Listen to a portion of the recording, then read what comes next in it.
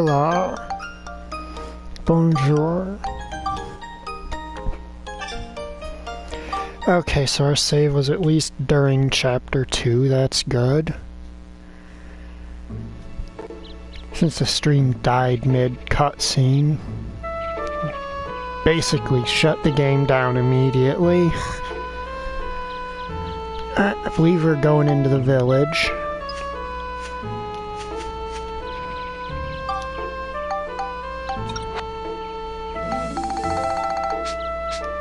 Yeah, we were heading into the forest town, that's right.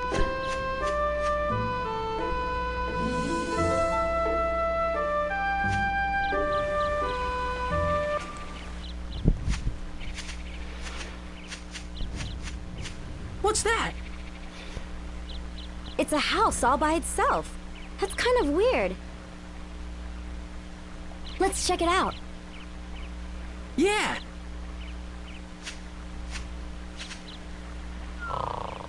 Someone's there. Wow. And we've seen the first half of this scene before. What is it? What do you two want?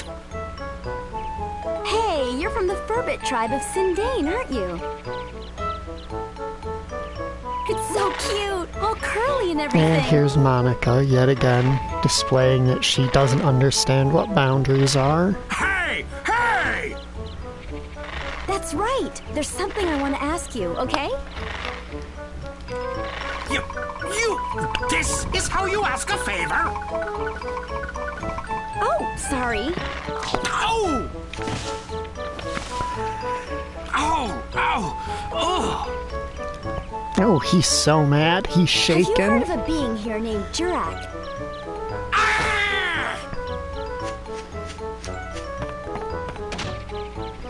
I wonder why he got so mad. Max is just shocked at what she did.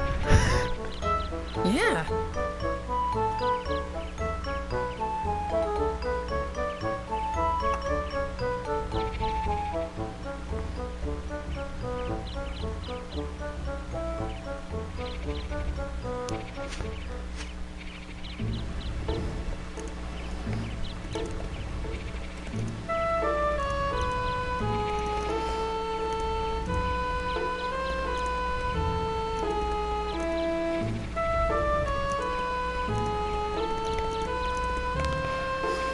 Alright, now we've got to go catfish the Furbit. I mean...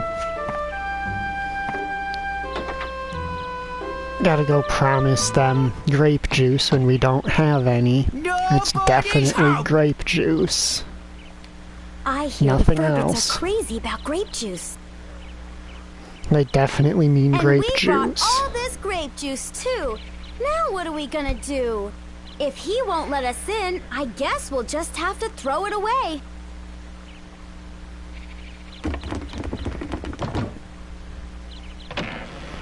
Come in!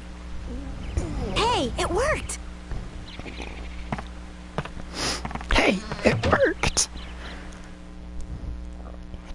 We tricked these dwarf-looking fellers into letting us in so that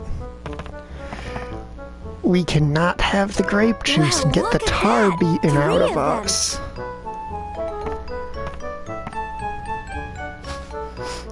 What?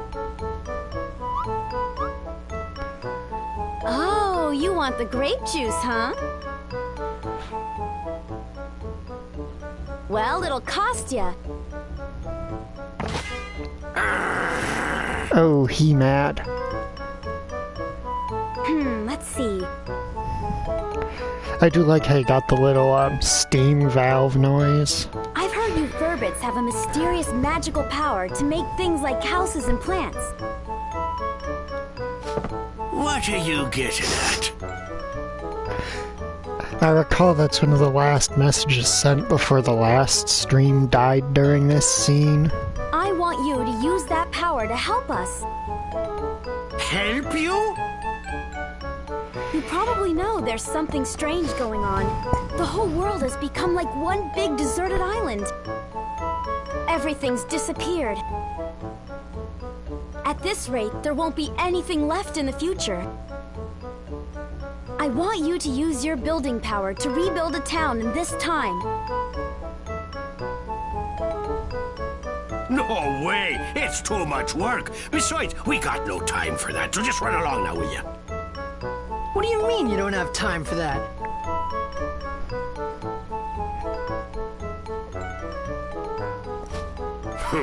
Even if I told you, it wouldn't change a thing. Hold on, Rococo. Okay, you two, I think I understand. And this is Conda. Come on over here and have a seat.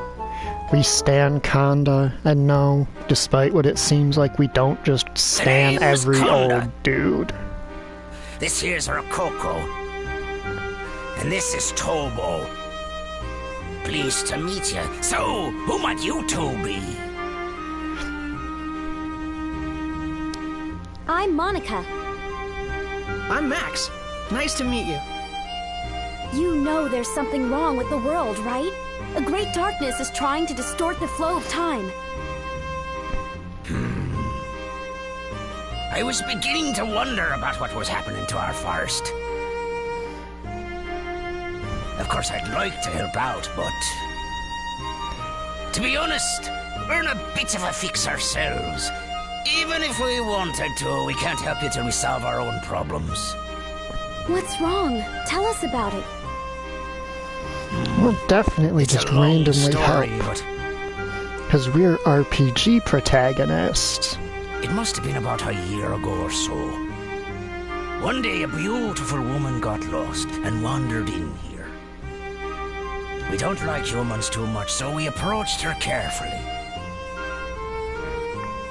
Humans are crafty, cunning creatures. That's how we've always thought of you. But this woman was different, she was.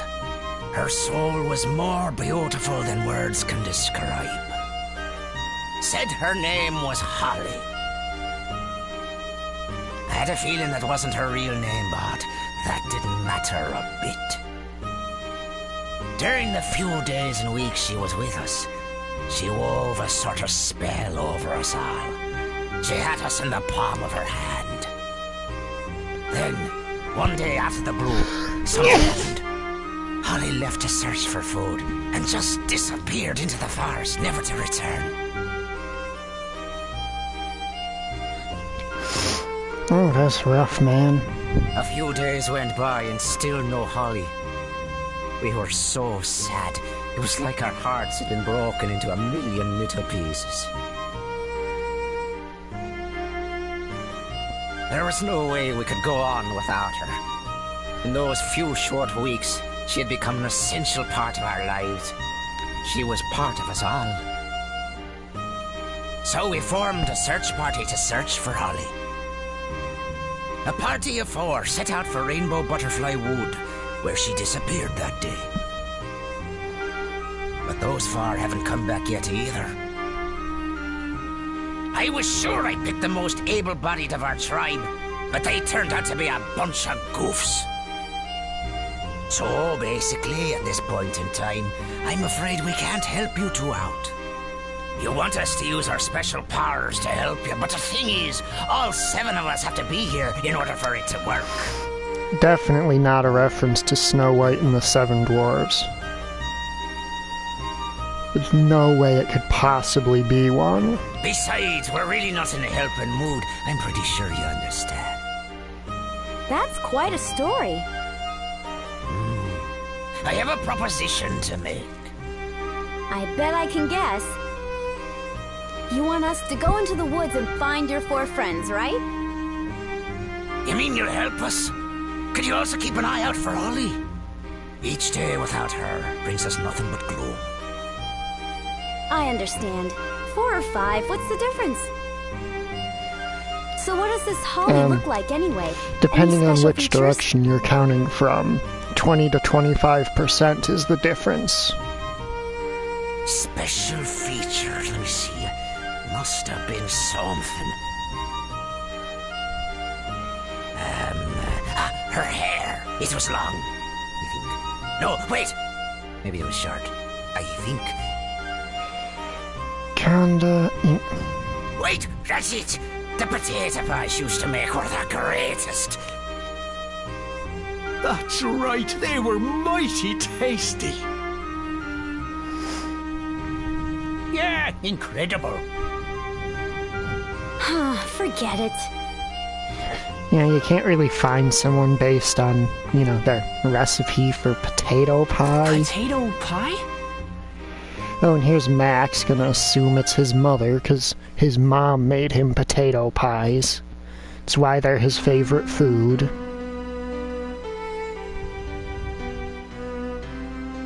That reminded me of the potato pies you made for me when I was a kid. They were so warm, eating them would always cheer me up. The most delicious potato pies in the whole world.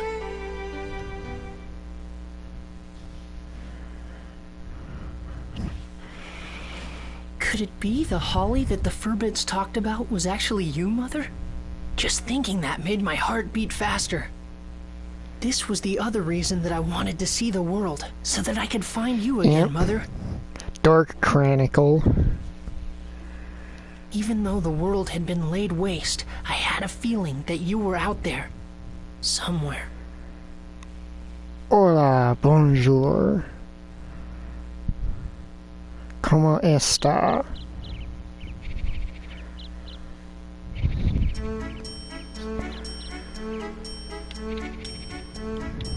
It's just beyond here. Lately there seem to be some nasty monsters living in these parts. Watch yourselves now. Yeah.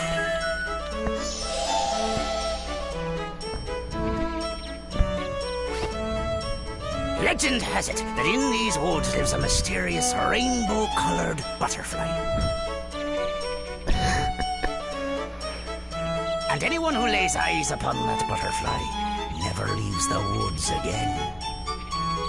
You know, I wonder if Holly and the search party we sent out went and accidentally found themselves that rainbow butterfly.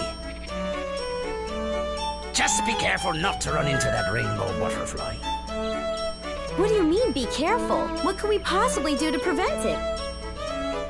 If that happens, If that happens? just pretend you didn't see it.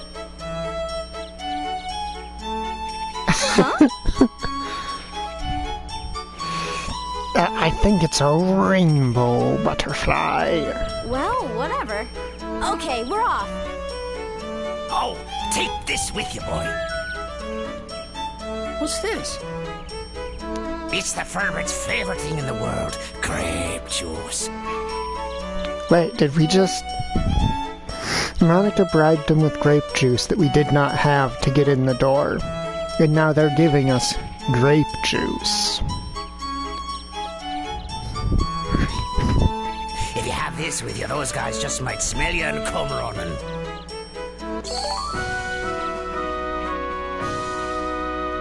Obtained grape juice.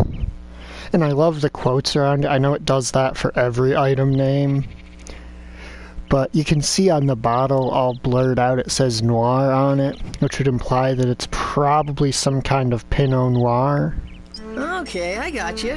Thanks, Conda.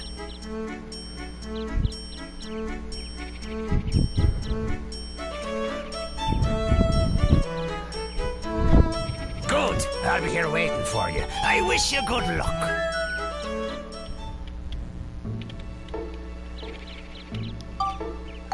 Let me check.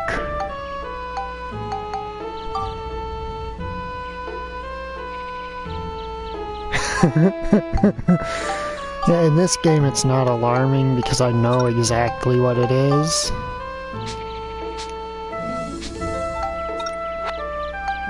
Alright, we've got old engineering grandpa here. He's gonna accompany us. Alright, so to catch you up on last stream, we had some clowns come around and try to murder us. Because they want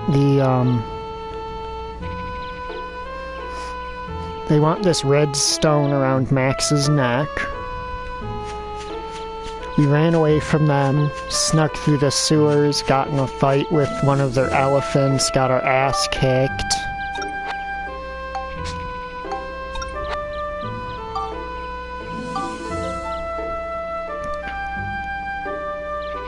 Oh, actual genuine circus clowns. Got a robot to beat up their circus elephant.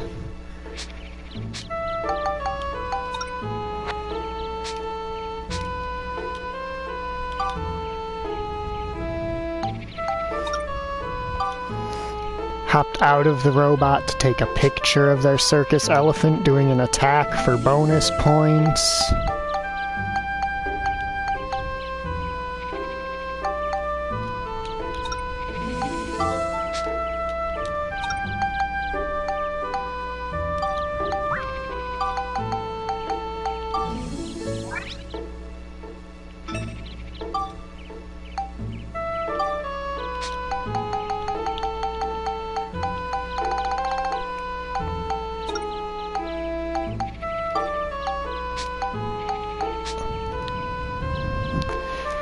So we beat up the elephant, went back on our way to getting out of the dungeon, getting out of the sewers.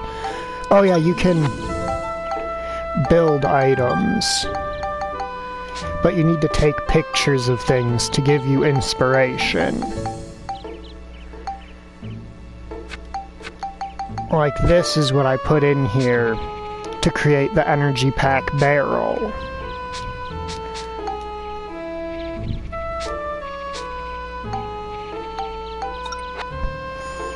So then we continued on through the dungeon after Cedric helped us fix up the robot. We'd been encountering this weird, poor orphan-looking child for a while who did all sorts of mysterious nonsense. Then we fought the lead clown Flotsam's giant clown mech, blew it up with him getting caught in the explosion. A bunch of clowns carried him off. He came after us in a car, which we blew up by throwing bombs at it, but he survived and landed on the train and threatened to blow us up with dynamite that was tied to him. So the orphan turned out to be Monica here, who fighting game comboed the man off the train. And that's the too long didn't read version of the last play session. We murdered a clown 3 times and left the city.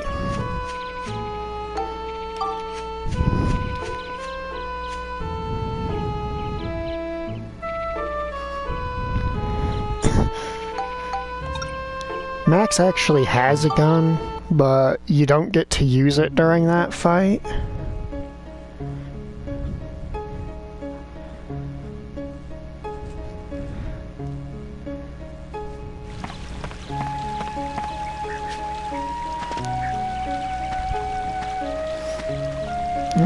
So now to talk a little bit about the characters. You start the game with just Max. He wields wrenches and hammers. He's got a 5-hit combo on wrenches, but a 4-hit combo on hammers. But his main feature is that he has guns, which allow him to deal decent damage from a distance. He's got several different types of guns that you can get that all behave differently. He's primarily a ranged combat specialist, but he's also good at dealing blunt damage to enemies.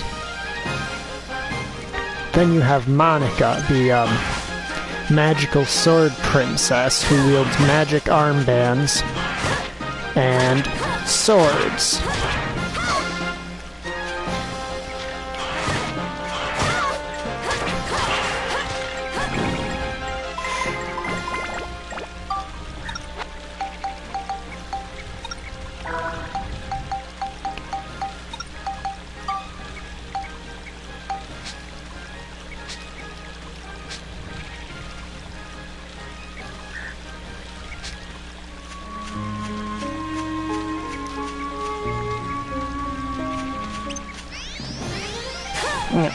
additional little detail thing is that Monica's weapons actually do more damage against beast and plant type enemies, whereas Max tends to deal more damage against like solid enemies.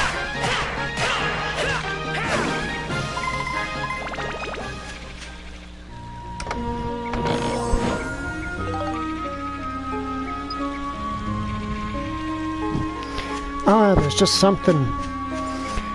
I think they're just super relaxing.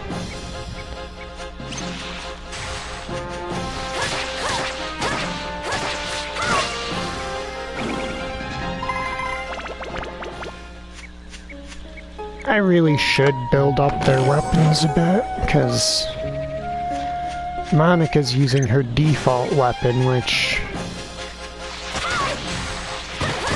if you've played a level 5 game before, you know their default weapons tend to be pretty pitiful.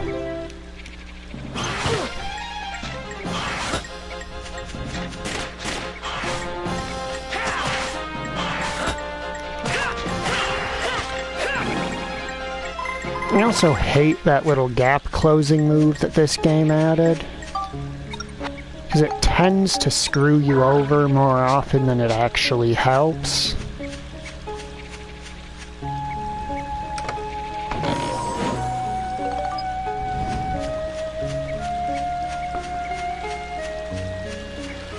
But there is technically a solution to that.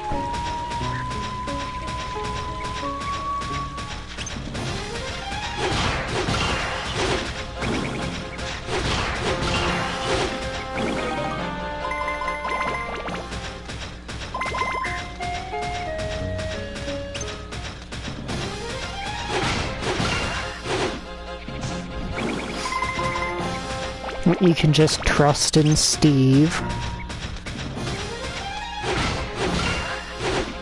Because in the first 3 games, by level 5, every single one of them has a robot or has a weapon or machine companion you can find named Steve.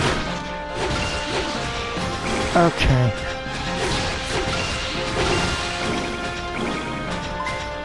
The amount of projectiles is too damn high.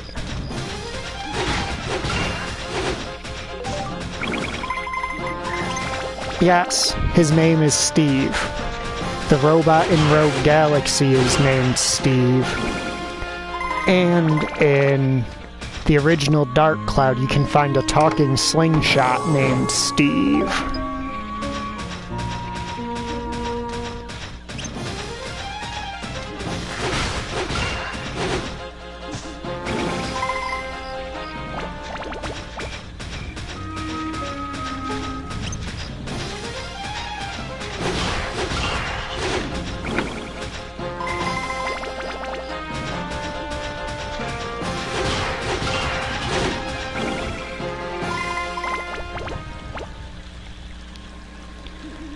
Now to switch out of Steve for a bit to conserve his fuel.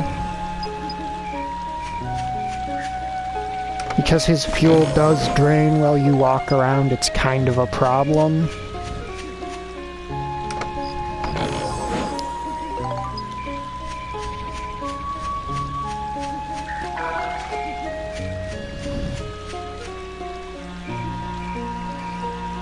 Yeah, well, I'm doing alright. How are you doing?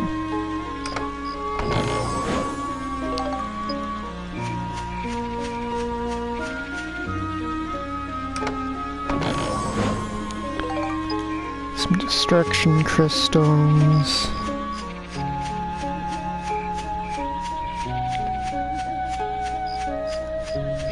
It's good to hear.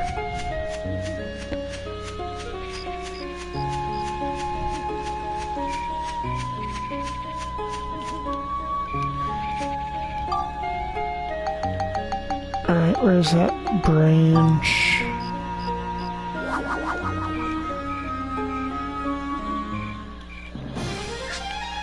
Alright, Monica got KO'd, so we gotta switch to Steve.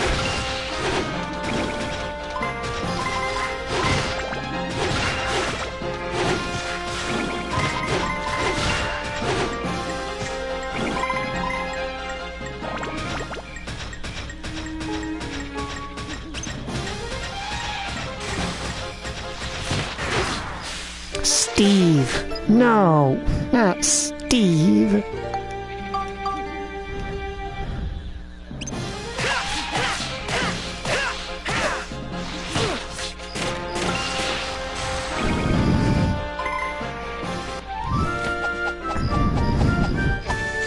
Alright, that takes care of you guys. Technically, I could have Cedric, fix him up mid-dungeon floor, but should use that on floors that are actually difficult.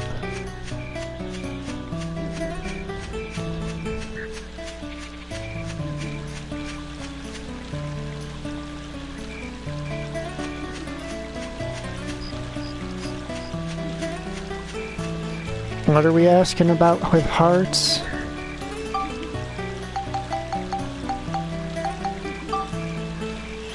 I'm probably just missing a reference.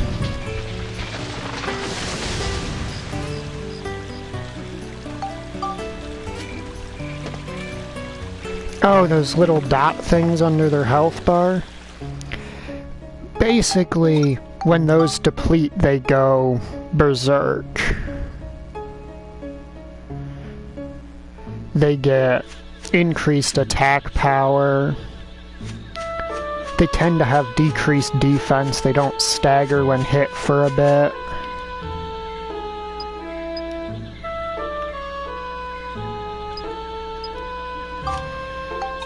How did that hit? You're supposed to fix up Steve, you stupid jerk. Fine.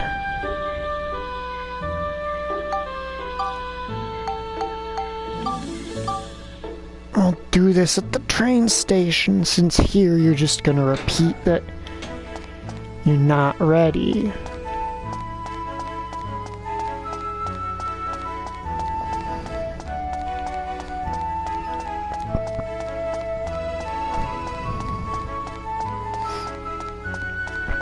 Not 100% sure who Max's voice actor is, so I can't say for sure.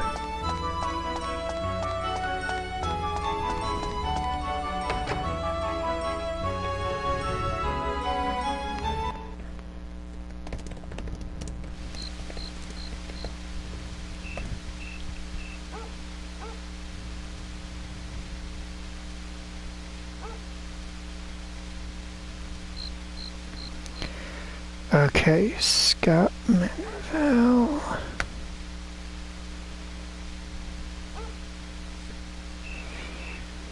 Alright, let's see. IMDb on him. Yeah, he was Robin in Teen Titans. It's the same voice actor.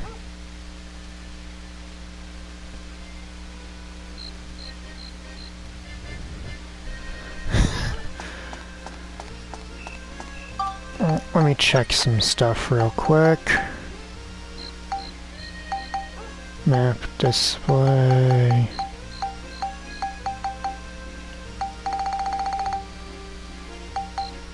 Message speed fast for now. I will turn that back down shortly, but there's some stuff I need to do that is... I don't need to do it yet. I can actually wait a dungeon before I have to do it, but I want to get it done now.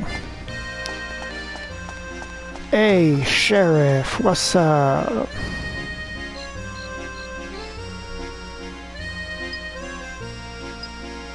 Oh, right, we can't even get to that part of the game yet.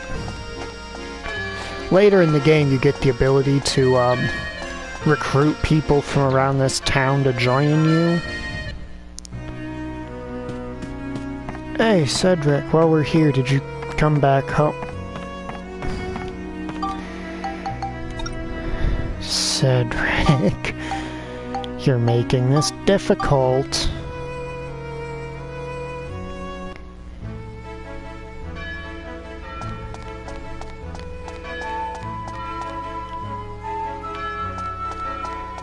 Wait, is there... Oh, they don't actually sell anything useful.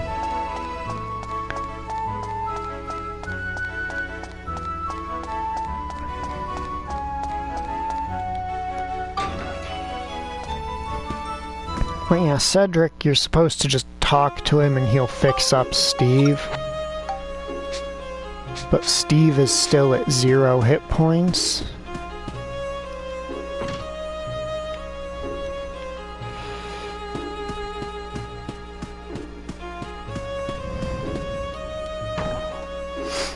So we got onto the train at the back. So does that mean all of these seats are facing the back of the train?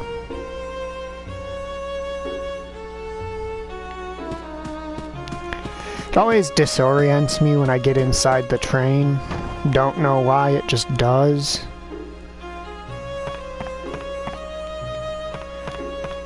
Oh, so he's just gonna... Oh, right. Right. Wrong side.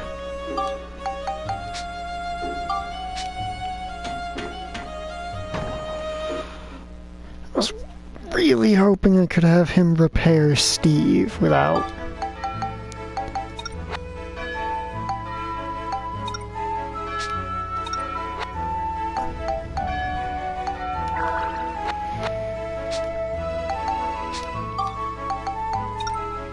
Unfortunately, he can only do that once per in-game day.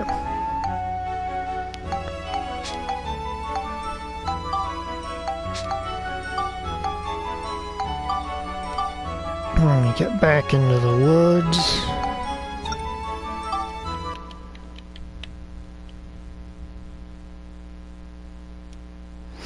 Oh, maybe, but it could also just be me being dumb. Let's not kid ourselves.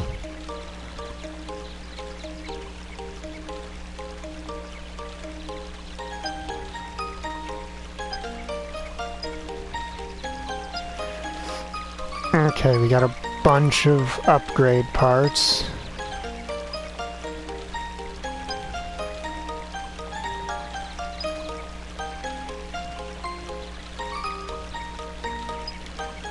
I know how to upgrade my weapons. Don't worry, Monica.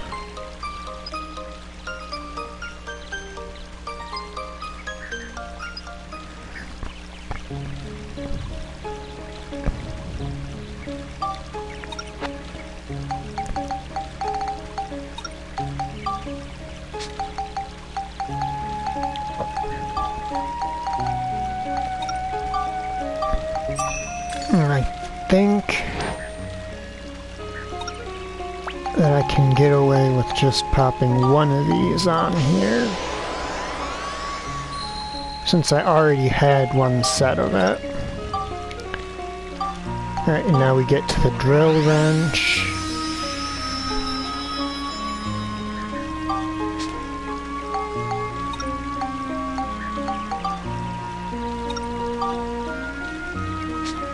That still needs more cyclone.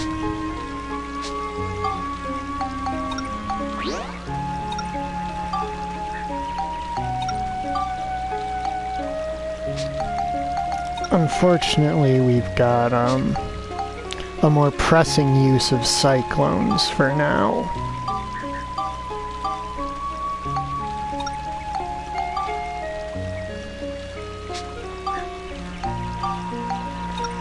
Now, what do you need to build this up?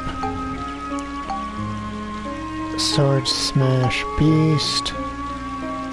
Attack Cyclone Exorcism. Okay. Strength... Oh god, it's gonna be those things. I forgot how early in the dungeon those things come up. Well, it's a good thing I fixed Steve. I'll just put it that way for now.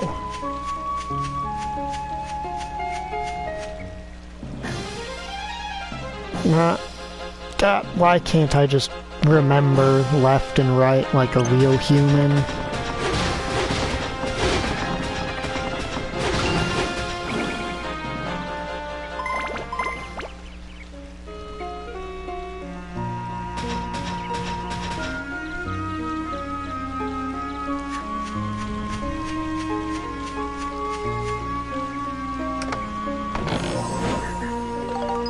There's our magic crystal. Alright, so we're gonna need a slash branch up here.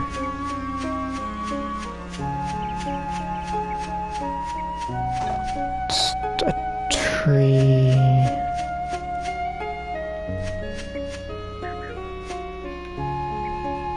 And a hollow ear. Pumpkin head.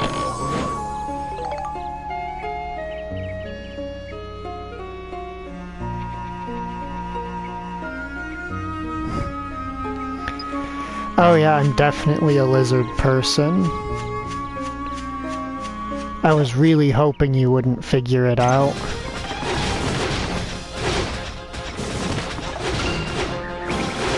Jeez.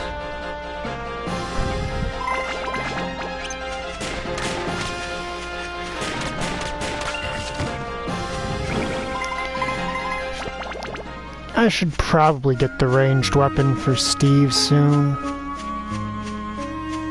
I might even have enough EXP on it. Wait, no, I forgot Cedric is refusing to actually do any of his actual Cedricing. So I can't get it from him if I want to right now. Maybe kicking him out of my party helped. Hopefully it did, because his services are kind of important.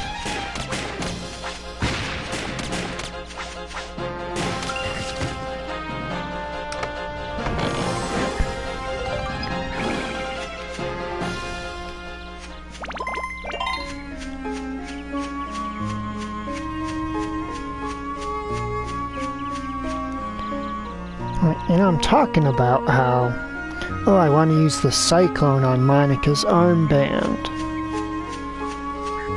But then I just sort of casually refuse to use her armband to get the ABS to actually put the Cyclone on it.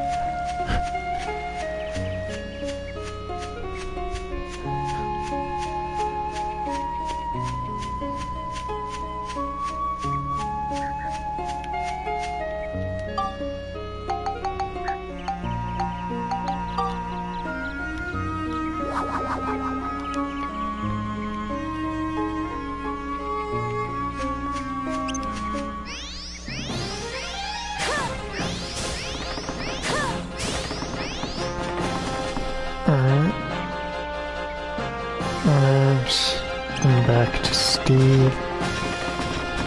Try and bait out her attack.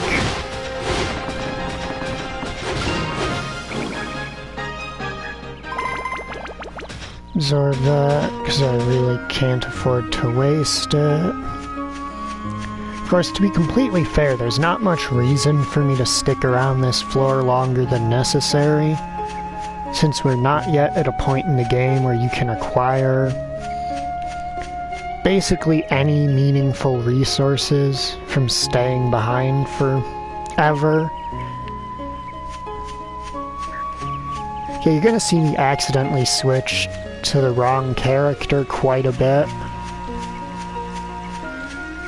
Just as a warning, that is something you'll have to make peace with, that I cannot for the life of me actually end up controlling the character I want to.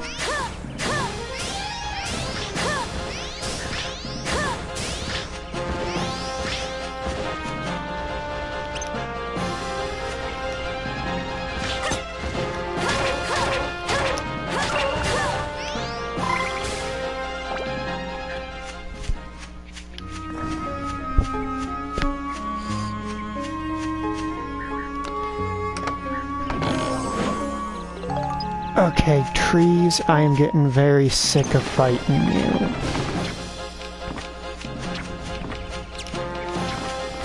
Oh, fire.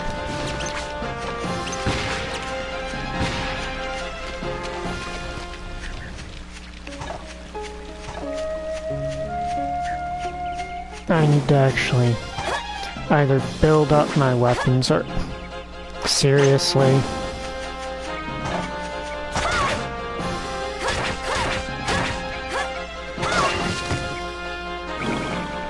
You're gonna do me like that, Monica?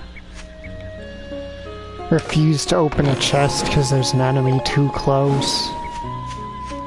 Really gonna do me dirty like that? Yeah, fortunately, unlike the first game, when your weapons break in this game, they're not gone forever. They just temporarily have all of their stats reduced down to 1 until you fix them.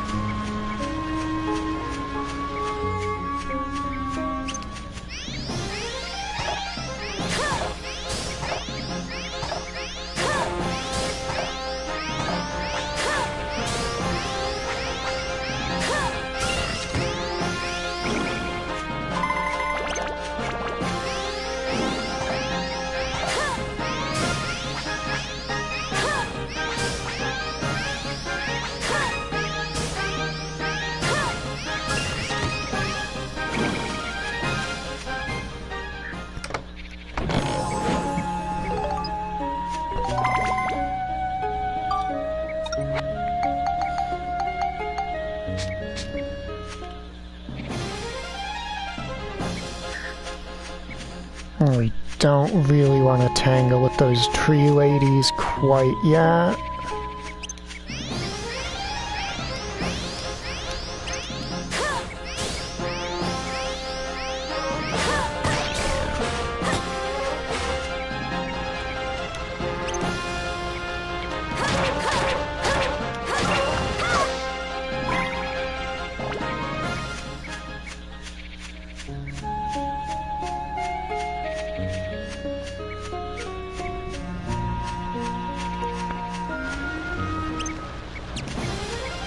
You know what? Maybe I'll head back to the sewers for a bit after this. Assuming Cedric is properly doing his Cedricly functions.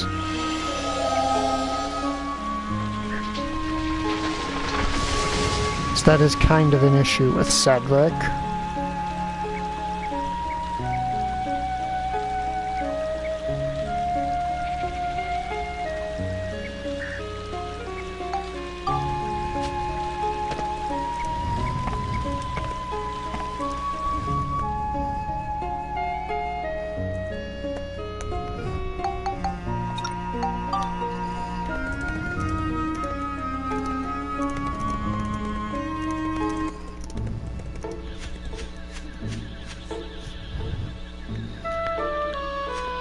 Alright now, Cedric, do you properly function as an NPC now that you're not in my party? Good, good, good. Alright, my dude. 12 things forth, we need that immediately.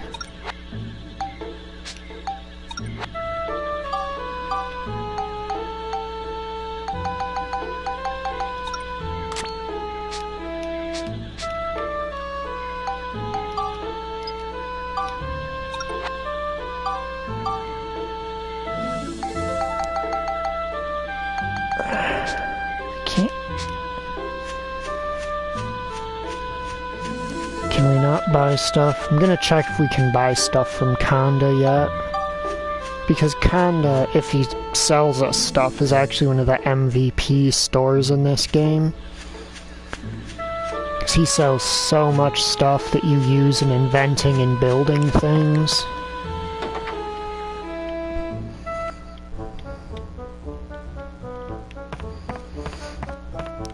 Hey, Kanda.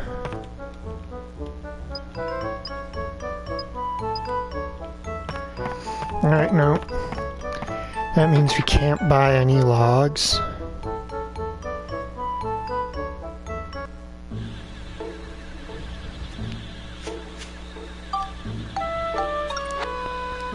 We do have some stuff to sell, though. Because while you can technically turn anything into, Really, Brain? We're gonna play this game now. into stat points for your weapons. Doing it with anything but actual weapon upgrade crystals is significantly inefficient.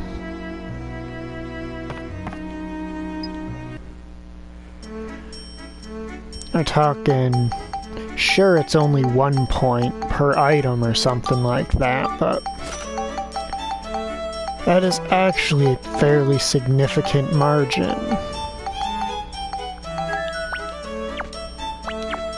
Oh wow, those do not sell anywhere near as well as they used to.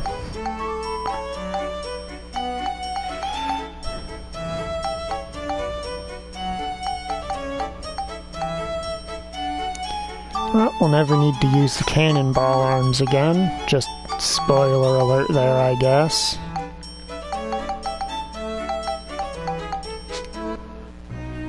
No, they're basically useless because the cannons are stronger and allow us to hit from range.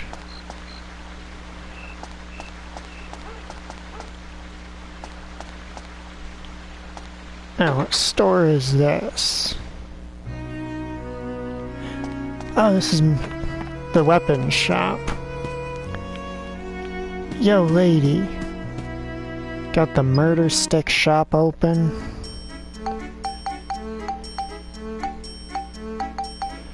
Yes, but I can't actually afford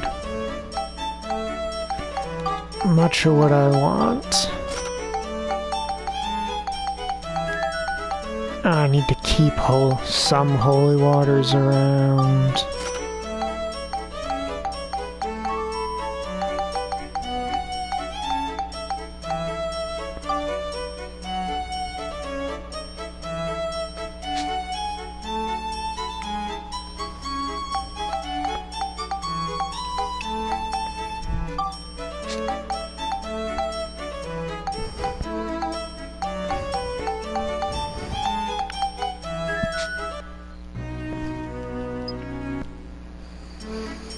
If I recall, this is just me trying to remember, but I think a Gladius upgraded to +5 is required to recruit a character.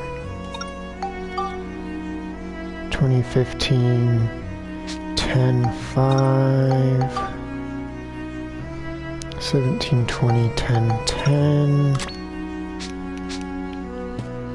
Well, then again, we can't even try to recruit people yet, so I don't know why I'm bothering bringing up recruiting people like it's something we need to consider for the moment. Red seal. I think that means this is a Monica floor, but it might be a Max floor.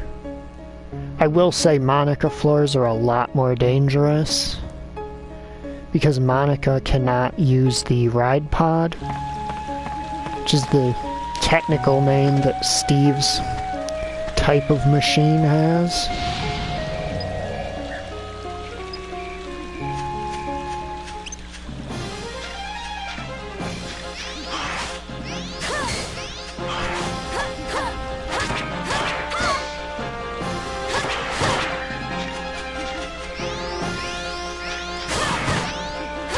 Oh, I was hoping that would have finished it off so I could get more EXP onto this armband.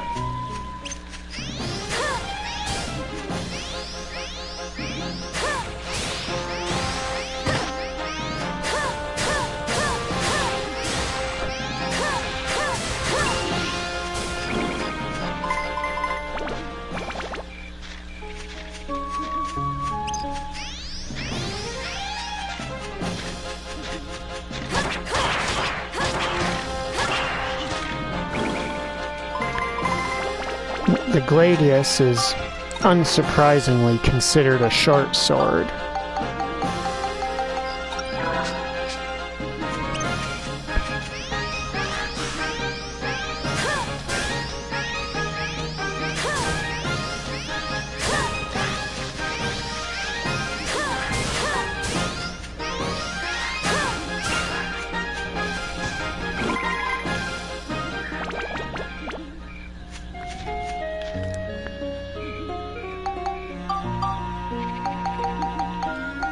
I used that, so... Of course it's a weapon-destroying trap. What other kind of trap is there? I mean, hey, at least it's not an exploding trap. I believe the basal art in this game is the sword you use to upgrade into the big heavy weapons line for her.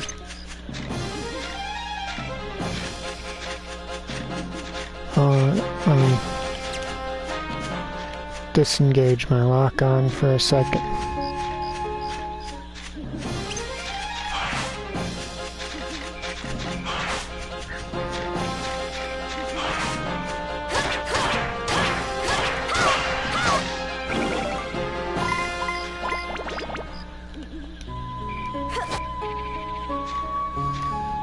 Alright, now we get the skeleton soldier.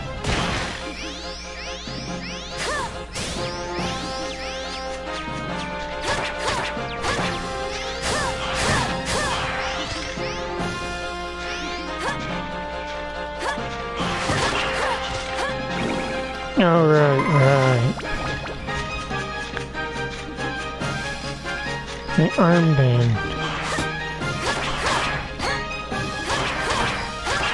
Could not possibly be the appropriate weapon to destroy them with.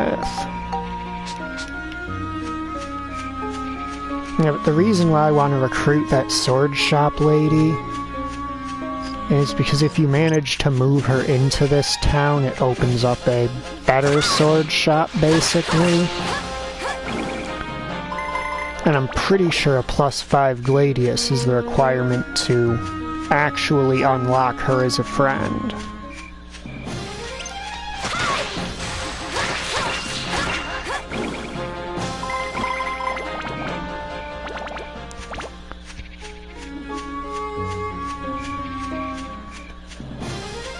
Oh, you've got to be kidding me.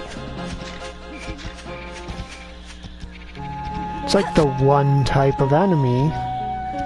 Monica does not do well against hard-bodied enemies like turtles, tree...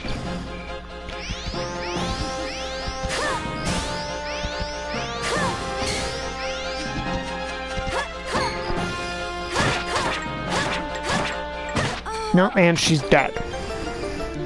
Because of fucking tortoise. I'm sorry, I really hate that they put those kinds of enemies in Monica's... And it just booted me back to the save. Yep. It just booted me back to the save menu when I haven't saved in quite a while.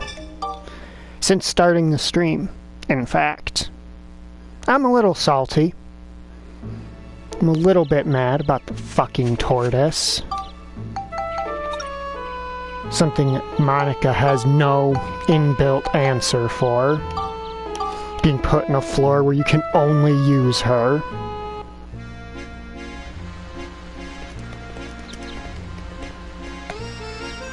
Kinda bullshit.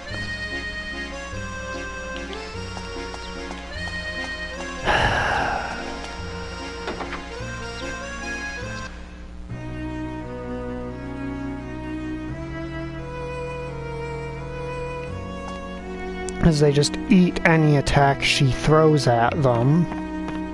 Yeah, I just gotta sit through that cutscene again. You know, with all the Furbit dudes whinging about they don't have Holly around anymore.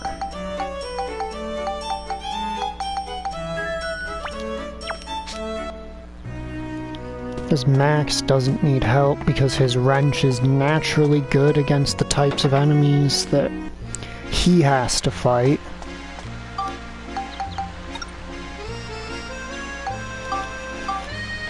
I don't think this game has cutscene skipping either. Okay, it does. Good, good, good. I'm still kinda pissed.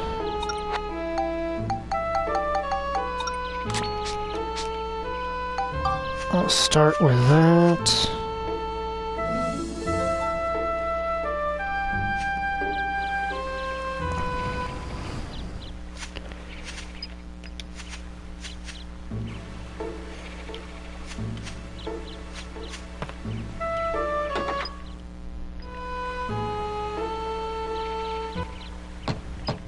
I guess there is that trick I could use for leveling up her fucking armband too.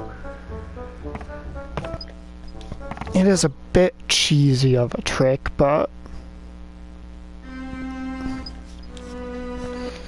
it technically does the trick. Could it be the holly that the forbid...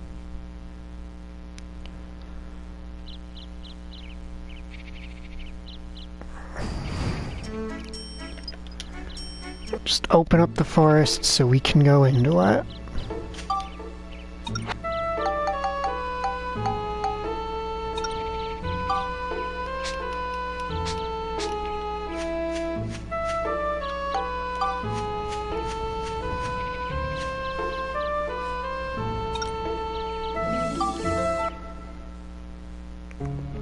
We need to make sure to use Steve enough so we can get him the cannons.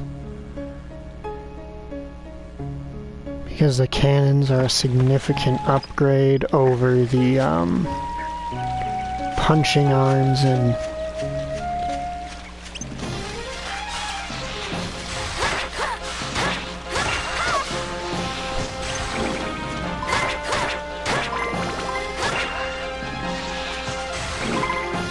basically every way.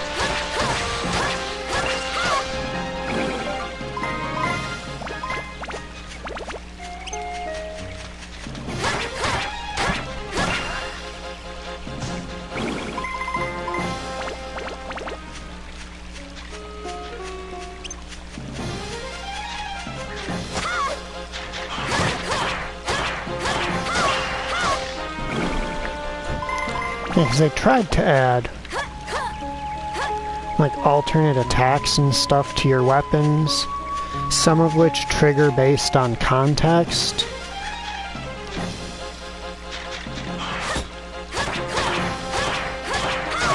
Which means in a lot of cases, attempting to perform a melee attack so that the enemy will walk into it like you can do in the first game results in your character doing this absurd leap forward.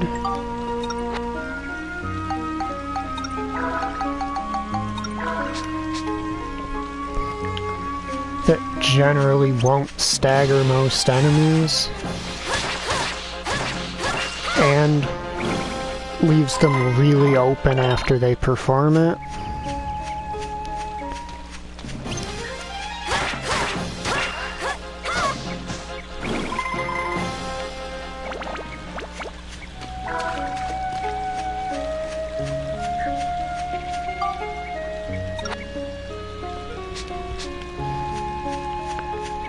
But on the bright side, with the forest, at least we're in a dungeon that seems to actually, you know, reward decent amounts of money for stuff.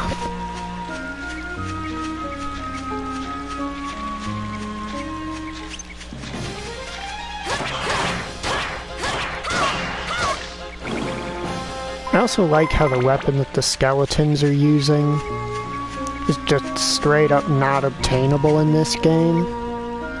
Because they're using the default dagger from Dark Cloud that the main character there starts with.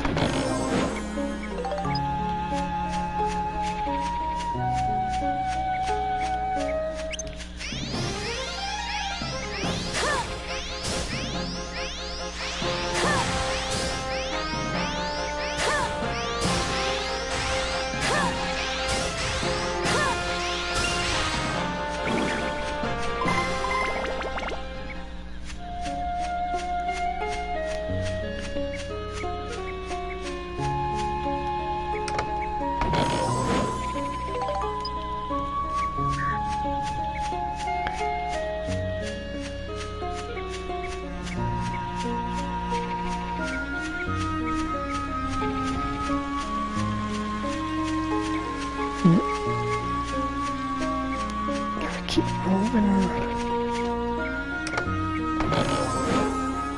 Oh, nice. Repair powder.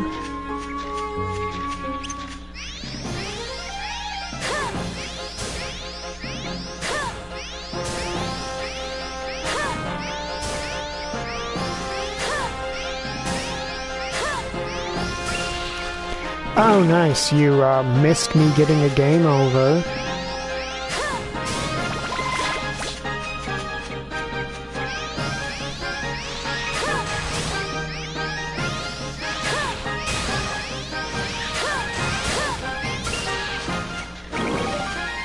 So I was in a Monica-only floor, and it spawned a tortoise, which is an enemy that takes Monica an eternity and a half to actually kill.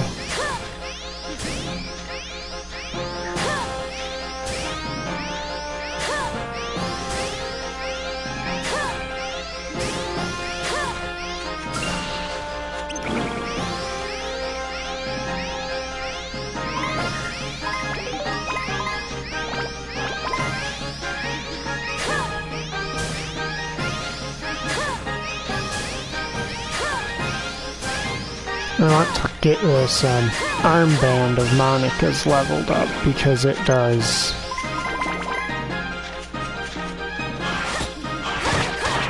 Because if you upgrade it primarily with the wind element, it gains the ability to steal from enemies on hit.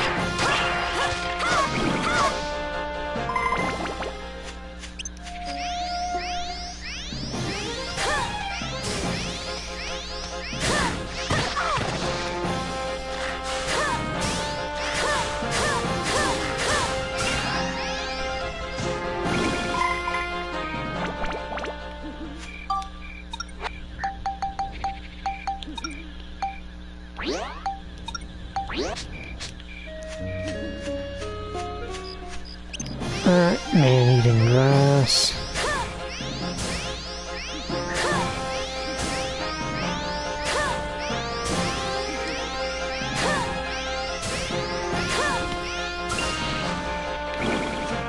Now let's go get the level up for this. So I want Cyclone and Attack.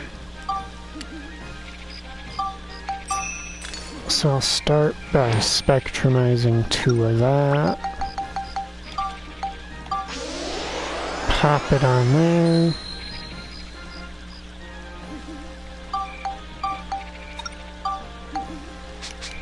And it's probably still gonna need at least another 2 wind crystals. Did I pick up the slash branch yet? No, I have not.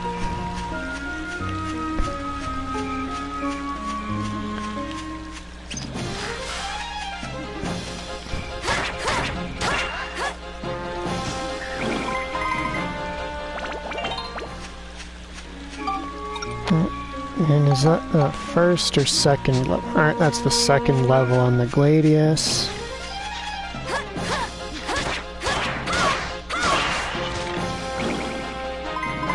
We want to get a Gladius to +5 because the sword shop owner in the town that Max comes from.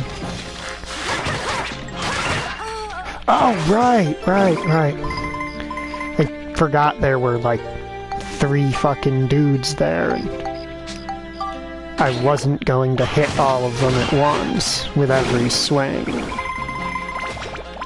Oh well, can get Stevie XP again then.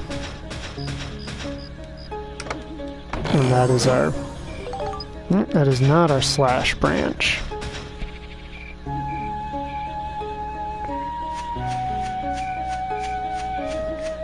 God, I forgot how hard it can be trying to build Monica up at first.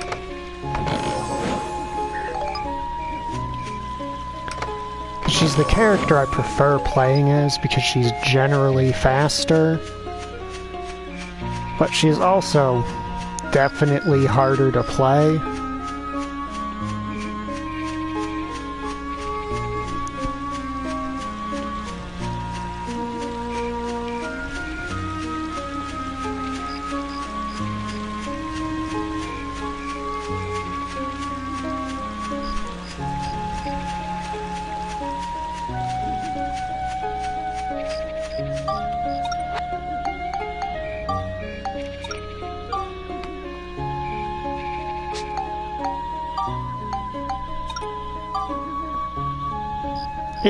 Alright, I already spent points there. That's why it's there. It's gonna be like, it's only got 1 extra point from leveling up. What the heck is this shit? No, that is not, in fact, the case.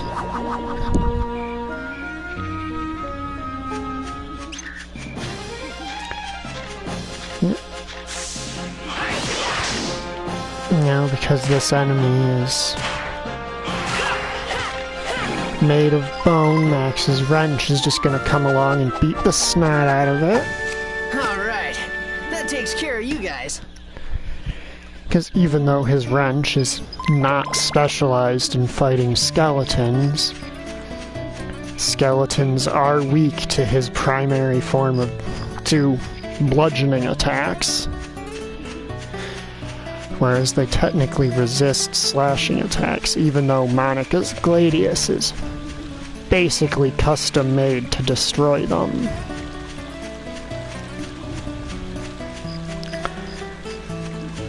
Wait, I wanted those points on Steve, didn't I?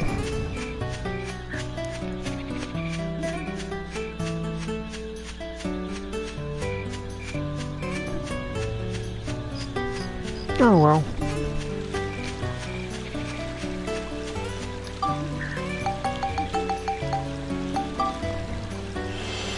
I do have to say I forgot how much of a steep difficulty jump the enemies in the forest are.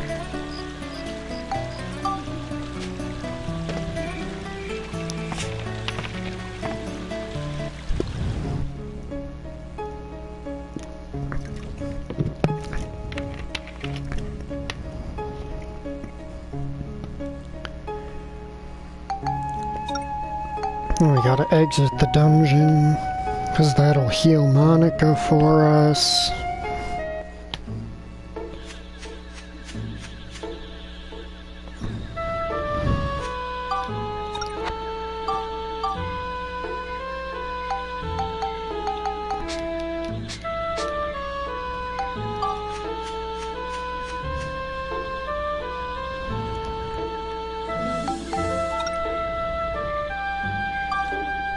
Strange tree, that's a floor for Steve. Not exclusively a floor for Steve, I should mention, but it is a floor that, due to having all these big mean tree ladies in it, you're probably going to use Steve a lot. No, spectrumized one of those, but only one.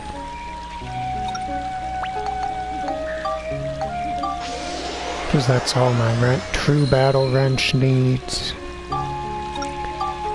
To upgrade to a drill wrench.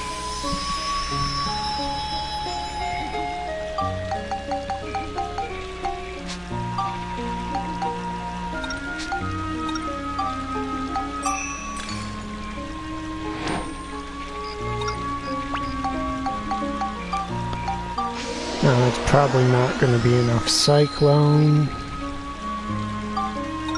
My flabbers would be gasted if it was.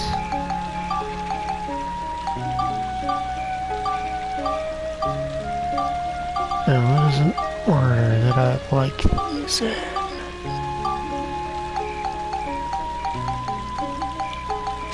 That'll do.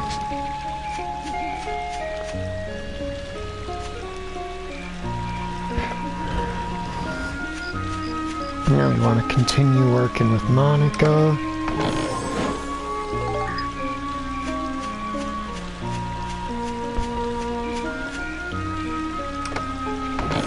And we immediately get an enemy we should be using Steve on. Makes sense. There is no benefit to spectrumizing multiple of something at once beyond the fact that you spend less time using it in the menu. Still more cyclone. Okay, so when you have all these, well, any item really, you can transform into can spectrumize it to turn it into basically the energy that makes it up, that composes it.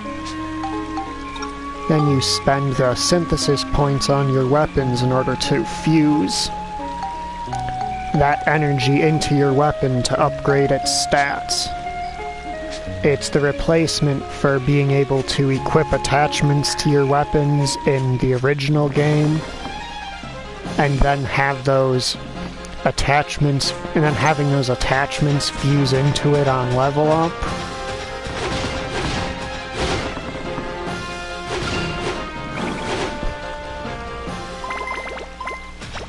It's technically more user-friendly, but in a way that is confusing to people who are already completely used to the first game.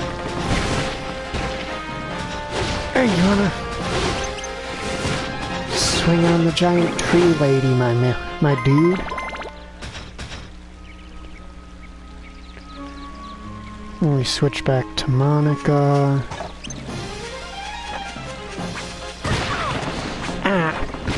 Oh, and of course.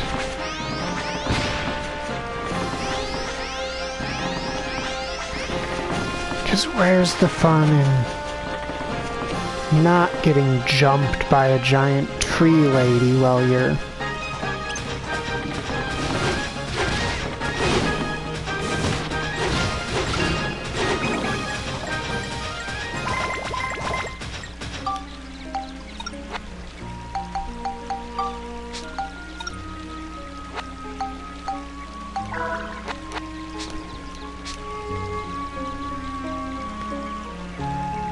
Oh yeah, those tree ladies, I fucking hate them.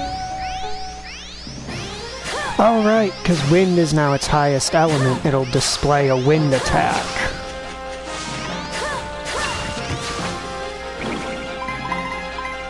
That's a neat little, bit with Monica's armbands. So that the highest element on the armband determines what its projectiles look like.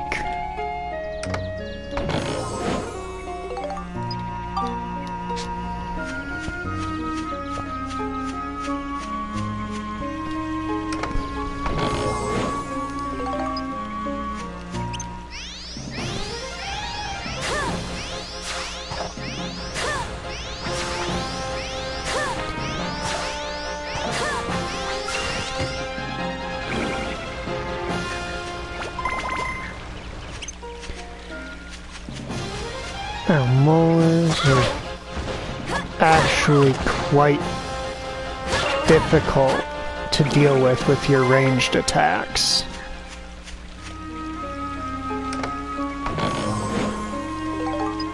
Holy crystals, those will come in handy for... Wait, no, I can't transform the Gladius into anything else yet. I need it to remain a Gladius for the time being.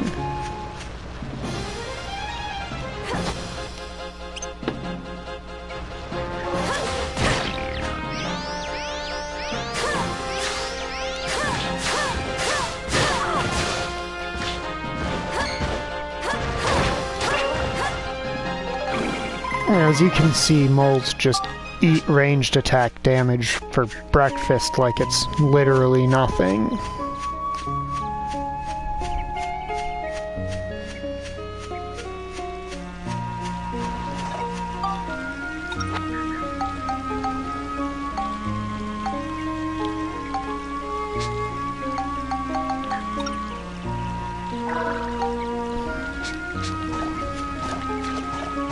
Alright, it hasn't been long enough.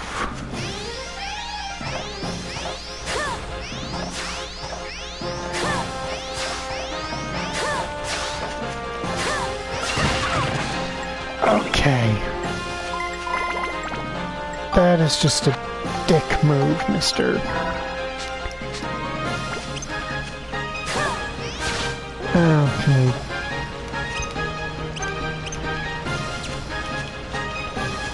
God, these mole guys irritate me.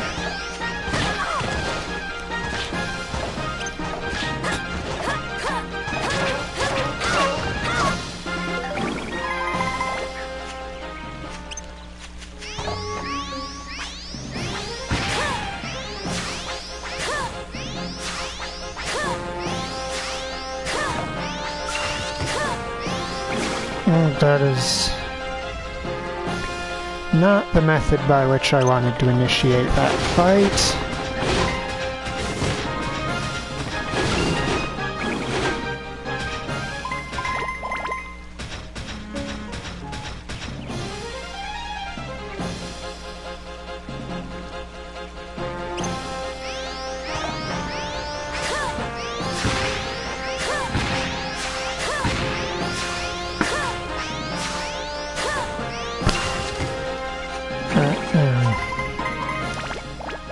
Zip on in, pick up all that tasty, tasty ABS.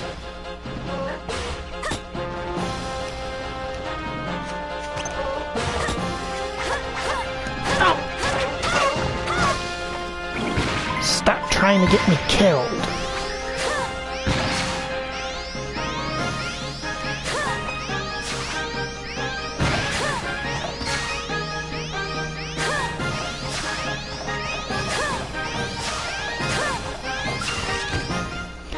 That is objectively what the game does there, is it tries to get you killed. So it breaks your lock on, and unfortunately due to this being, you know, one of those earlier, well, just in general PS2 era ARPGs, the camera is like contractually obligated to be a nightmare to work with.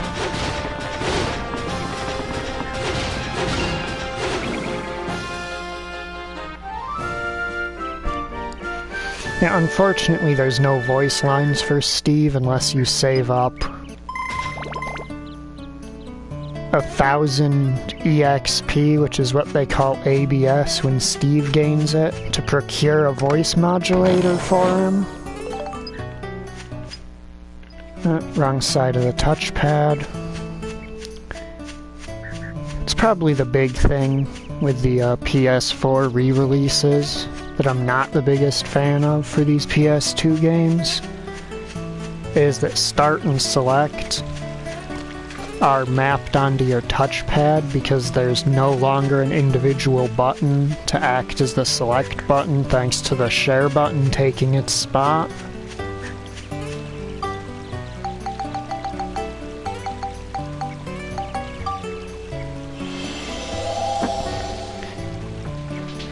Maybe that's what we'll do for fun. We'll work on getting Steve a voice box so that he can speak.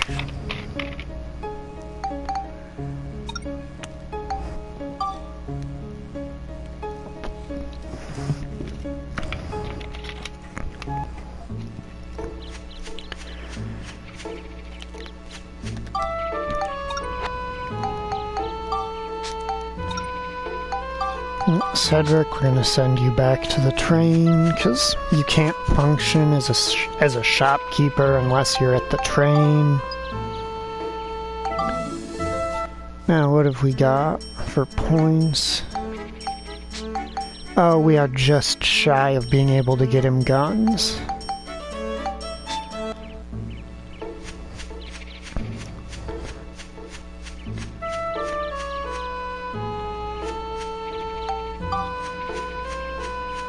Because you want to get him the cannons, because as long as he has the cannons, then it is very easy to acquire EXP as him, since you can kill most enemies from well outside their attack range.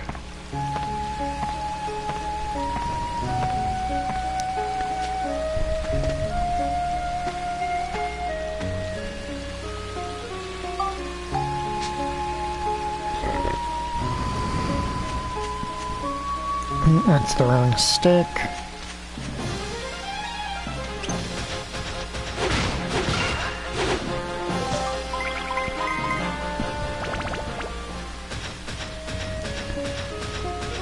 So we're about 2 of those away from our cannons.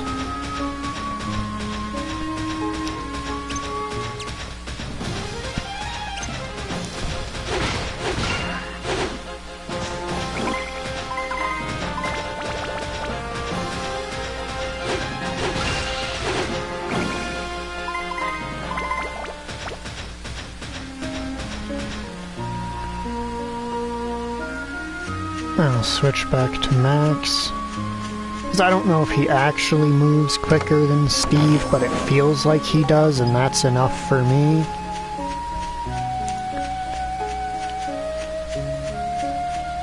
Wait. Let's check, just in case we're... No, we're not that lucky. I was hoping we were that lucky, but we were not that lucky. To get the key right next to the thing you need to use it on would have been quite convenient.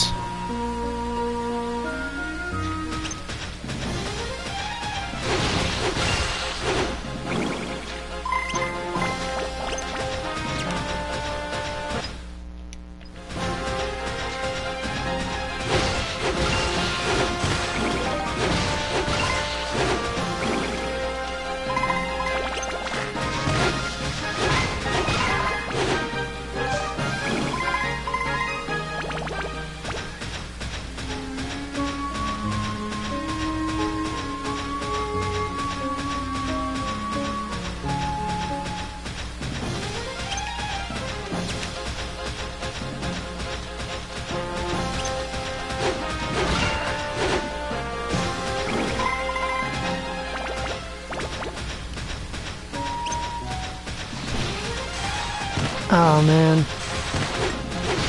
his leg parts aren't high enough level. Some of his higher level foot parts, if you walk across throwable objects, he'll just boot them out of his way and hit enemies with them.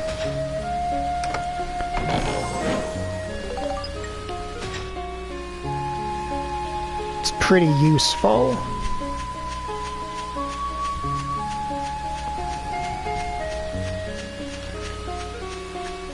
Or sometimes it feels like having knowledge of how things work later in the game has actually messed with my ability to play the early game.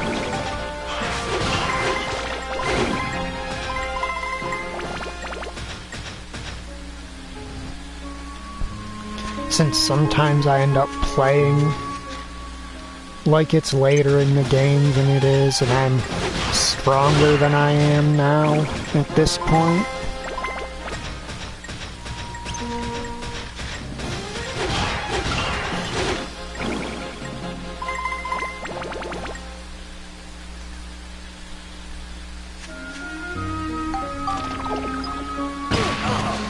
Yeah, exploding trap.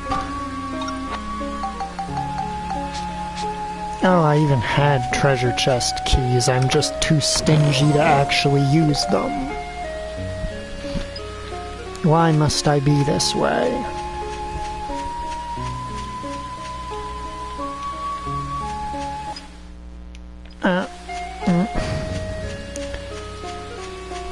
I just touchpadded that. I accidentally hit both sides of the touchpad at once somehow.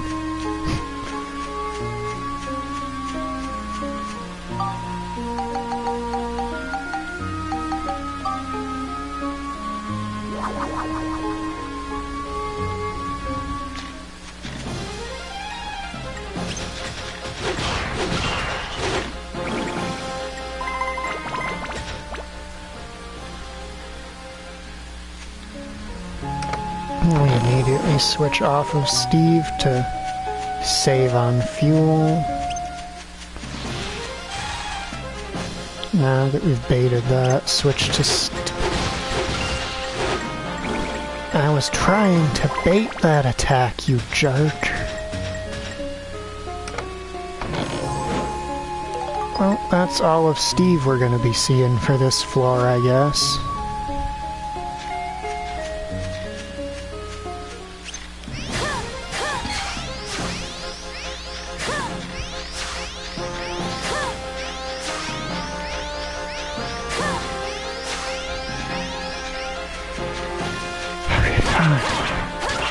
I'll just block all of my melee attack or ranged attacks, so have to swing my freaking knife at ya. Let's That's a +2. You still need a couple more ranks on it.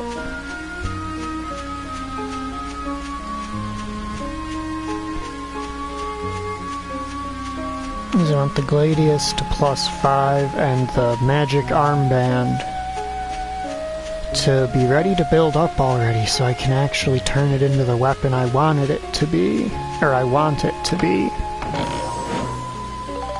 So that I can start filling my inventory.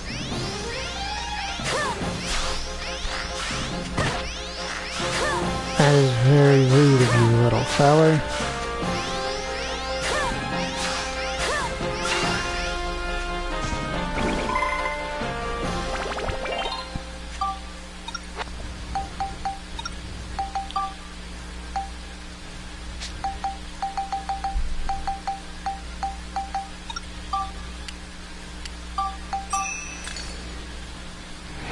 I'll spectrumize 3 of those. And if that isn't enough to build it up into the bandit brassard once it meets whatever arbitrary attack stat it needs, I will eat my own hand.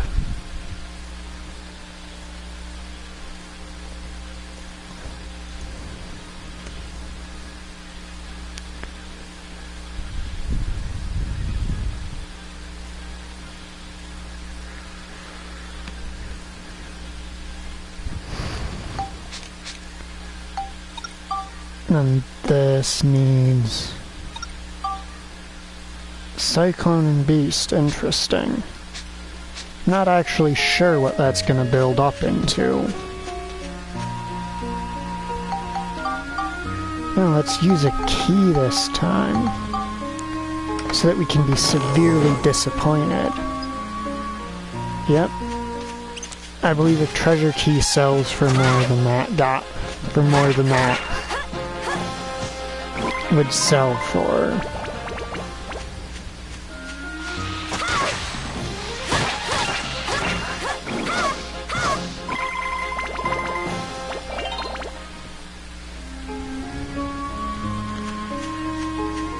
Look, treasure keys are valuable items in these games, whereas most lower grade weapons are significantly less so.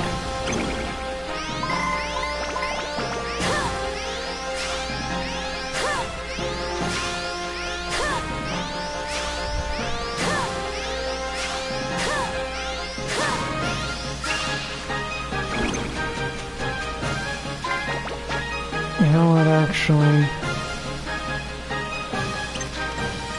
Yeehaw! Let's go, Steve.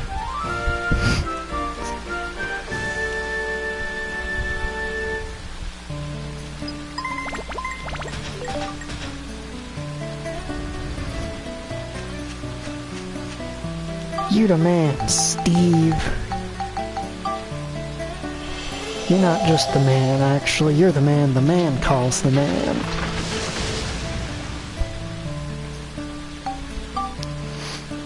Heck, if I wasn't saving EXP up for Steve, I would be beating some of the game's more annoying enemies as Steve, and then switching back to either Max or Monica to level up their weapons.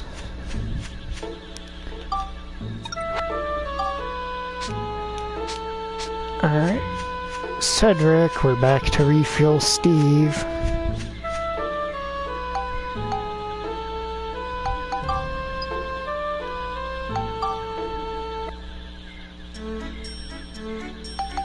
Alright, we need 250 or so. And we gained roughly 400 doing floor 1, so guess what we're gonna do, folks? Instead of buying the cannon like I said we were going to, we're going to rampage as Steve.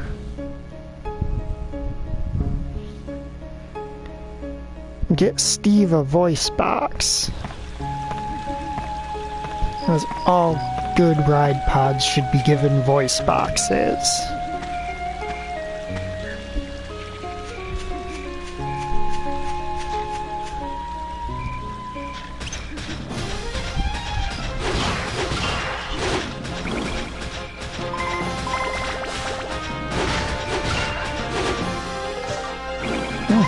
decent layout.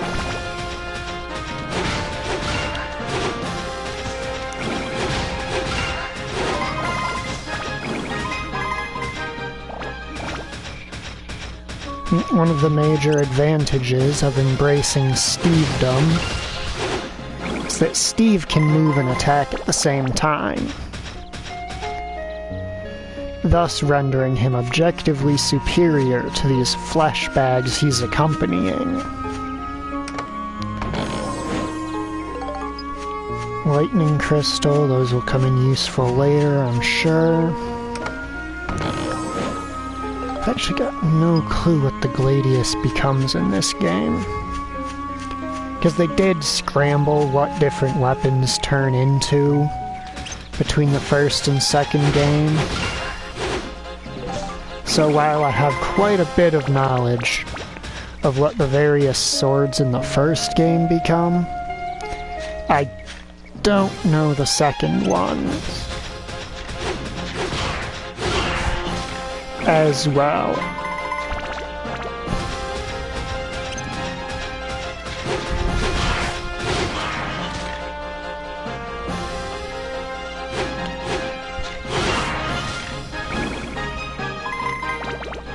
Alright.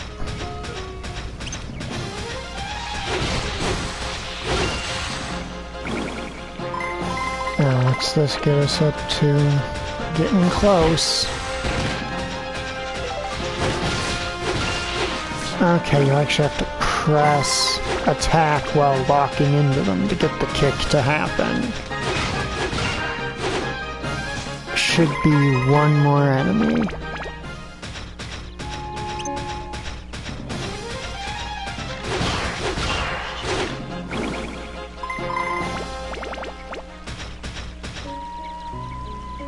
Alright. And we're about to get the single most worthwhile upgrade to Steve in the game.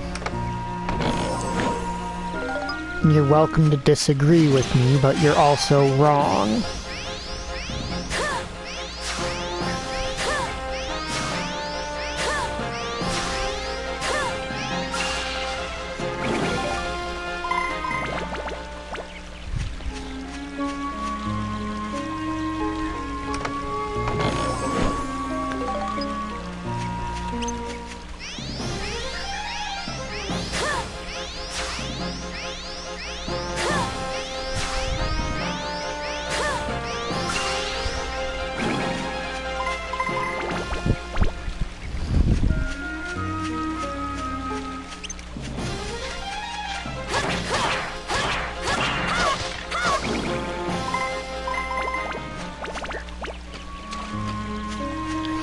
Why did I do that? Now that water pool's gonna be on cooldown in case I actually need it.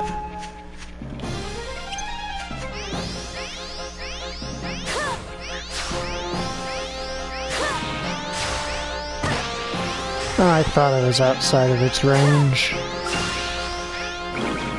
Because unlike with Max's ranged guns, Monica's armbands do not suffer from damage fall off as they travel.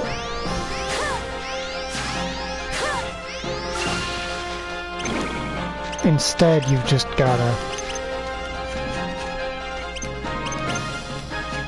spend an eternity charging them to actually get their actual damage number out.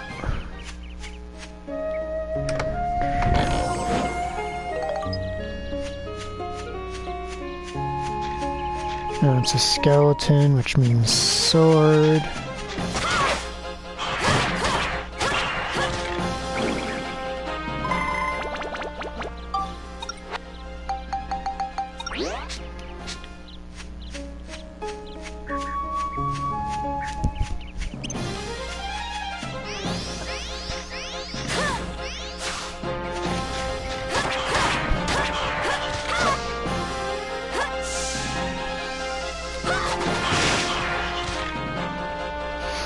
I'm sorry.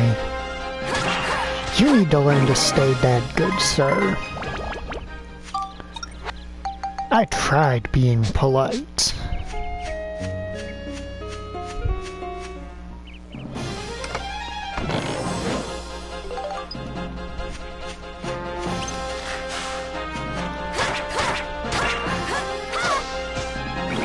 I went with the industry standard, oh, just kill it twice if it doesn't die the first time, but no. No, he had to be a squeaky wheel.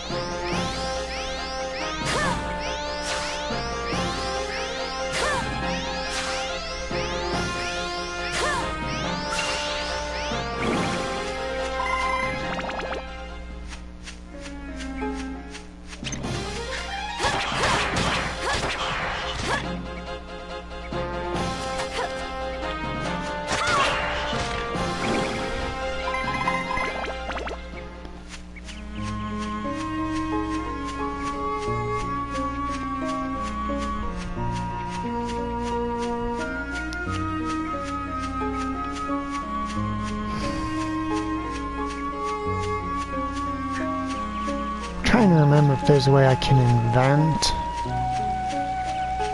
the barrel cannon for Steve so that I don't have to spend his EXP on it. So it's not that getting the barrel cannon costs a prohibitively high amount of EXP.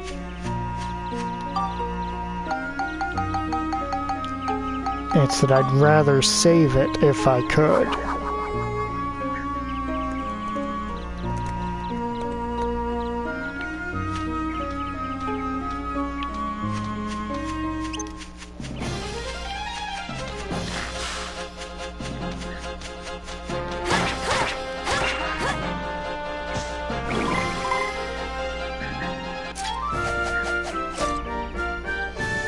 Looks like we got them all.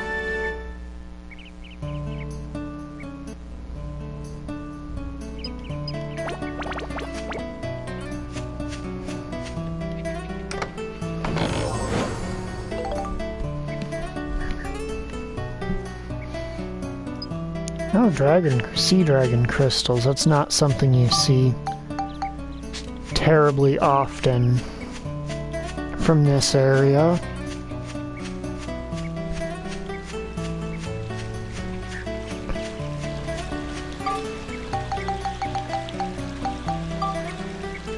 Oh, sweet, and we have a poisoned apple. That is extremely convenient.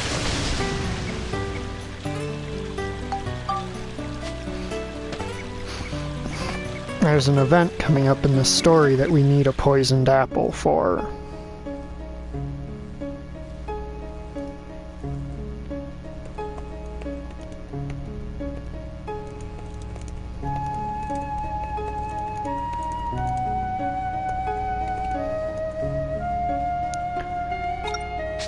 That's the tortoise floor, and we're not going there yet.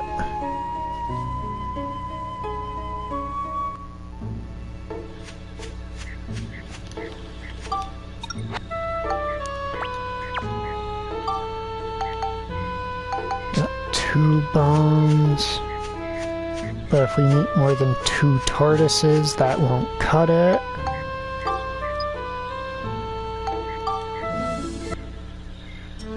Alright, now, for the single most important thing, you can get Steve. Oh, is it automatically applied? It is. Nice.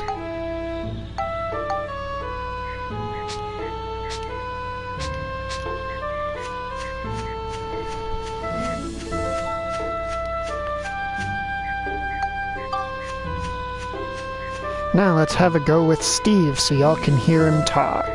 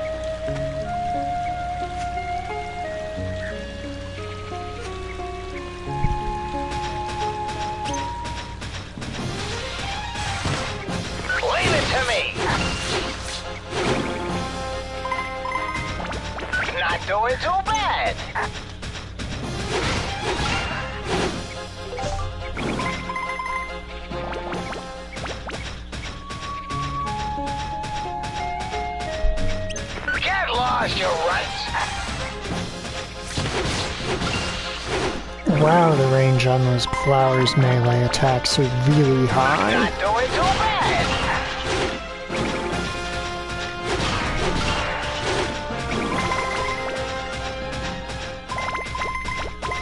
Get lost, you runts.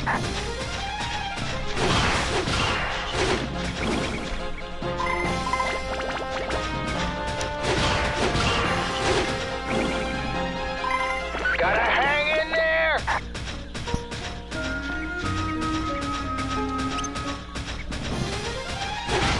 Wait till they get a load of this.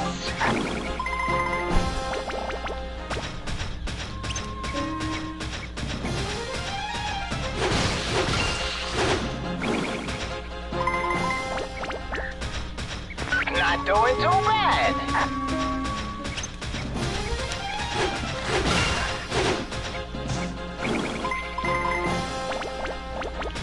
Gotta hang in there.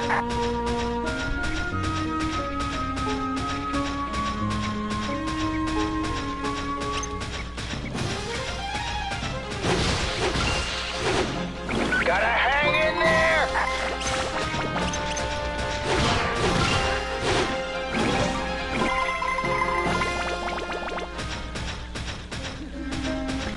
I'm a goner.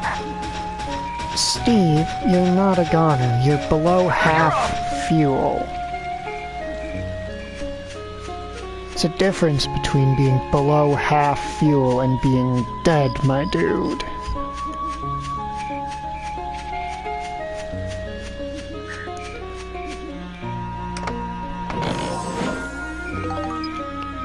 Hunter crystals, always a nice find.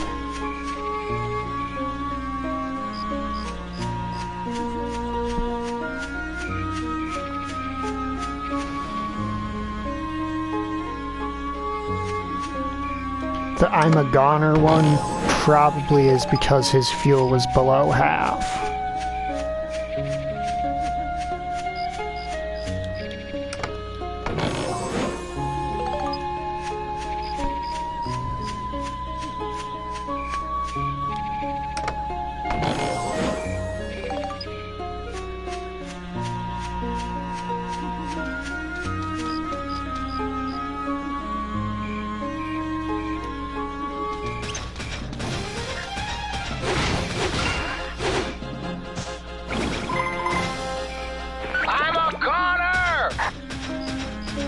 Gotta hang in there, I think is what he says when he's reaching about half health.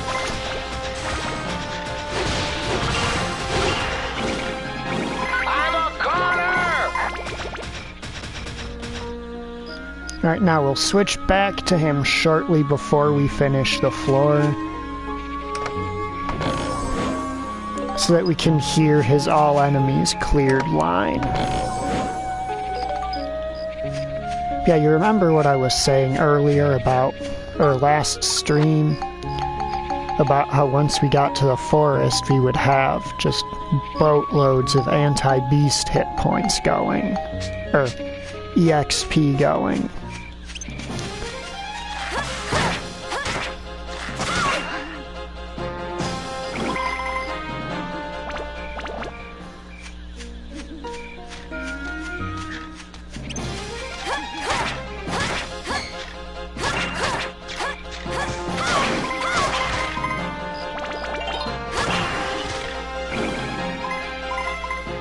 Alright, that's the Gladius up to +4. That's most of the way to its goal level.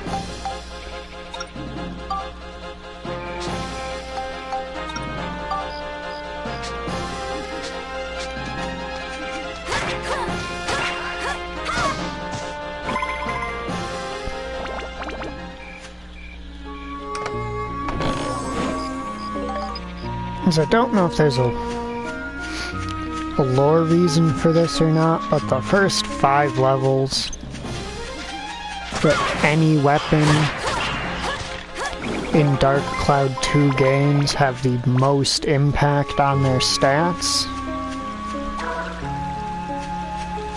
They increase their attack, and I believe they also increase their durability more than any later level up does.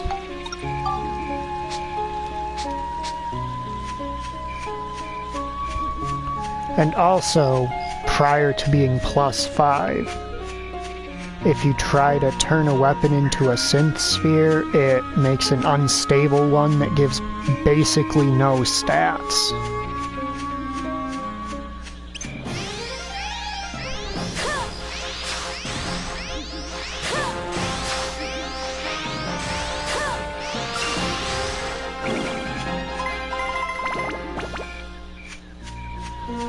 Alright, now we got one last enemy to beat.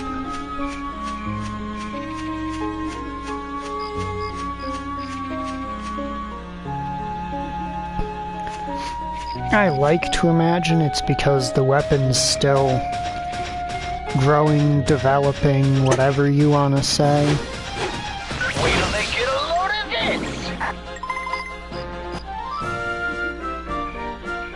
this! He doesn't have a...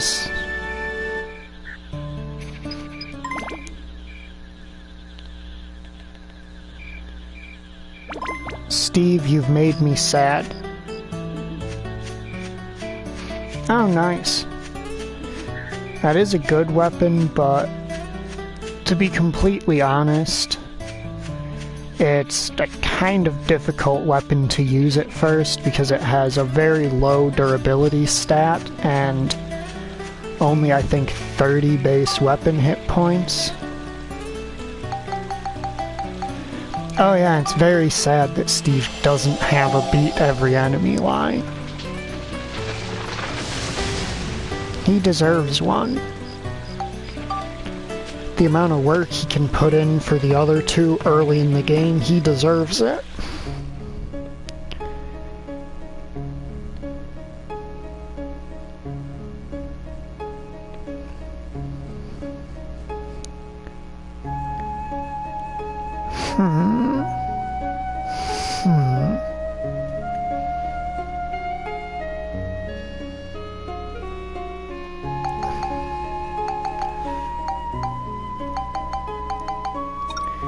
Oh, fuck it, we're gonna do rolling shells.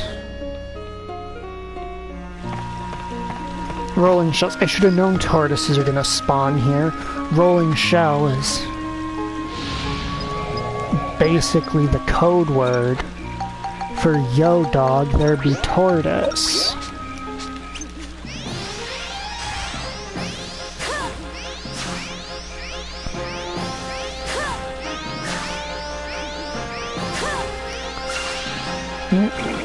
That makes sense. That's a very practical thing.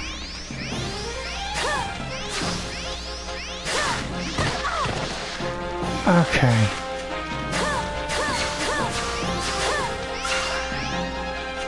Very rude, Mr. Himara.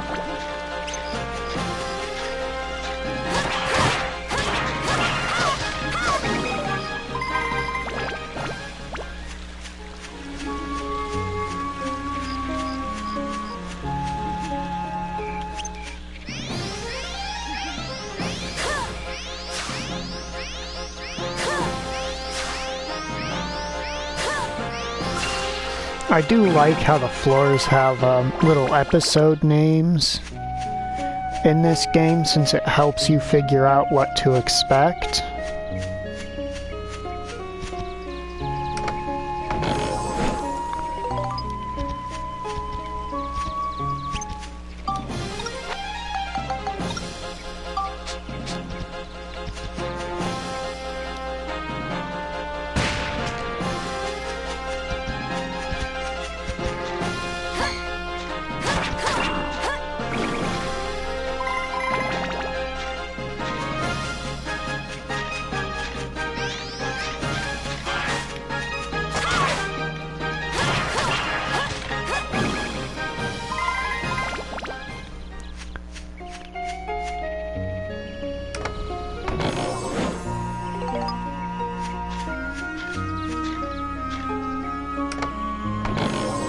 That's a skeleton soldier.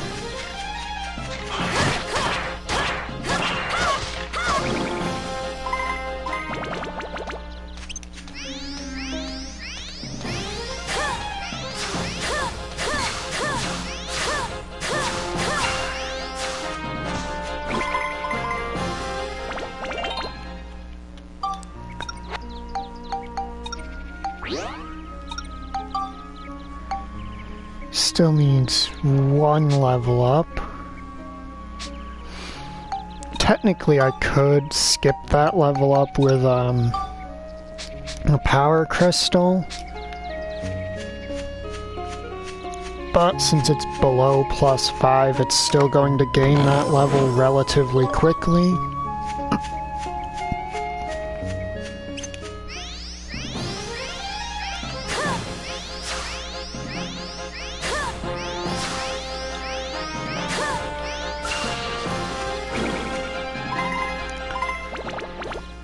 I do kind of wish that the charged attacks on her armbands did more than the base weapon damage of them.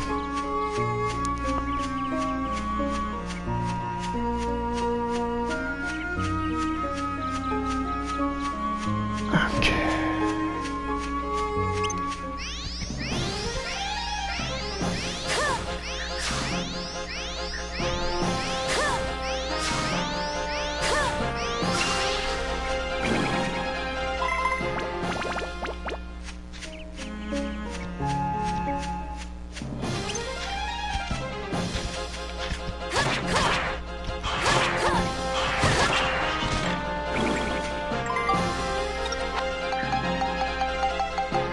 She's the only playable character on this floor, so I gotta be more cautious.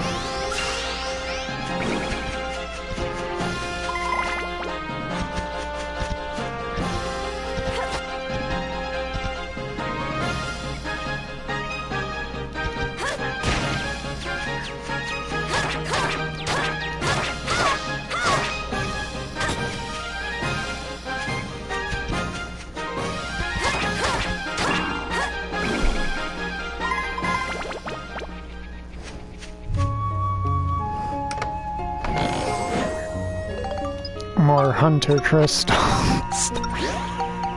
I love how the game just throws all the hunter crystals at you the moment you enter the forest. Of course, there is a balanced reason it does that.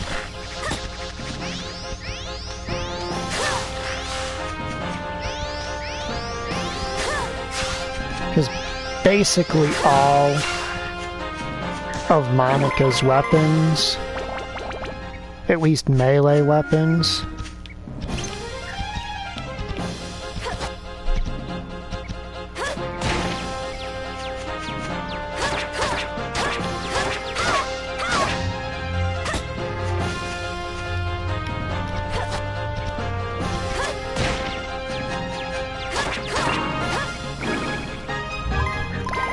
like every sword in the game basically relies on Beast EXP to level it up in some stage.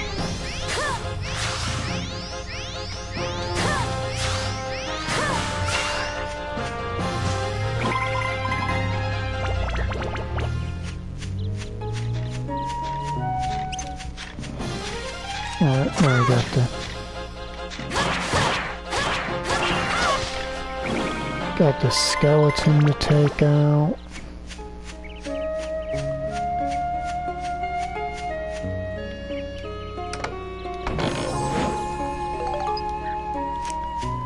Magic crystal to give me information I already knew. Alright, so our Gladius is getting up to +5 this floor.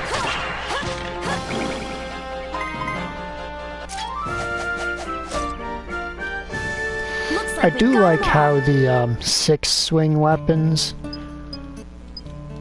actually have an alternate combo, because they've got this combo, but then if you hold forward during the combo, they'll do this spin in front of you that does multiple very fast hits.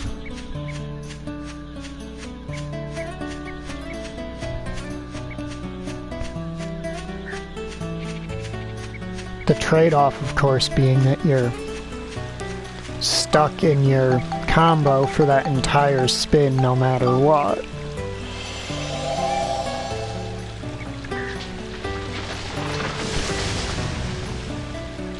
You know, there is one other context-based thing that Monica in general has, but I don't think I can do it at the moment, because you need something to target, but basically, if you input away from the enemy and attack, she'll do a little flip thing backwards.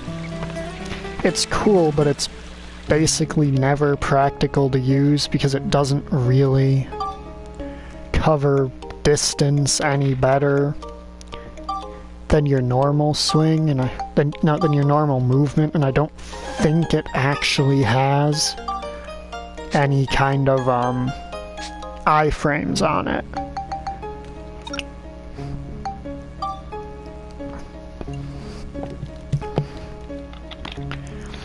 Fancy but impractical.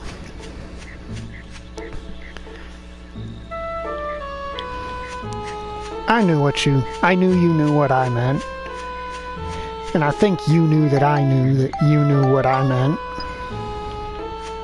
Or that I knew what you meant, or something along those lines. Can I go? Can I do that yet? Or do I need to wait for the game to offer me the specific tutorial? Oh yeah, we can't do that yet. It would have rendered in by now.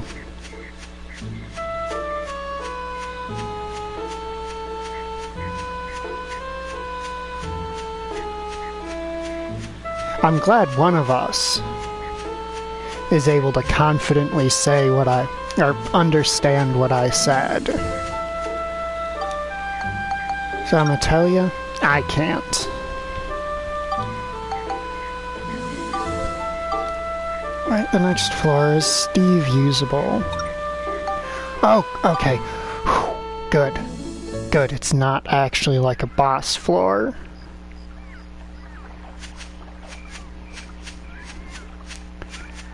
Hey, there they are! The whole lot of them!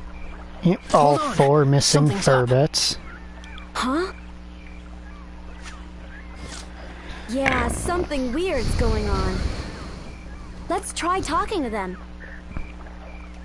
Well, okay.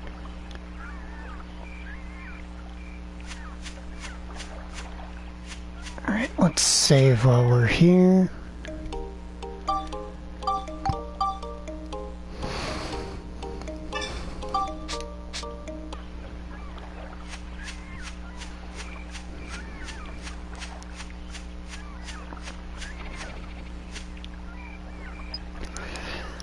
I ain't going back. I'm gonna live here forever, and there ain't a thing you can do about it. This place is amazing.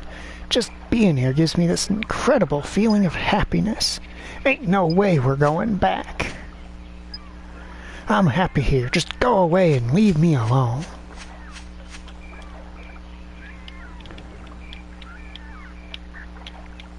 Ah, rat. Everyone's gone all weird. The fish aren't biting. What a drag. What happened to him? Beats me. I got separated from my 3 buddies, and when I saw them again, they were like that. They won't go anywhere, you see. So I'm just killing time with a little fishing. Although, you know what? I'm pretty thirsty. You wouldn't have something to drink now, would you? Hey, Harry, we wouldn't happen to have something to drink for them, would we? I don't know, like maybe some grape juice? Something smells good, that's for sure.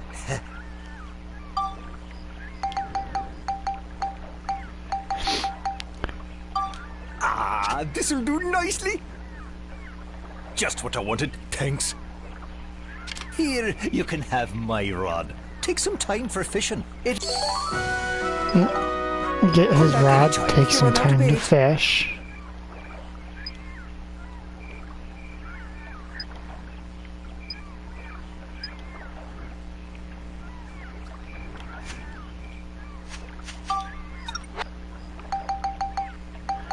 Wait. Fishing rod can only be equipped by Max because, you know.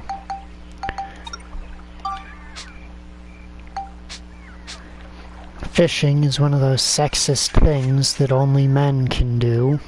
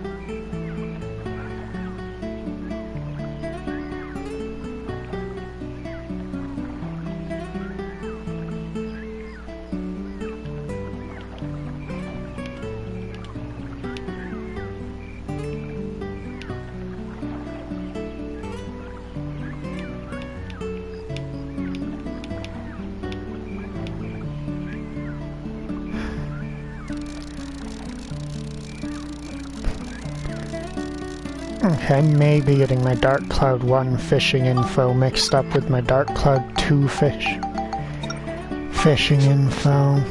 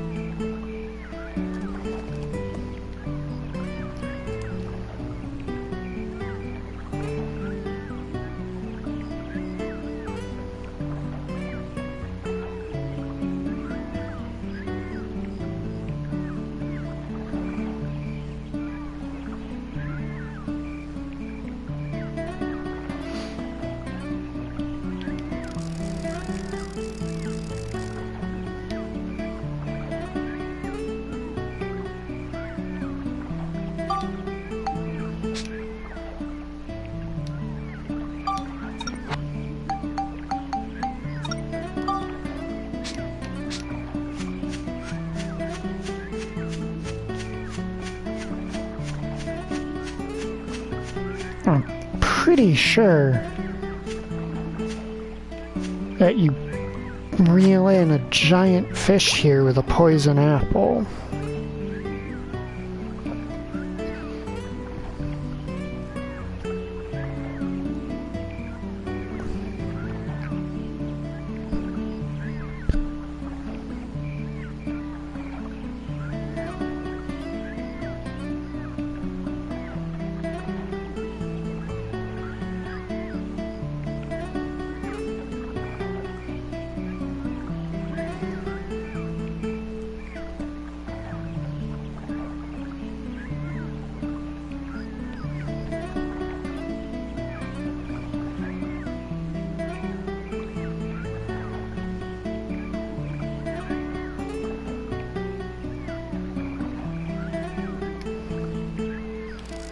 Okay, clearly there's something I'm missing. Oh well. I'll just walk a bit further. The good old fishing pole dangling.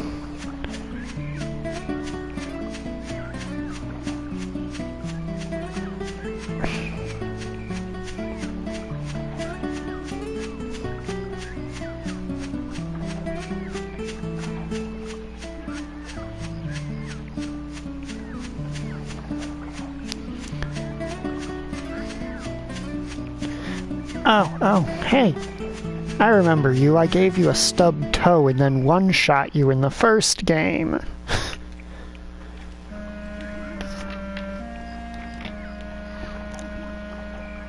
Hey, isn't that Master Utan? You know that thing?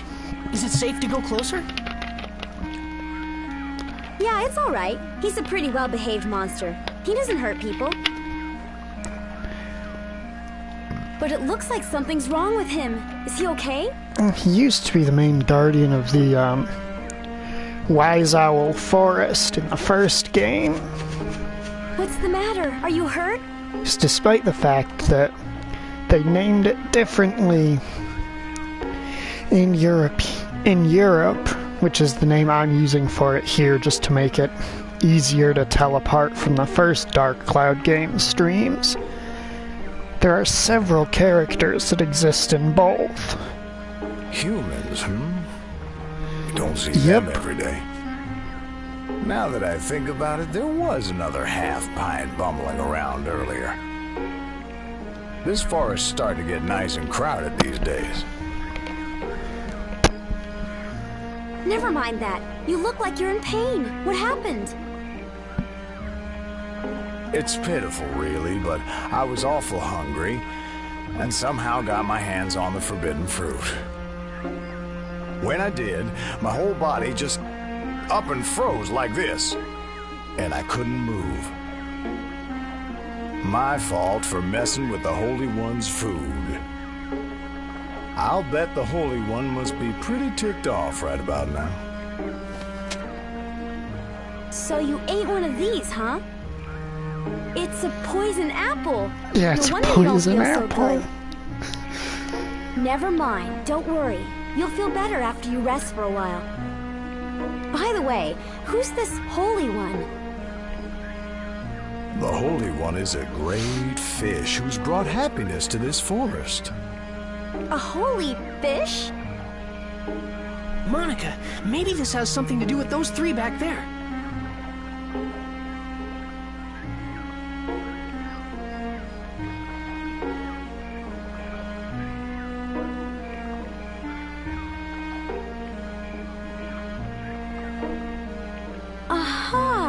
I think I'm starting to understand now.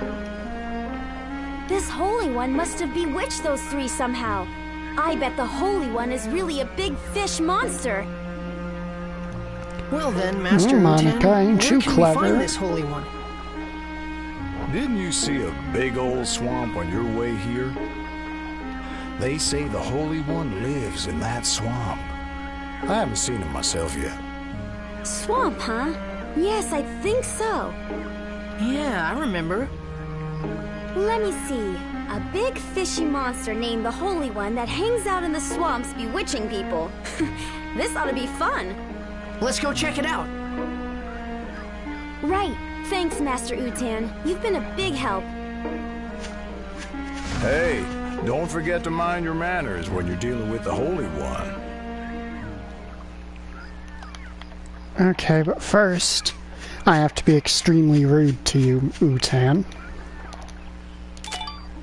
Because that's a scoop for Donnie.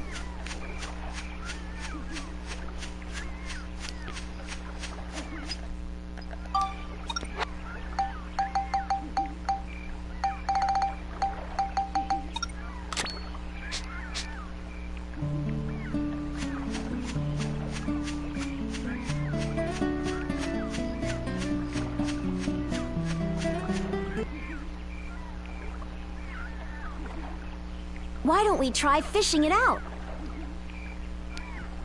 Huh? Fish it out? Well, we've got a fishing rod, we know the Holy One likes poison apples, and we've got plenty of bait. Let's give it a try. Go on now, try it. Okay. But dude...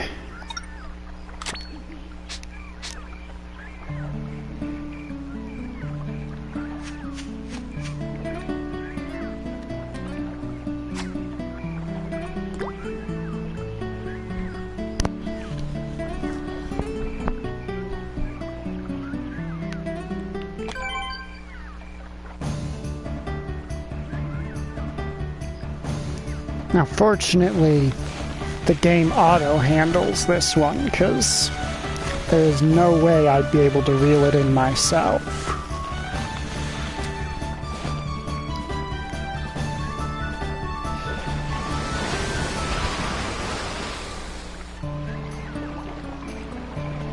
What's going on here? There's a hook stuck in my beautiful lips. Is this your doing? I won't forgive this!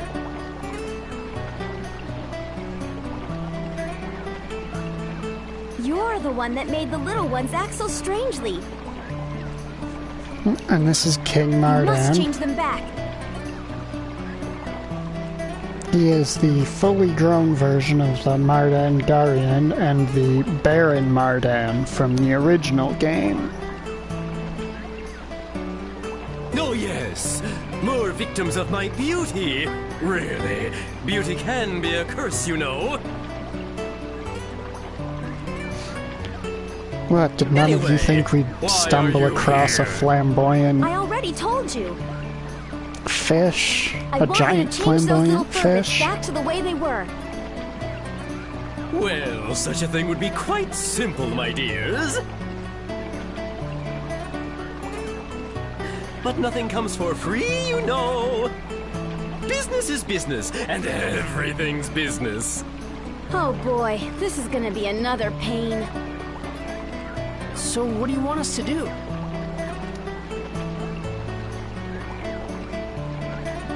Ooh, so the little boy understands too. Listen carefully then. I won't say this again. Mwah.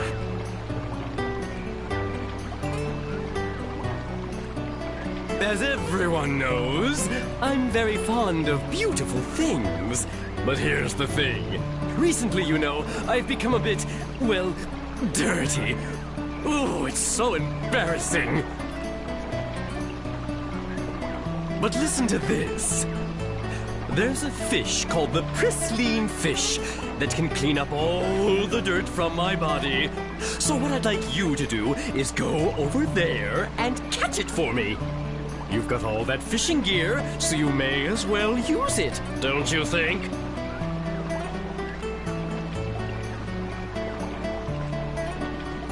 Well, do you get my drift? A pristine fish.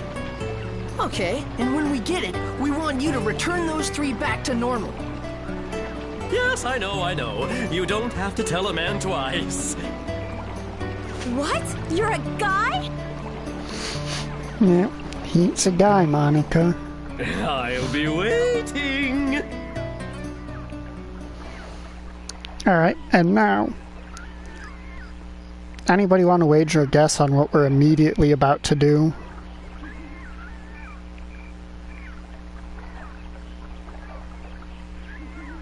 So there is something that I've done basically every time a unique monster has appeared in front of me.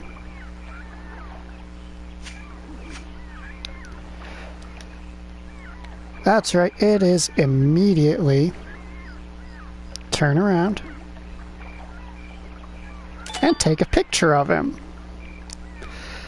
This game came out long before selfies were a thing.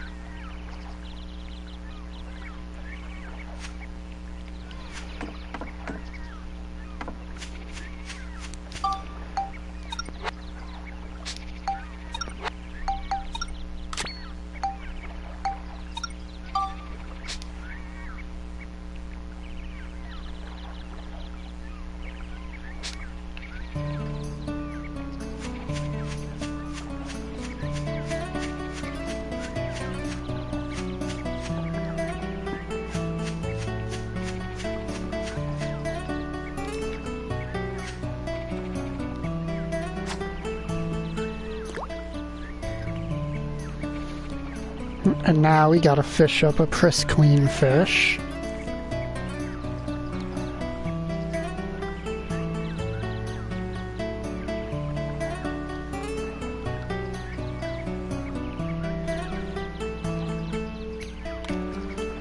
Oh man, I was slightly too slow.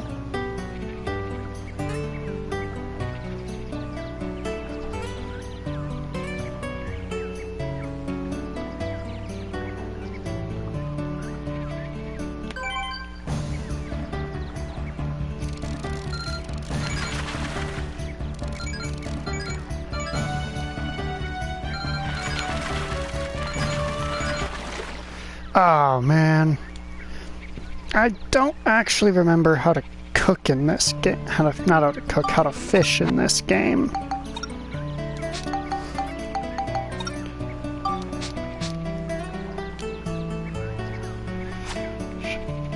I'm kinda shit at it, and the game doesn't give a very... well, much of any tutorial, to be honest.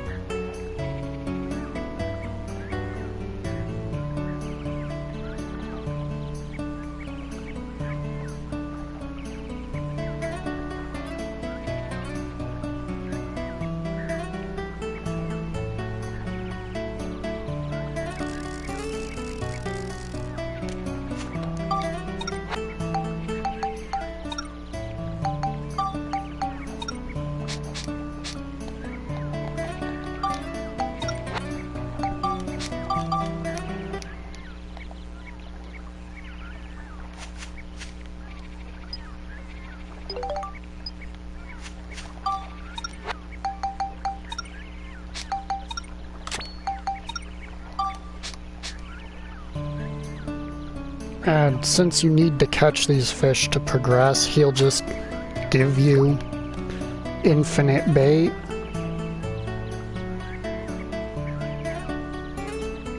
I had forgotten about that until I went, hey, he gave me the first worm, maybe he'll give me others.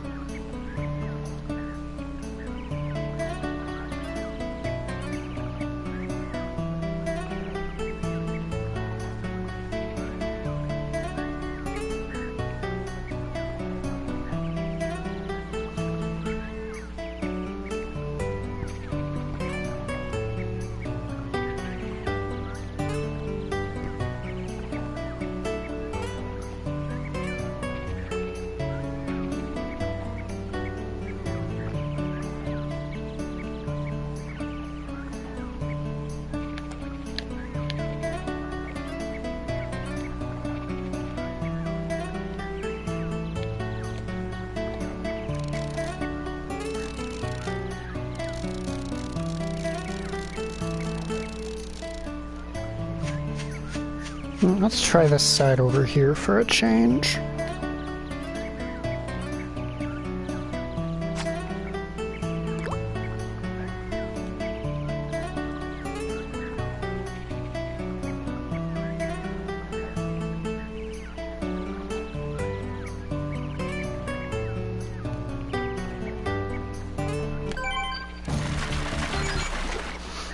Okay, that just immediately failed before I could even...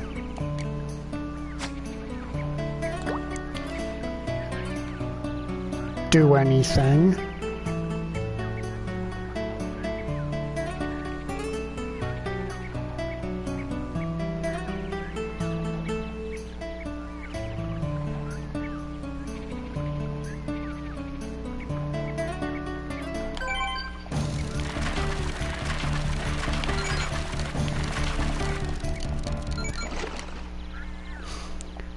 Okay.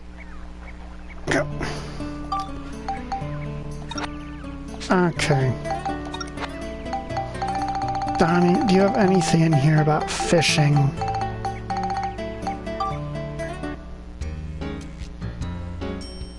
Hey there, do you fish? I'm gonna tell you how it's done. You can fish in 2 different places, on the normal map and in dungeons. First, you gotta equip a fishing rod. Just use the item menu, like you would for a weapon. Then you bait the hook. You're not gonna catch a thing if you don't have any bait on there.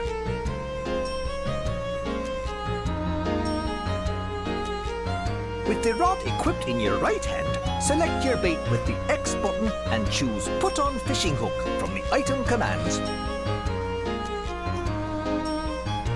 When you want to switch bait, select the new bait in the same way to automatically replace the old stuff. Now you're ready to fish.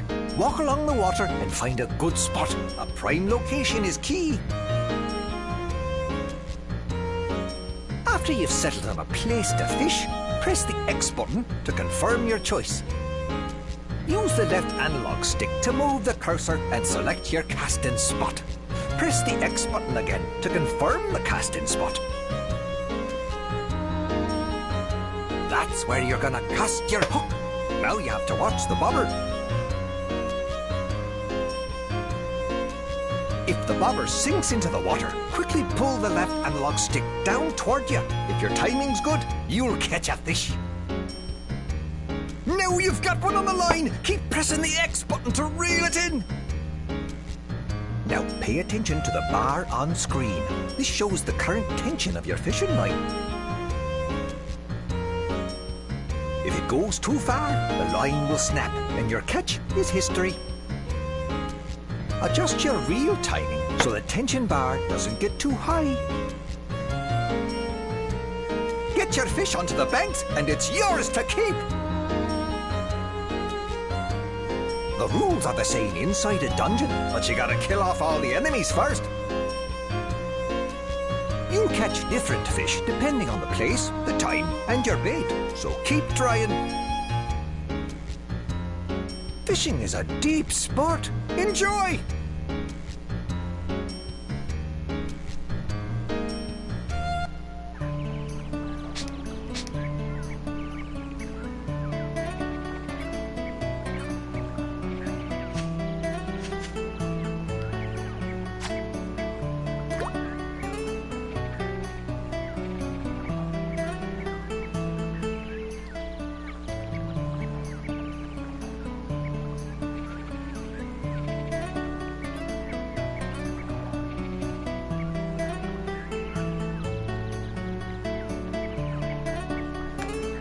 Oh, wow, that was ridiculously fast.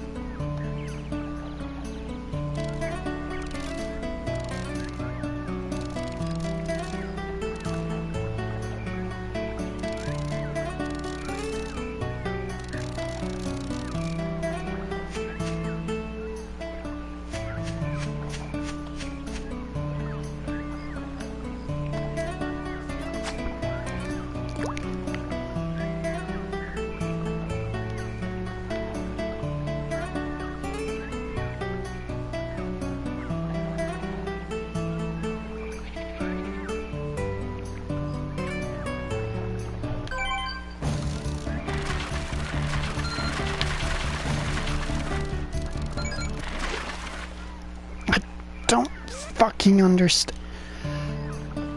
Does nothing to help me understand what the hell's going on in this screen.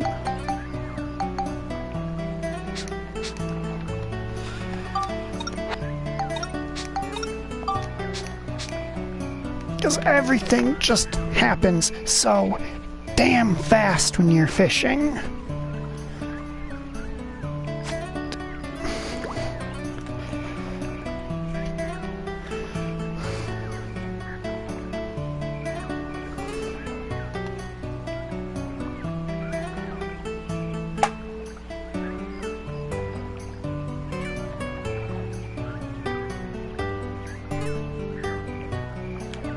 Oh wow, that was another ridiculously quick grab.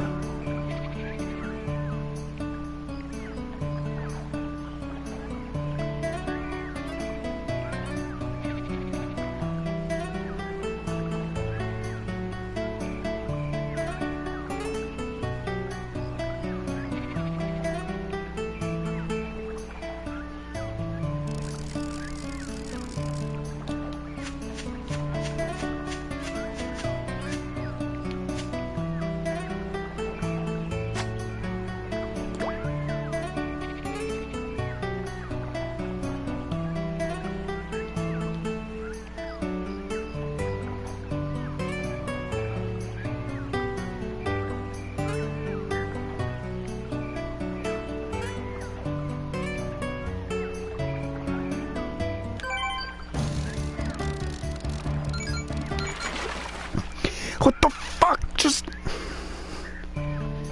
Do you see what I mean about how shit just happens almost immediately with basically no explanation for why? You see what I mean?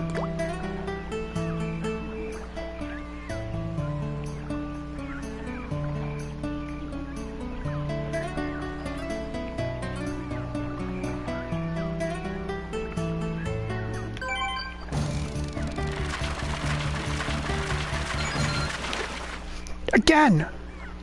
It just goes, oh, fish gone. Not enough time to actually see what the fuck it's saying, it's just beep beep beep gone.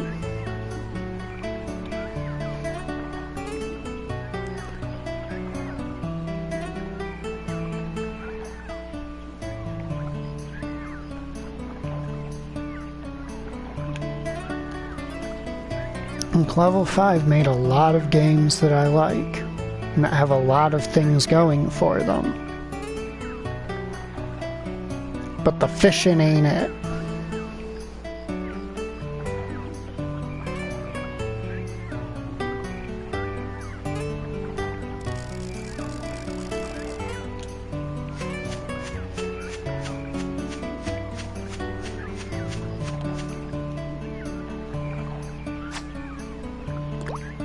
But it's required to progress.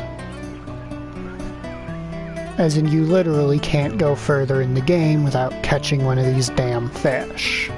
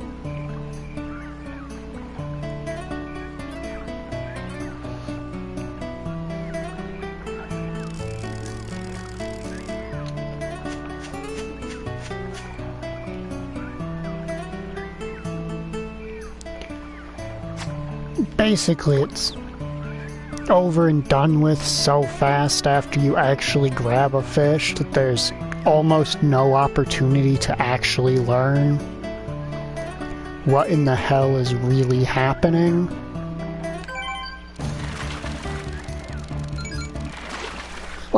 Like that, what the fuck happened?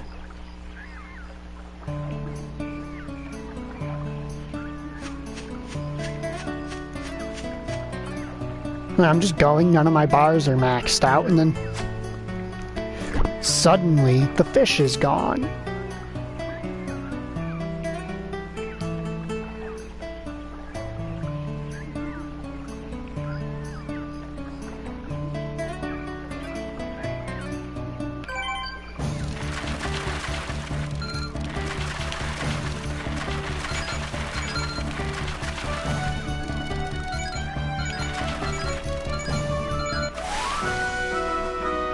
Okay, that made no sense. I have no clue what I did differently. I literally just pressed buttons at random and it worked.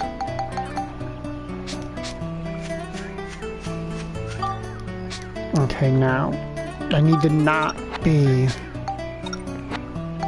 fishing mode max, because fishing mode max moves at about the pace of a fucking dead grandmother.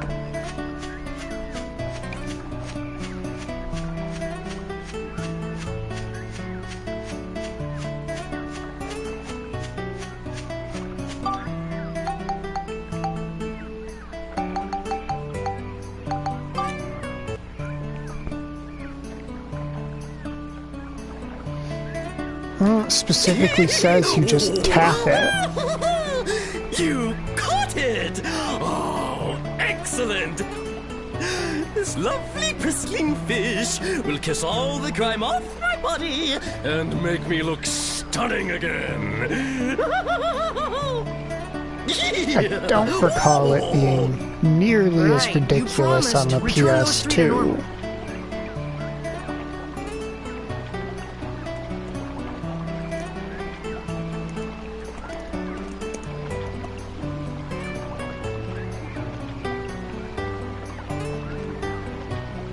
Oh yes, of course. Is this what you were after?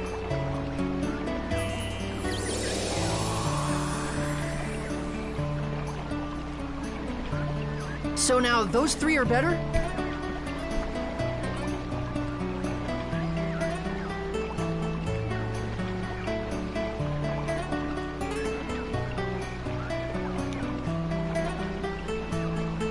Well, why don't you go have a look? Well, please excuse me. I wish you the best. Well, he's certainly cheerful. I'll give him that.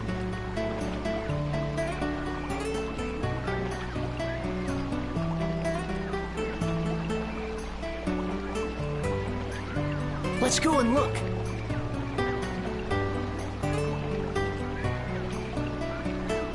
Right.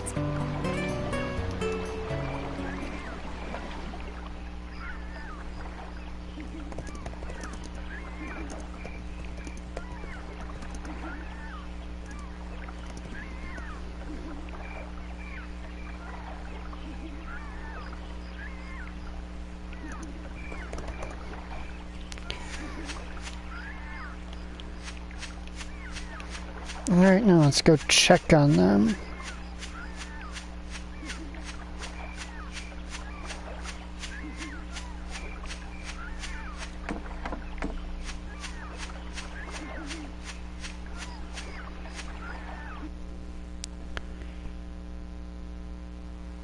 Hey!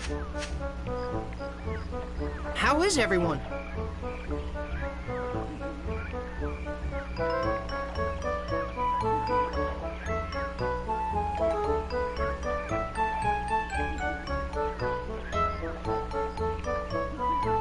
Oh, they suddenly returned to normal. I'm so relieved I can't tell you. What in the world have I been doing? I cannot remember a darn thing. Last thing I remember, I was thirsty, and I drank some of that swamp water. I can't remember anything past that either. What in the world happened to us? You've all been under the Holy One's spell.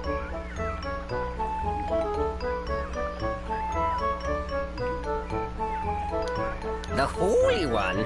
Who's that?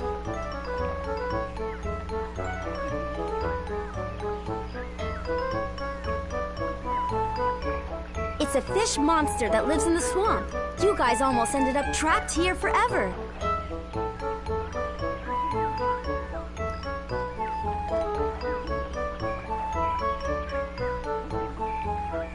Oh, that's crazy.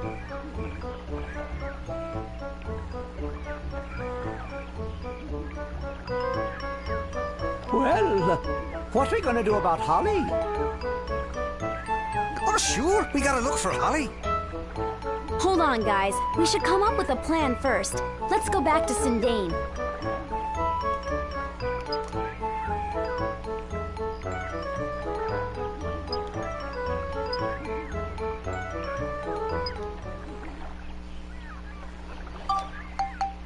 Alright.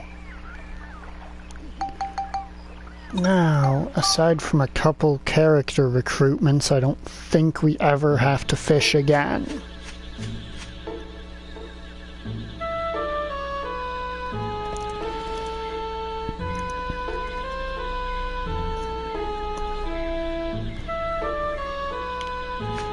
Of course, we can't recruit characters quite yet.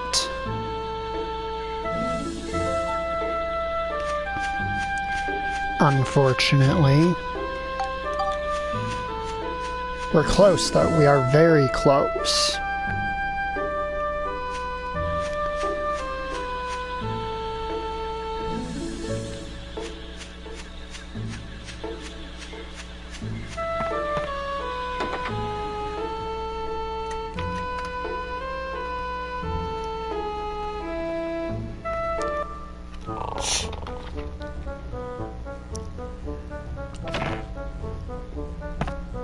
It's you! Is everyone all right? Boss! We were gone a long time. What have you been up to? We'll tell you everything later. What about Holly? Where is she? Where's Holly? Well, this Holly girl's really got these guys. Okay, hold it a minute. Listen, you two. Now that we've got everyone together, it's time for us to hold up our end of the deal. Sweet. In return, can I ask you two to go search for Holly for us? By the look of things, I guess Holly really did find that legendary rainbow butterfly. It must be true that all those lay eyes on it never realized again. The only way to find Holly is to find the rainbow butterfly first and fall under the same spell. And then just break the spell, of course. Rainbow Oh, that butterfly, sounds huh? super easy. I don't know. Do Like you it's really barely think it an exists? inconvenience. Alrighty, we got ourselves a deal. We'll help you guys out, and you go find Holly for us. Alright? All clear?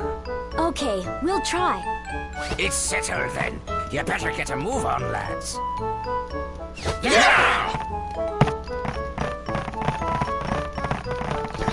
I do have to say that I find this game's particular justification for world building kind of funny. So in the other one, you know, it's a magic power given to you basically by God. So in this one, you'd expect it to be, you know, something truly special like that. I have no idea. What in the world's that noise? What's that thing?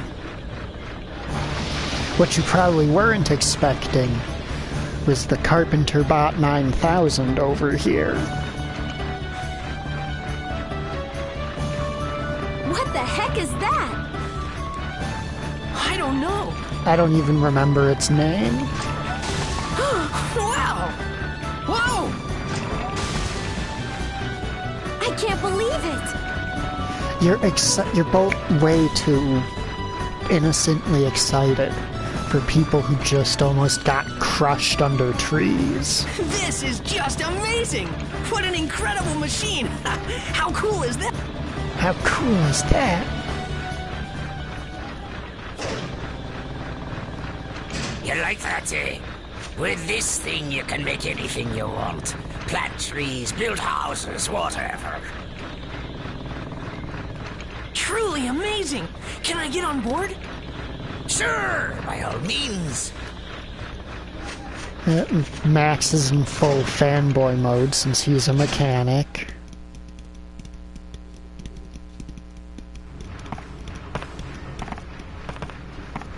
This here is the control room for our pal, Carpenterian. Carpenter, I was close with Carpenter Bot 9000. This is the ultimate building machine, forged from all of the technology I see handed grape down through our juice. fervent generations. Besides houses and buildings, it can build lots of natural things too, even trees and rivers. Looks like we can bring back Jurak's origin point with this. Hey, don't forget to find Holly for us now. Yes, we know. What's that? That's the reactor where you put the geostones. Geostones? Yep. Geostones are mysterious stones invented by the ancients. The geostones contain all the advanced knowledge of the ancient ones. Carpenterian is a revolutionary machine that uses the technology packed inside the geostones to make new things. When you put a geostone into the reactor, Carpenterian can store the data for building whatever is recorded on the geostone.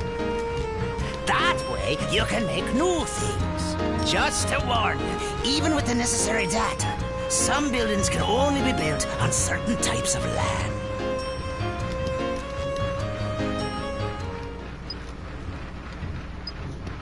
I think it's like Monica said, someone changed the forest here.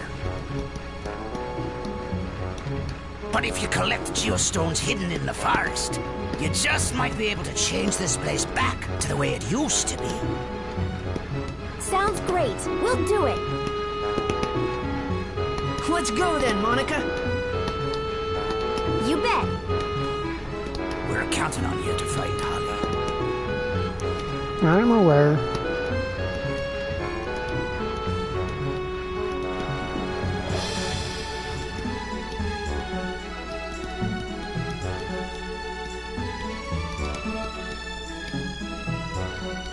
Max, look!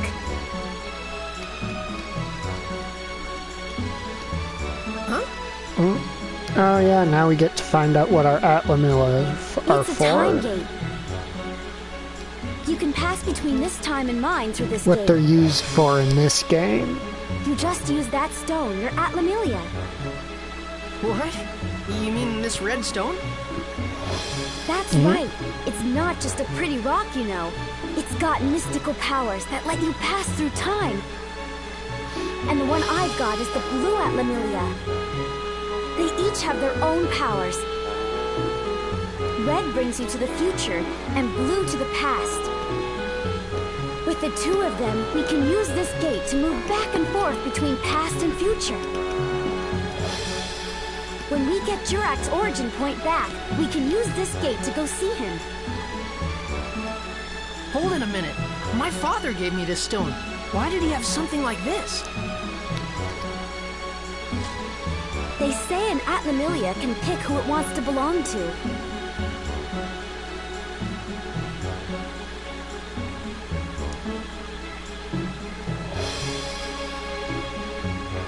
It must have picked your father.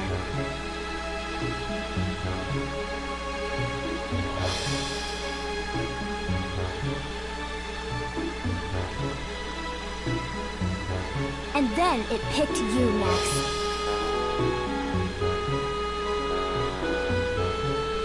What?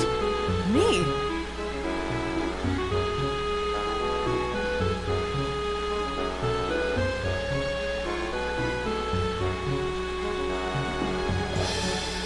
Anyway, the main thing now is to get Jurak back.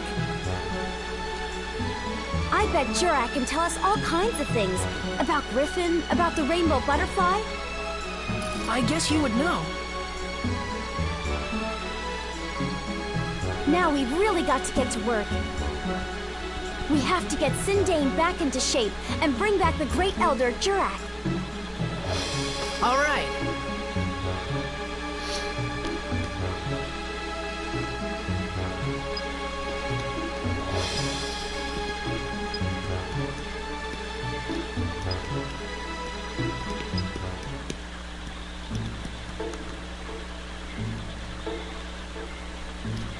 And we're going to travel ahead into the future to show off that.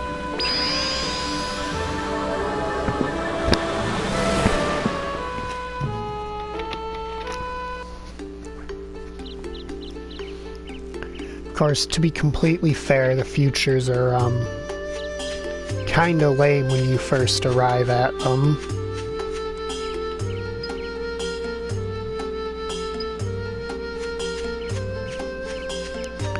Very empty.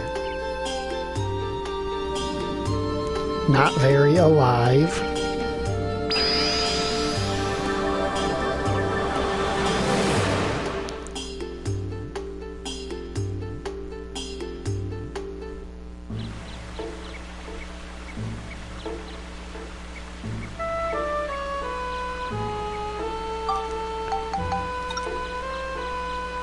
Wait, no, we should boot up Carpentarian first.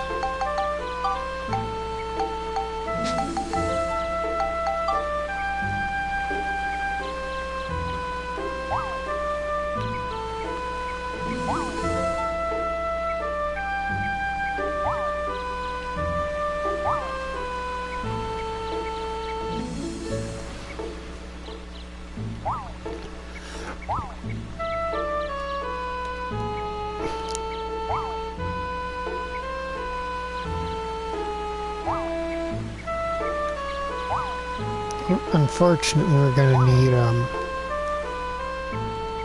geostones before we can actually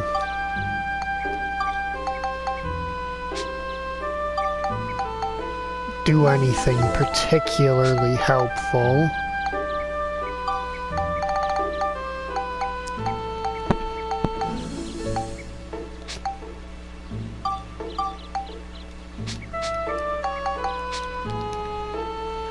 But there's also something we can do here. Now that we're friends with Conda. Hey Conda, are you still in here or have you already... No, Conda must have already moved all the way out to the train.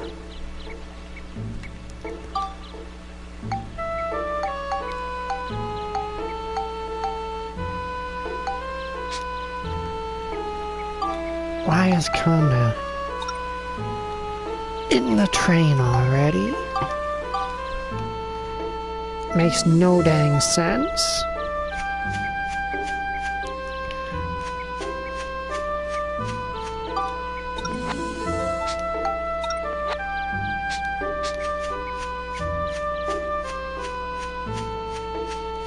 I believe he's in the back car, but I could be wrong.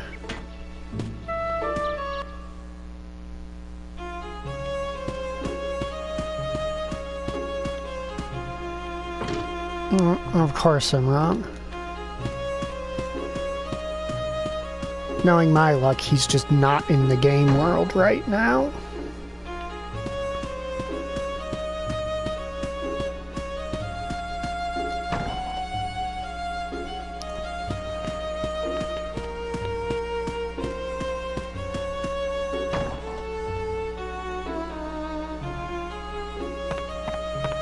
Yep, he really is just nowhere at the moment.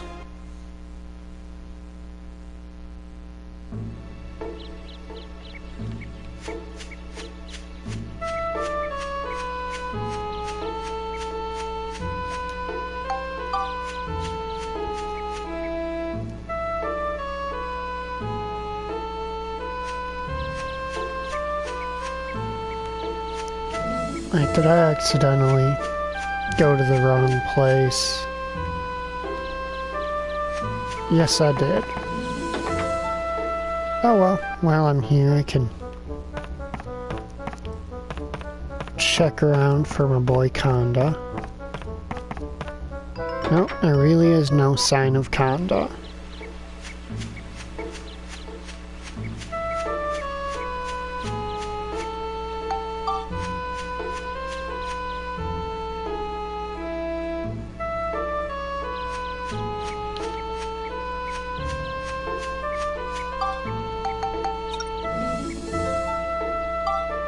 Then we go to the Rainbow Butterfly Wood.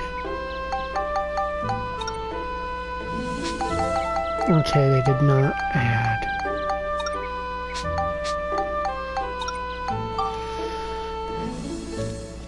Alright, now we're allowed to proceed through here.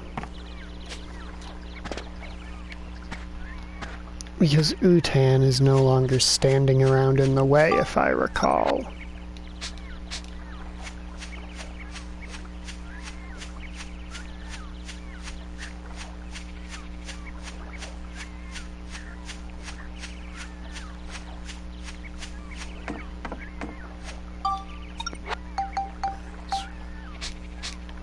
Okay, the armband's gonna need a level before I can upgrade it.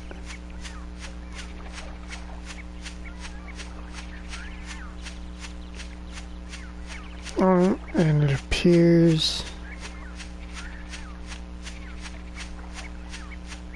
Oh, we need him to unblock the path, and now he might be able to do it since he's not currently suffering from vicious food poisoning. Master Utan, you're looking a lot better now.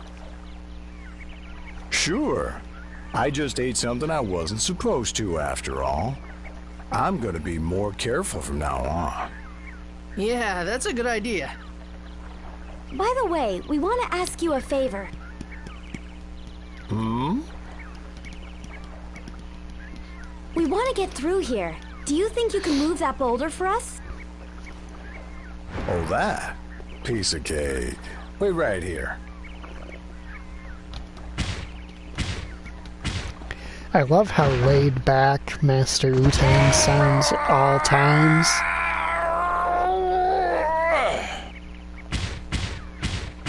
Wow! Master Utan, you're so strong! How about that? Guess I still got it. Ow! Are you okay?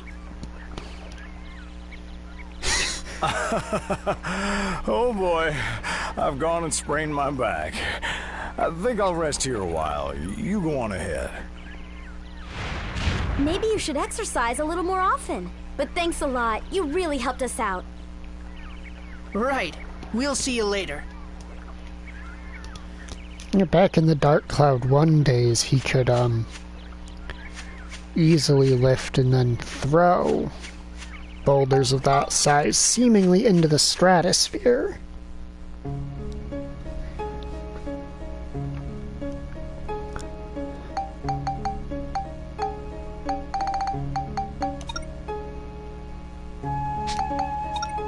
You see at the bottom there it says the geostone fell. If it doesn't say that for a floor, that means there's no geostone on that floor. Because they replaced the Atlamilla with a geostone that you find one of per floor.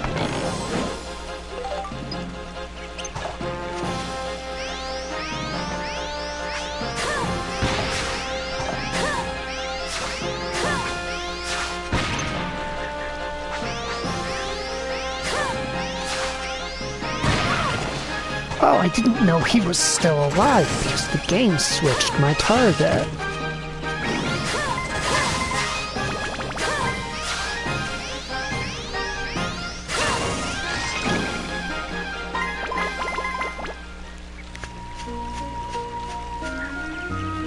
Ooh, geostone.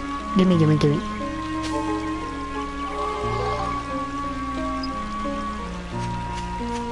Geostones are very importante.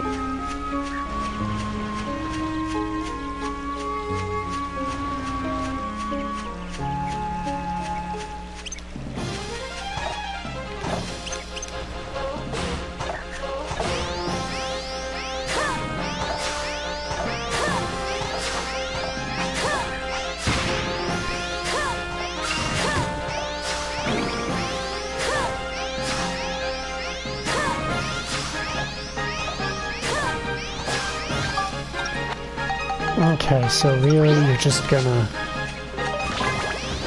hide underground and literally just fuck up the actual hit detection on my spells.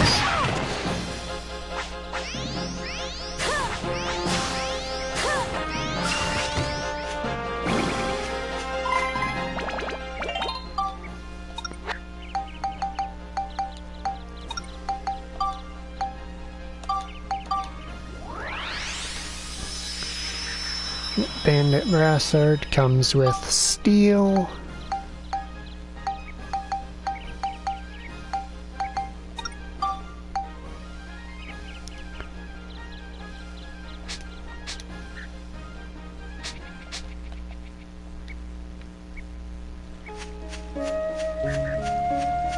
Now I'll be max for a bit. Not the stick I wanted to hit game.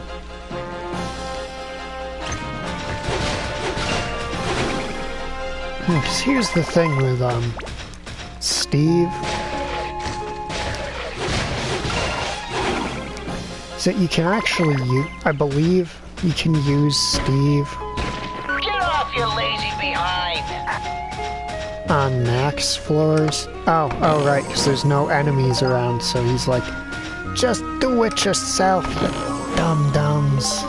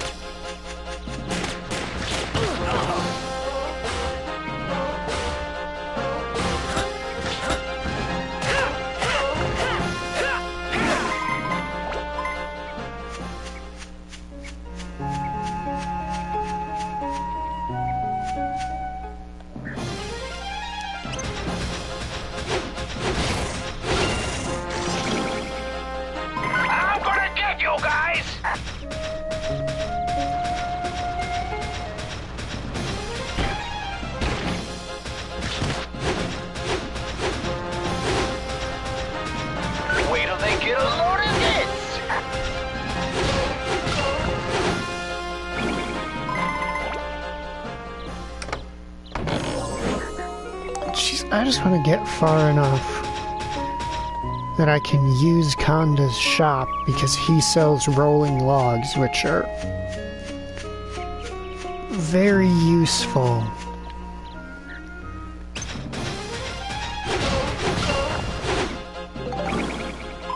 For Steve. I don't even care about rebuilding the town right now. I care about Steve and getting him a energy pack upgrade so he has more than 80 hit points.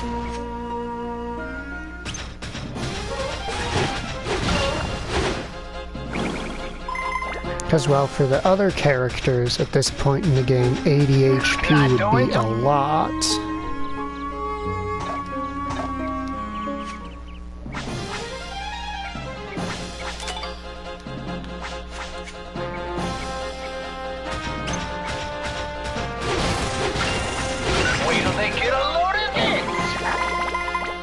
Technically, I might need the upgraded core just to have the capacity to actually equip it. Not to mention, I want to get him the armor parts so he takes less damage when hit to begin with. Whereas I know there's a way I can make mushrooms show up in the future, and I need mushrooms to get the blueprint for the basic ride pod barrel cannons.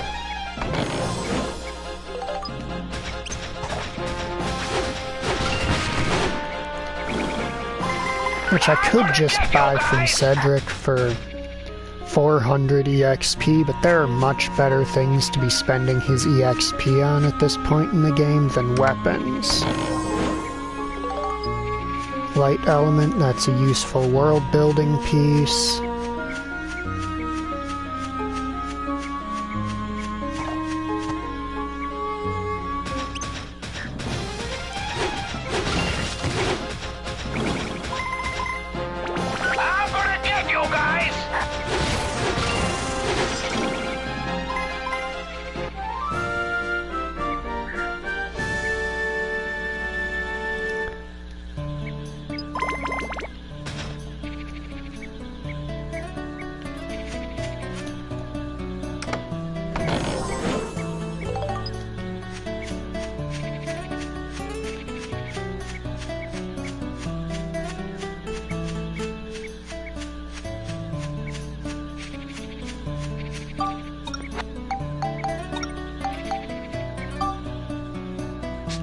Needs yet some more cyclone, alright.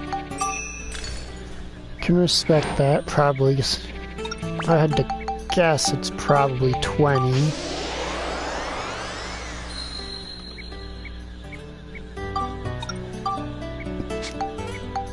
It needs exorcism and attack.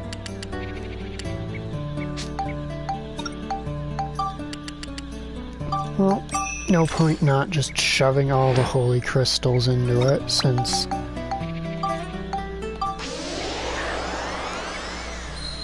it'll probably come in handy anyway.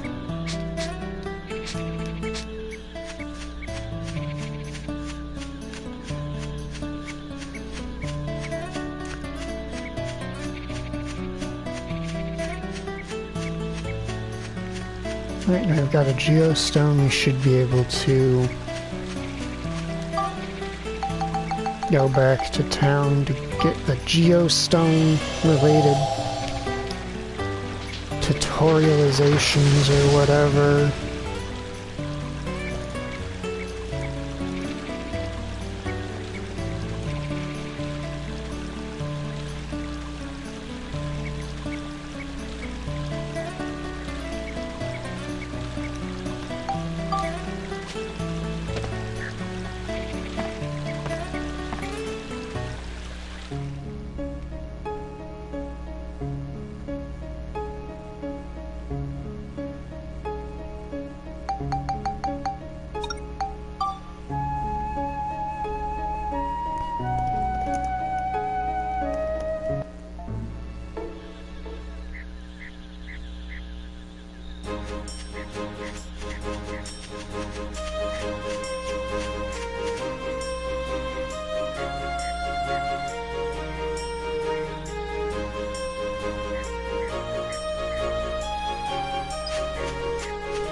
Okay, Conda's back.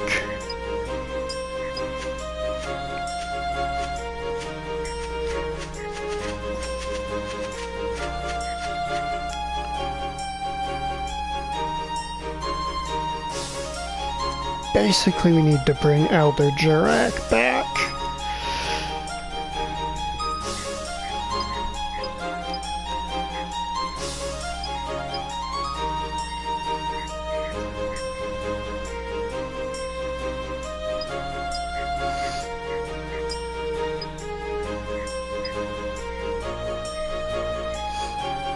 Kinda. I'm not a nice dude.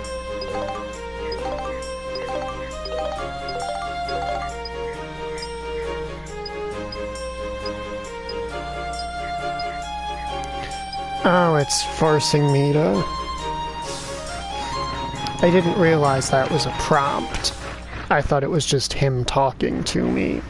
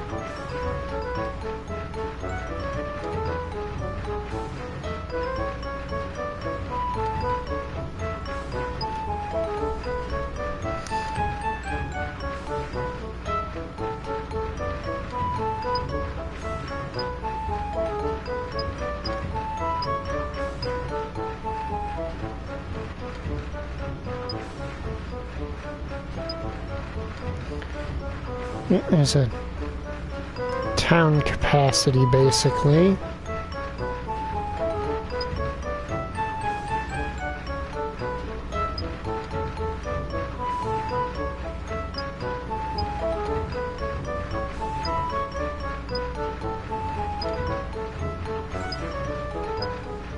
Yep, we get it, Conda. We understand.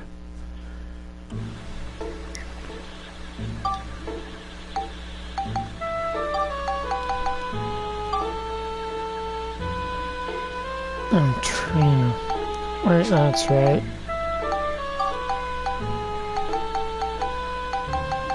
Really, that's... Right, Forest Lake we're gonna need some amount of water for.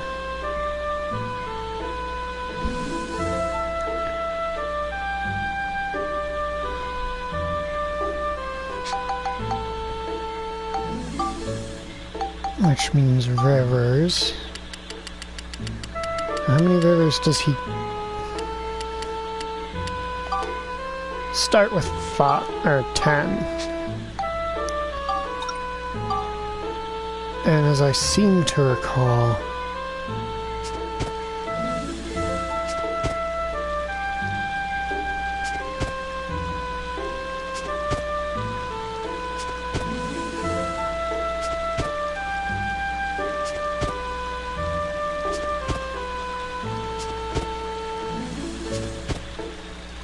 and there is a reason that I'm building it in the way that I am. Because I have played this game before. How many do I need to finish this shape?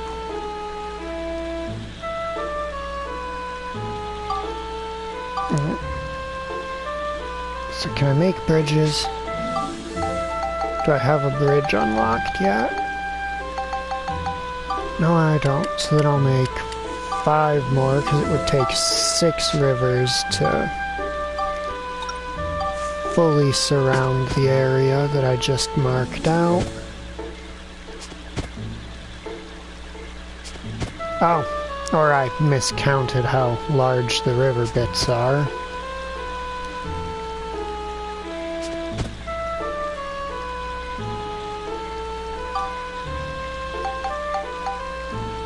Oh, sweet. We hit Forest Lake restored. Not really what I was after, but sure.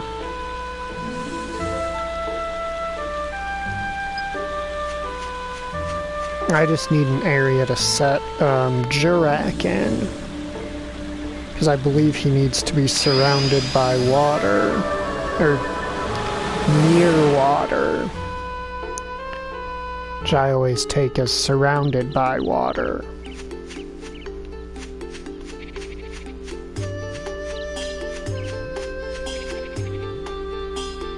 Oh yeah, you can kind of see all the water down there.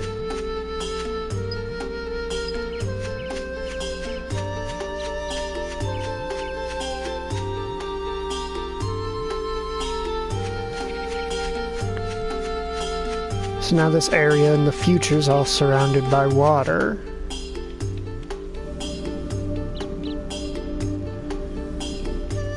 And we gotta continue on in the dungeon. Because we can't actually get to our next major breakthrough in dungeoneering, as I'm calling it, until we, not dungeoneering and crafting, which is recruiting characters until we do... It's either this floor or this floor, I don't remember which one.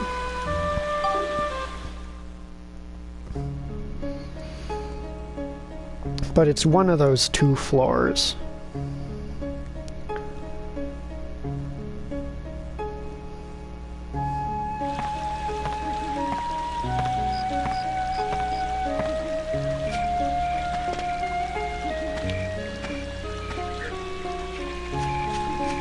Basically until the game goes, oh, by the way, you need to recruit people to live in these places.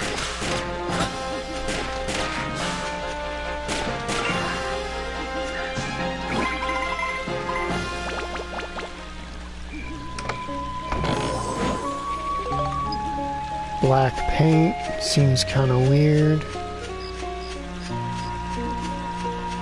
But who am I to judge what these monsters keep in there? Alright, Steve, we've got a friend for you to meet.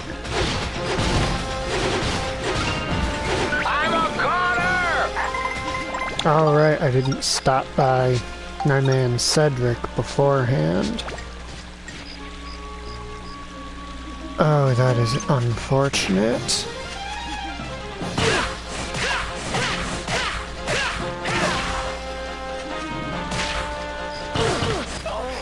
And Max just got like fucking one shot. Jesus.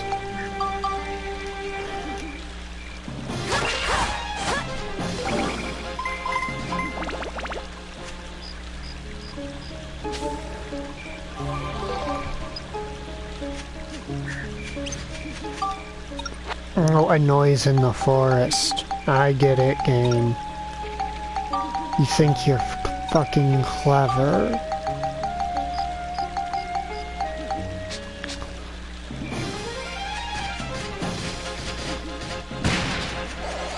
Oh, I was hoping that would do more than one hit. I legitimately have no answer to you right now, sir.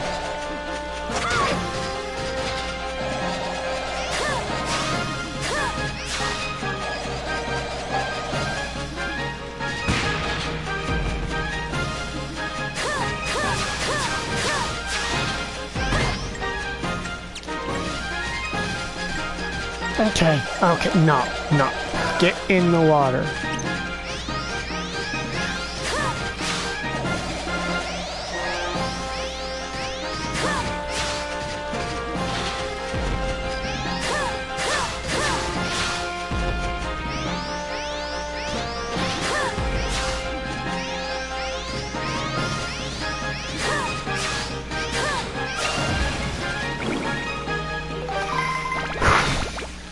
This is gonna be a stressful ass floor.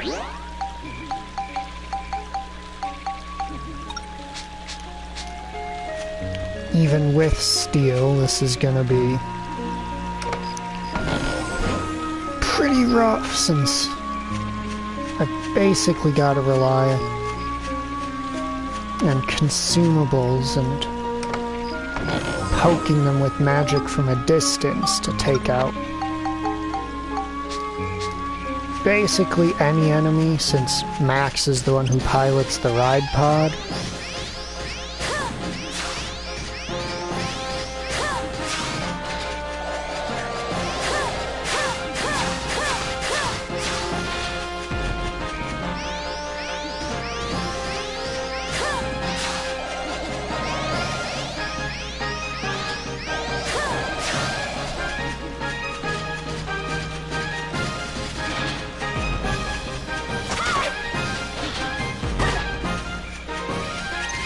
Okay. I'm just gonna nope out of this fight and pray that a type of enemy that has the key isn't one of you assholes.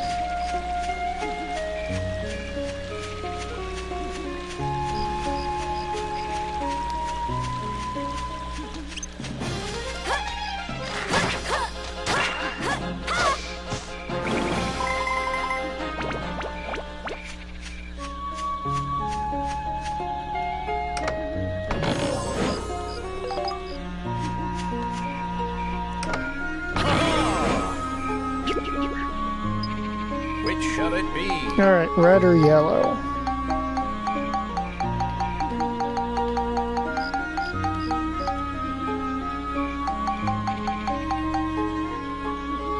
Alright, yellow it is. Here you are. And it's a second Gladius.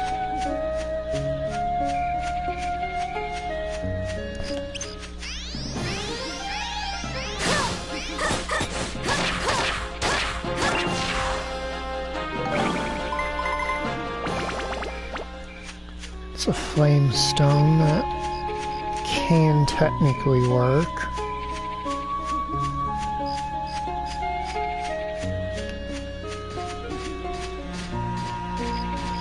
I hate these fucking things so much.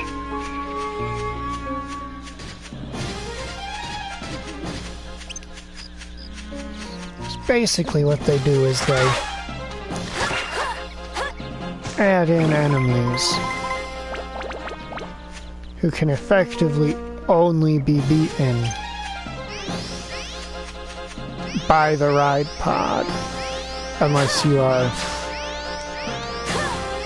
significantly over...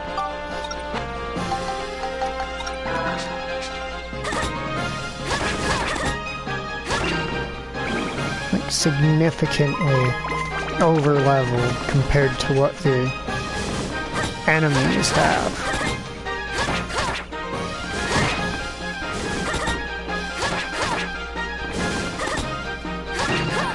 Ah, hello. Well, fortunately, we're in a floor based around the ride pod, and the character who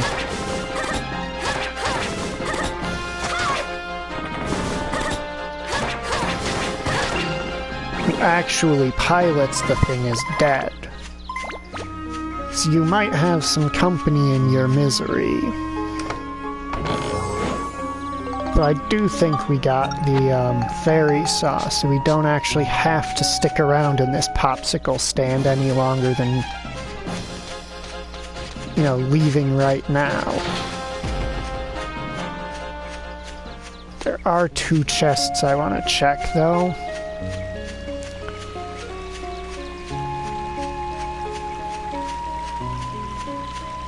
Alright, now what have we got there? We've got a tree lady layered with one of the sunflowers. And the same thing over here. Holy element. Those come in handy for building, but I don't think they do so quite yet.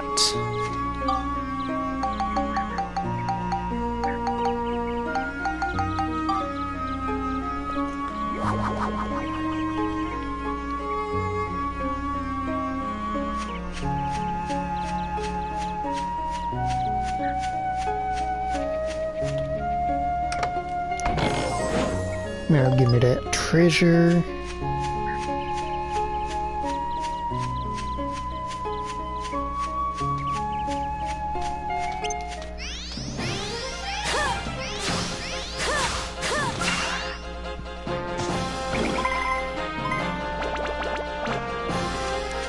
Wait, I have less hit points left and that thing deals in damage in a single hit. Not a good idea.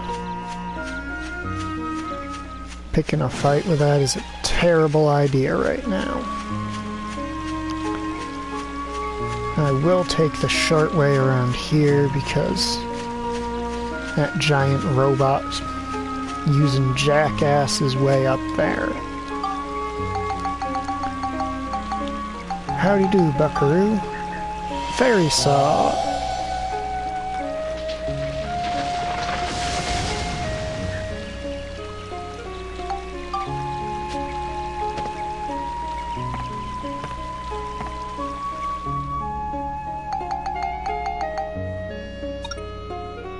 Okay, so we can only use max in that floor.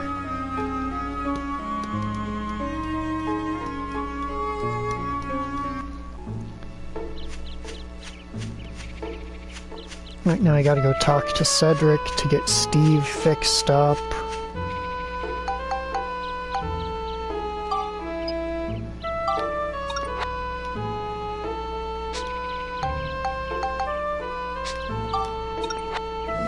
Alright, now we gotta use max in this next floor.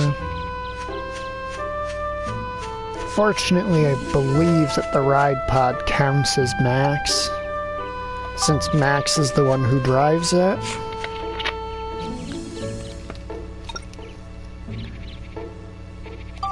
And I'm a pixie. Pixies are not a particularly harsh type of enemy.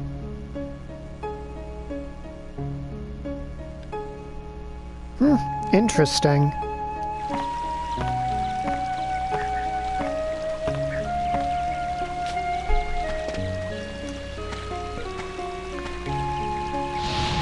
Oh, nice.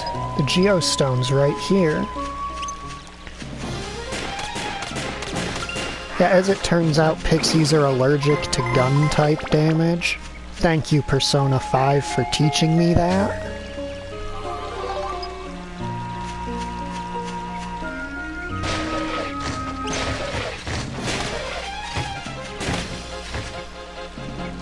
Alright, Mimic. Get fucked.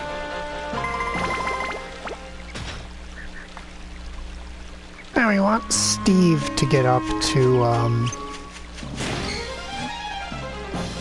okay, those guys block bullets, so... Steve. So I want Steve to get up to at least 90, or at least 900 EXP.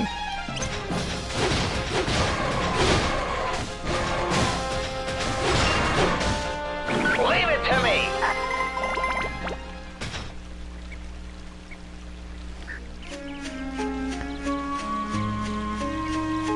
Yeah, the strength of mimics scales based on the dungeon they're in.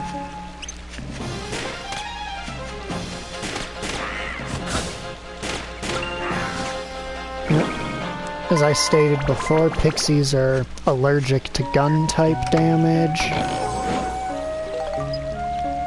which makes them being the featured enemy of this floor very convenient.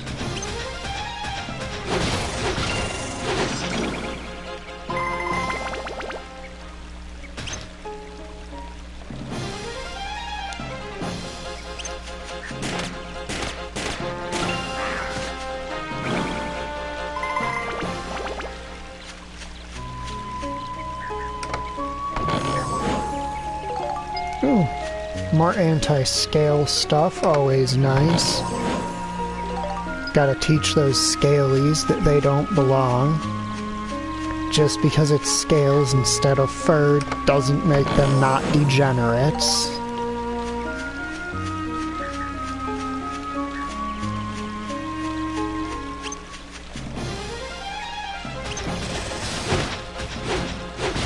Get lost, you runts!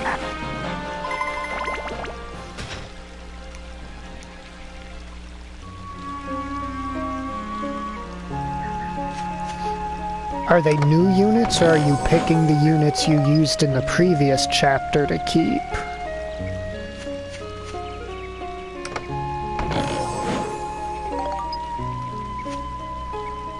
Okay, because if it was people from the previous chapter, I was going to say, wow, this is sounding an awful lot like where they got the opening for 3 houses from.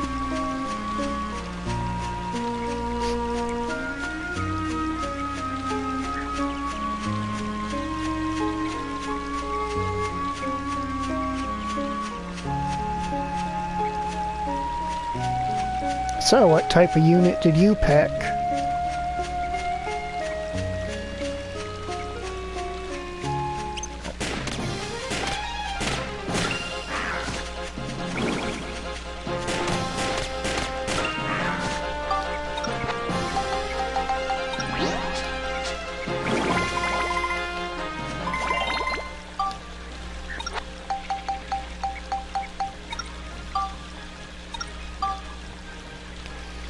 Still not enough attack power? It'll probably hit its desired attack power by level 5. Well, not by level 5, but at level 5.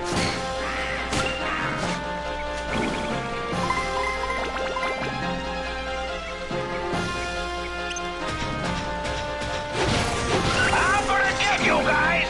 What, are axes not kind of terrible in Tier Ring Saga?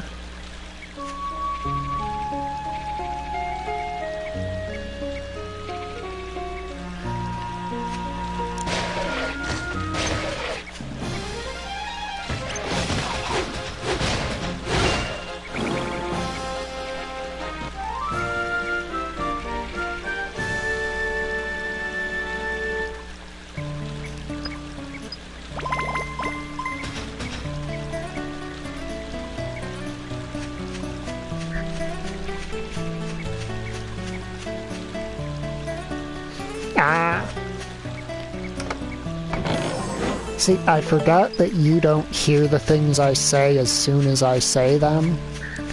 So I asked what unit you picked, and then you immediately started describing the axe guy. So I went, oh, that must be the one she picked.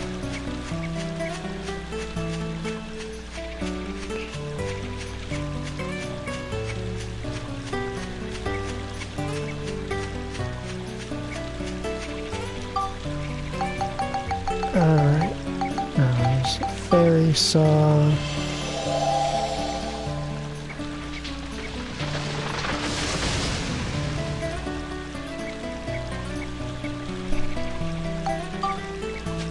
It's very rude of them to say that there is a wrong choice. Alright, what's the next floor called? Oh, okay, yep, it's this floor. After this floor, I believe we gain the ability to recruit townspeople.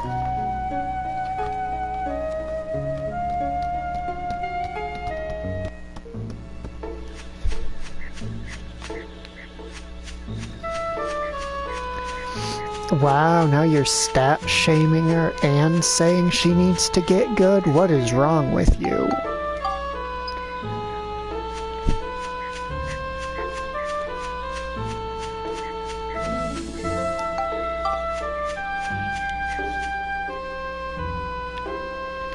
What are you, a Dark Souls fan?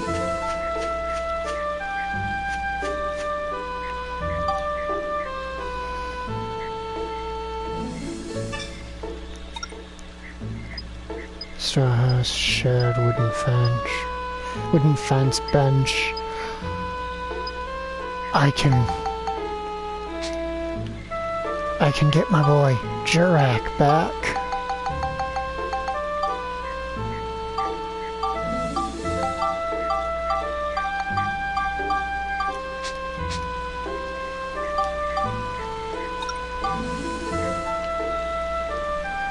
Okay.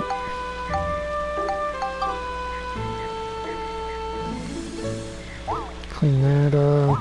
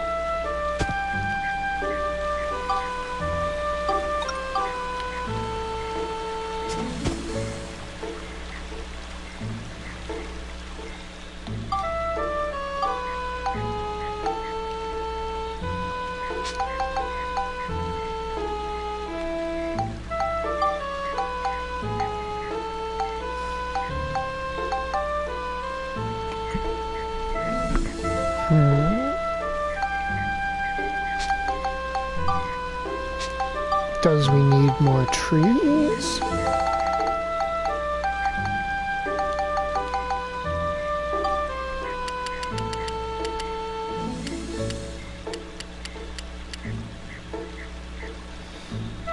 Alright,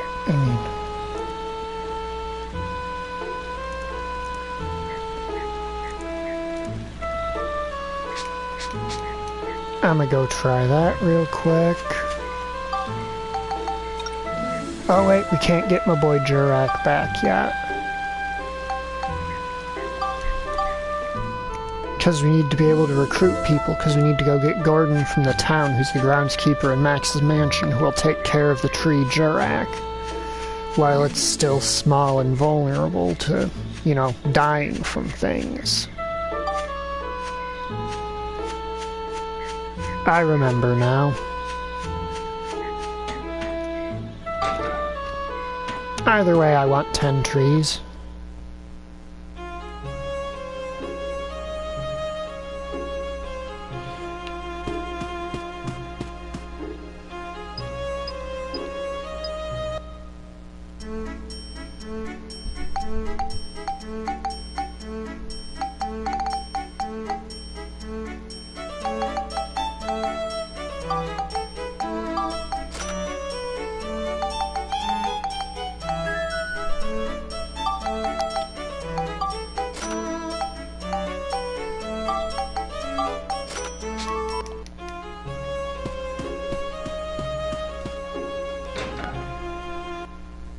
But yeah, while I appreciate that this game's town building system in general is a lot more free, like you get to build the houses, pick what type of house goes where, who actually lives in the town, stuff like that.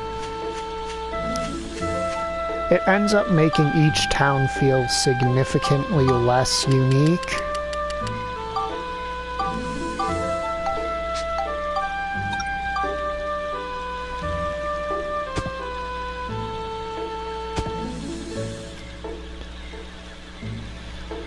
I forgot there are already 2 trees.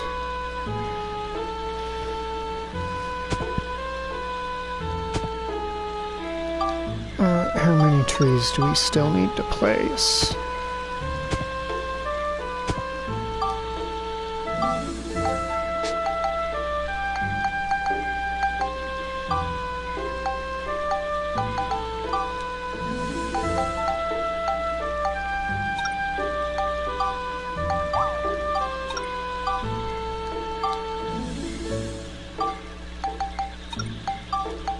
So I believe 10 is the number of trees we need.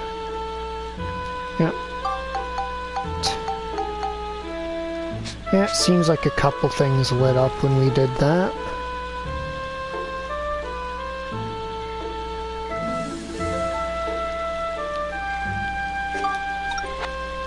Now, did I fix up Steve? Yes, I did. He's so close to his next capacity upgrade.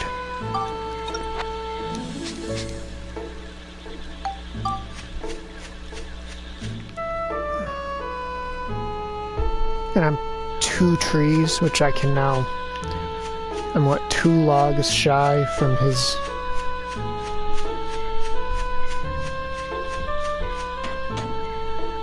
next energy pack. So I should do that while I can.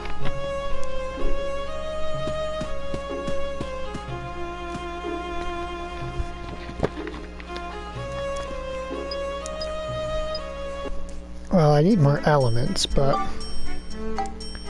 spoiler, they're not going toward Giorama.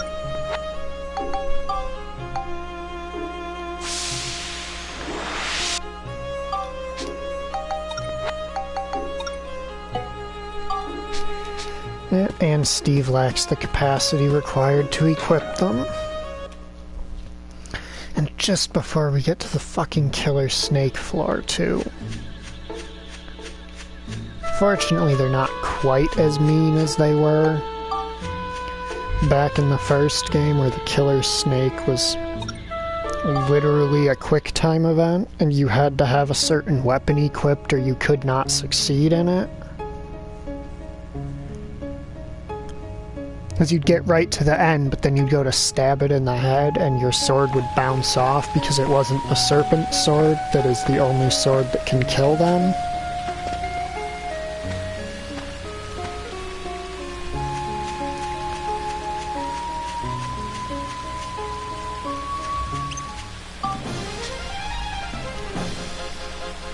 These guys.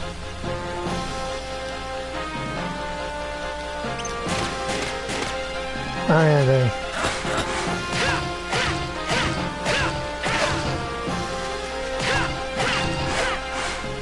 They give not a single solitary fuck about anything Max does, don't they? Leave it to me!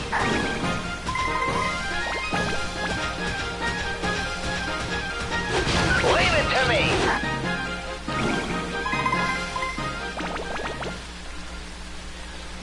Which is a little annoying that this floor seems to have a fair number of them. And while this and the branching path on the map may lead you to suspect that you can go one of multiple ways through this dungeon, only one of the paths is actually open until you get to, like,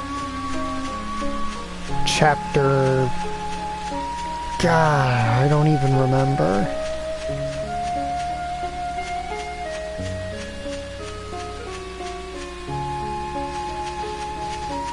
I mean, looking back up a message, I assume someone with the ability Paragon, whatever that means, is extremely good. Since the phrase Paragon typically refers to something of a champion or a hero.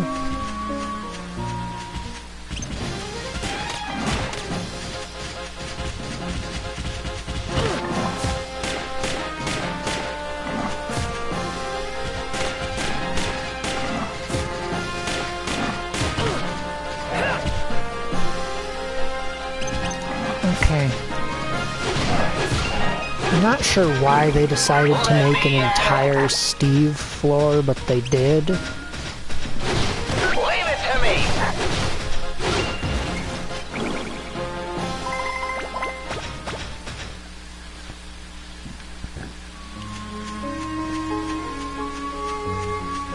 Which I guess makes sense since it's named after an enemy you would definitely need Steve to beat.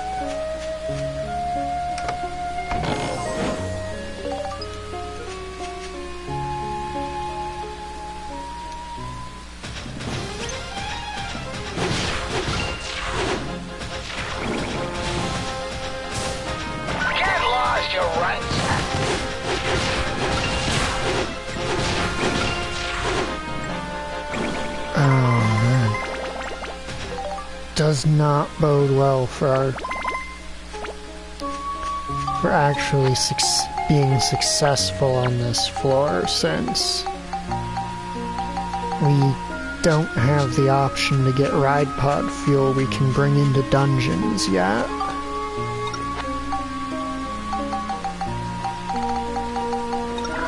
Eat this roasted chestnut, Max, because things might get a little hairy. And immediately an enemy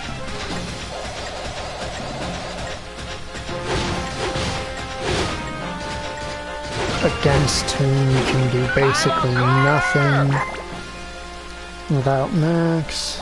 Not without Max. But technically these elementals...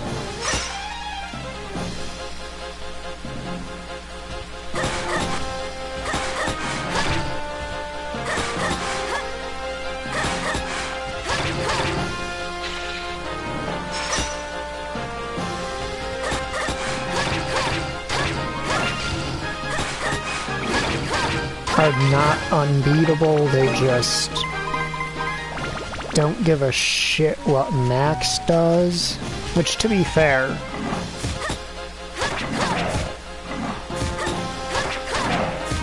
with a lot of enemies in this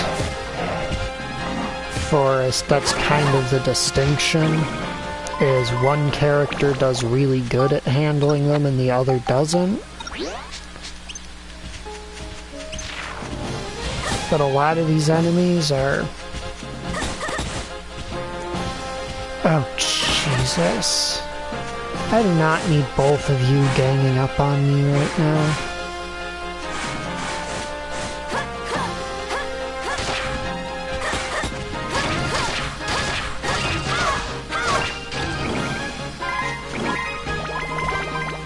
Because that could have easily killed her.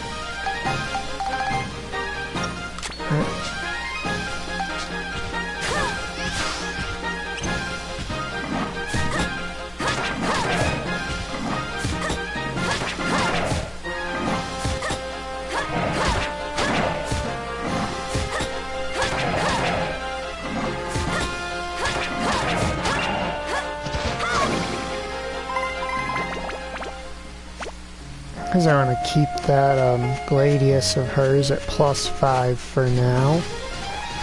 Oh, you have got to be shitting me.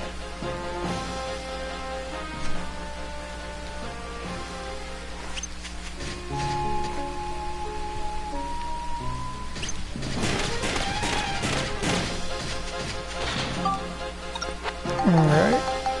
Have we got anything to help us deal with this? Because I'm not gonna lie, this is just about a worst case scenario. Holy water only works on the undead, poison apple only works on living things. No, I'm not interested in fighting you, you self-important asshole.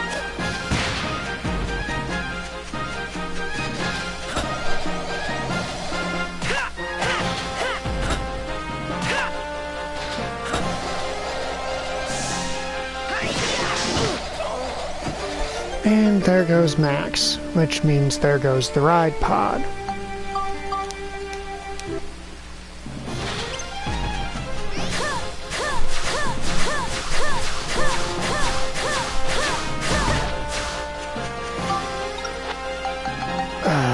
We're gonna have to... I really don't want to have to retreat.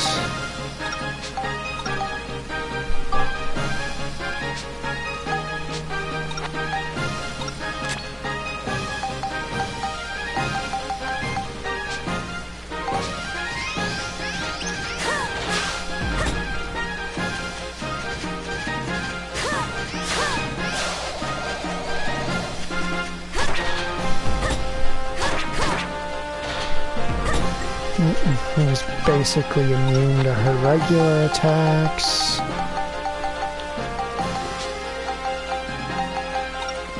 Okay.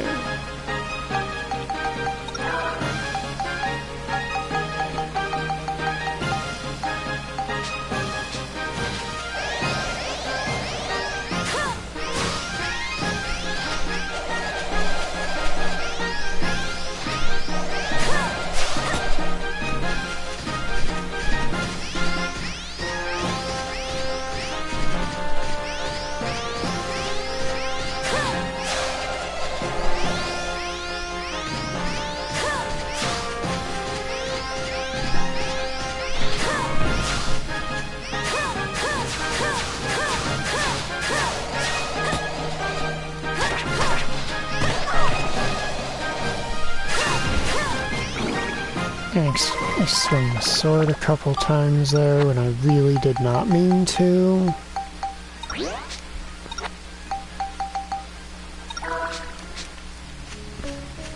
Fortunately, we're going to unlock the ability to recruit townspeople soon, which will make all of this way fucking easier.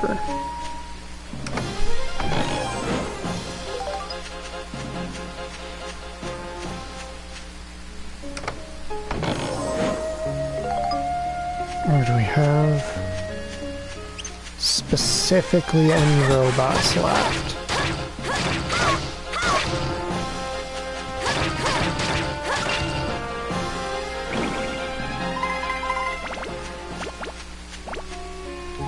Now we've got the killer snake there.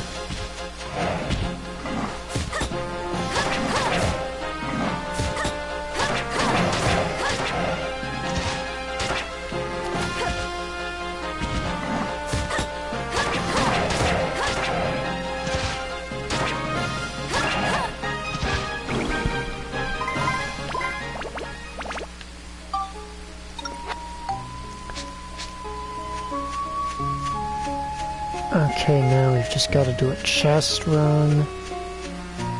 We don't even need to fight the killer snakes. We just need to not fucking die.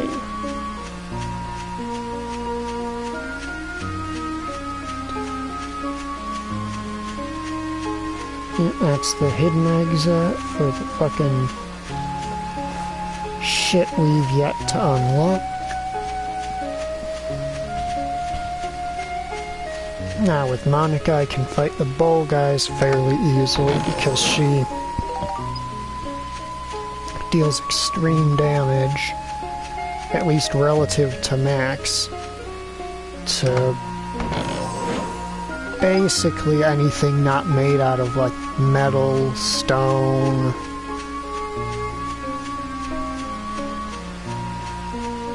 Or for some reason elemental enemies she's also just way better against for seemingly no reason.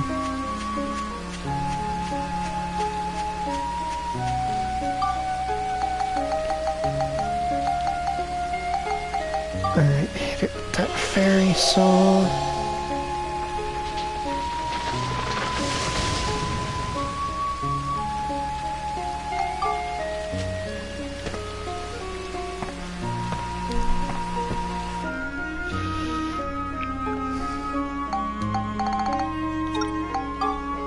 Alright, exit here, go to the forest, I believe.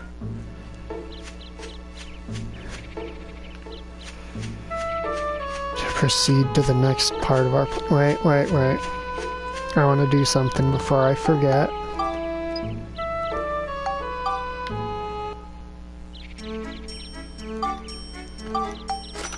Improved core. That increases the amount of stuff he's able to equip.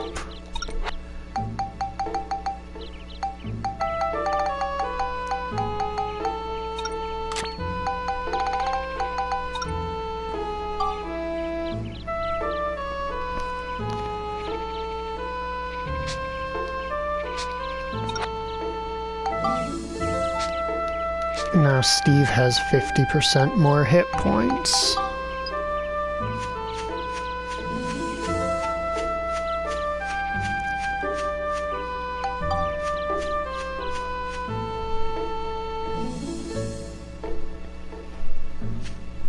Because Steve scales up way faster than the other party members do.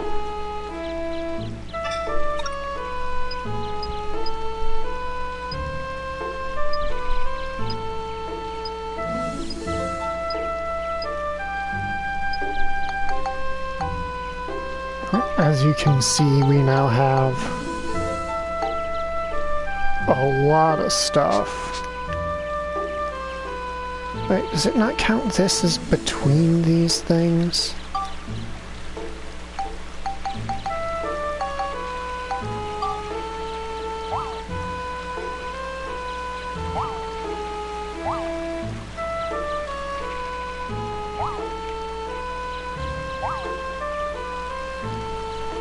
Is it actually just want him straight sandwiched between them?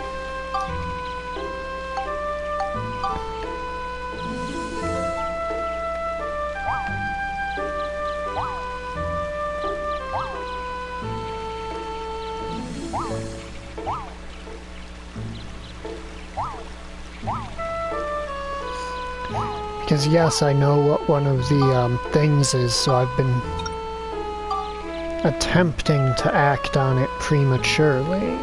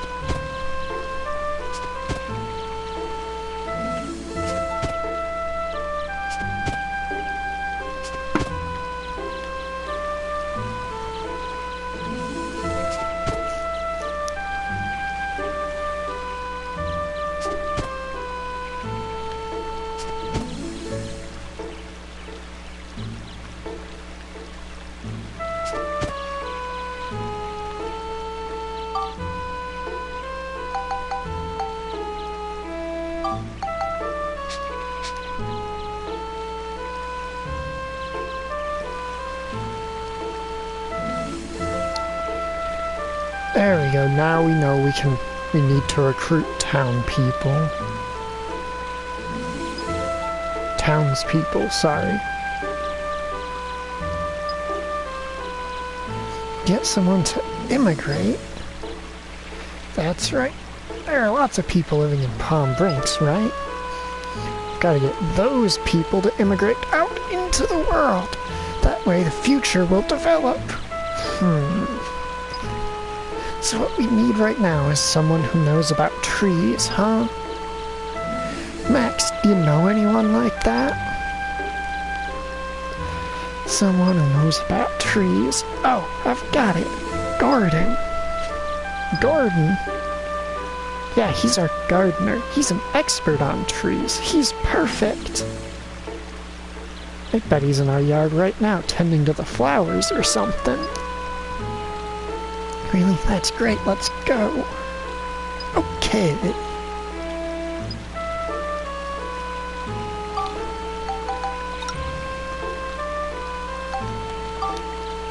And once we recruit Gordon, we gain the ability to recruit people and... well, the number of people whom I possess in my group is... little motley assortment of people is going to increase dramatically.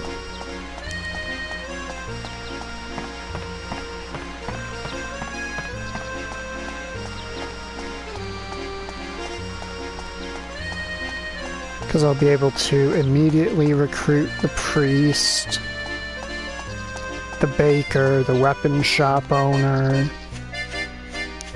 the sheriff, though it might take a couple tries.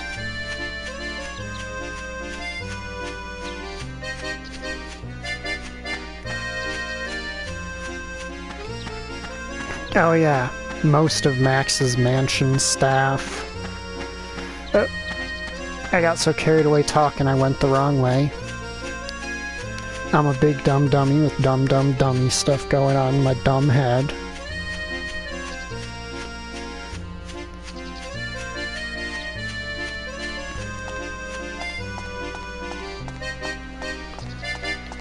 Got too carried away talking about people I'll be able to recruit that I need to do some more work in Sinding before I can recruit the painter, but there is a painter around here that we need to recruit for later. It's a pain in the butt. He only wants to live in a house that has a purple roof.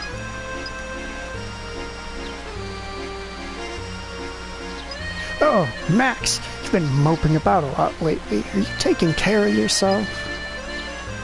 Something I can do for you? What? You want me to go with you on your adventure? I'd like to go with you. This poor tree isn't doing so well.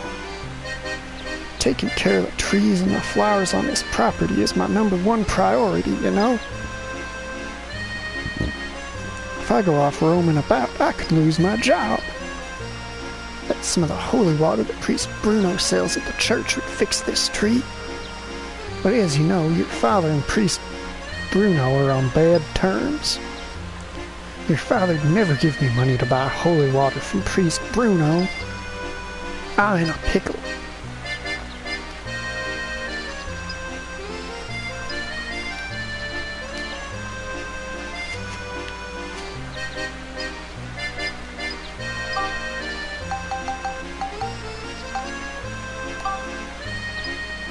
Yes, Max, you've done it.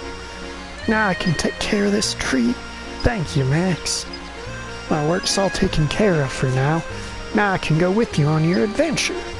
Oh, and don't mention that holy water to your father, you hear?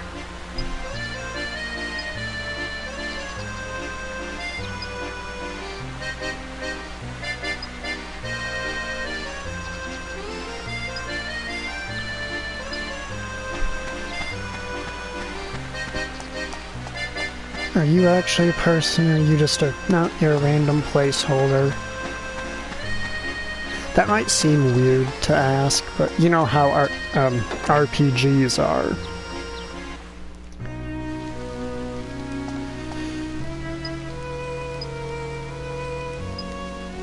Is anything I can do for you? Leave it to me.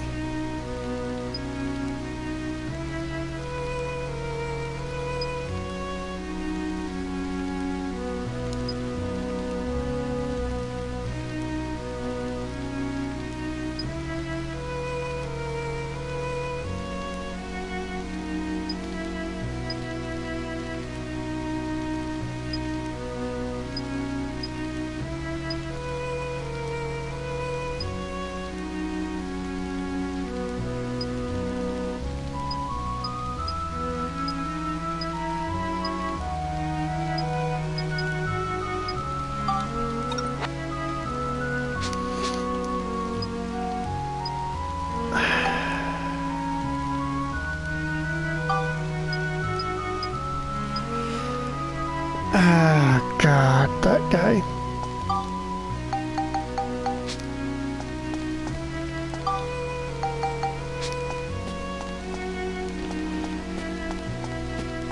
Basically ate all of my resources immediately.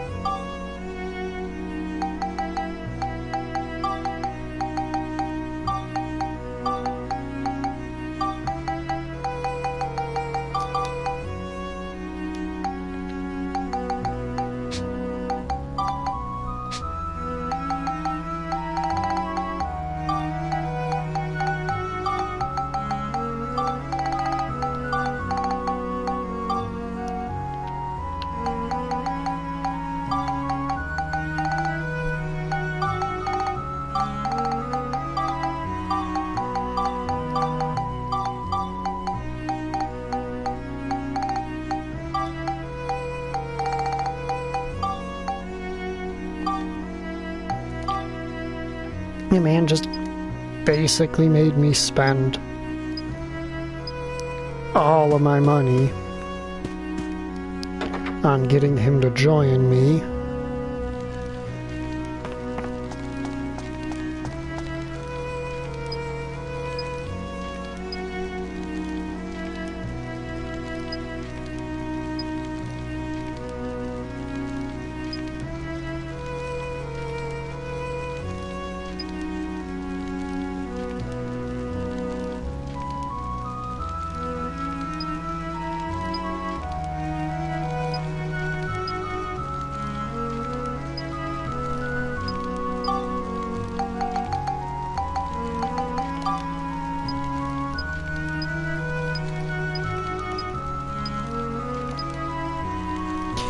Yep, so we give him a chestnut, and he joins us.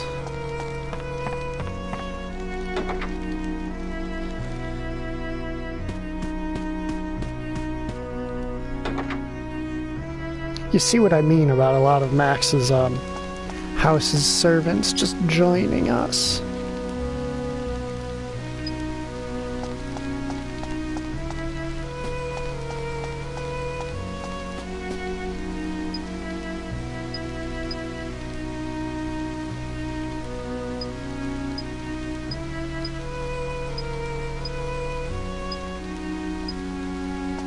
Alright, we got 600 back. Nice.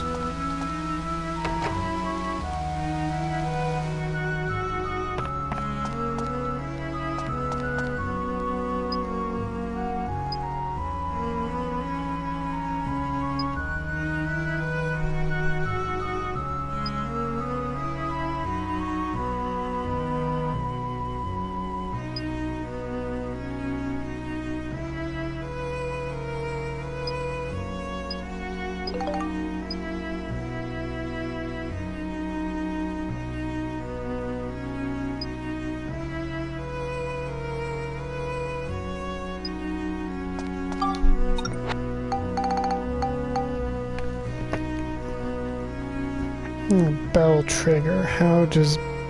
What is the recipe for?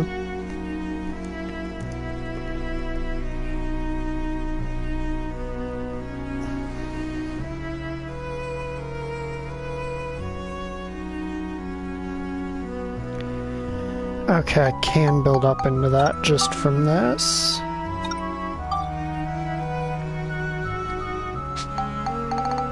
You know what? Fuck it.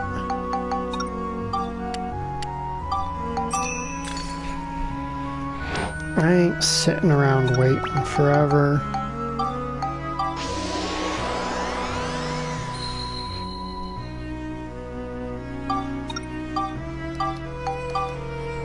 Man wants a bell trigger. He's getting a bell trigger.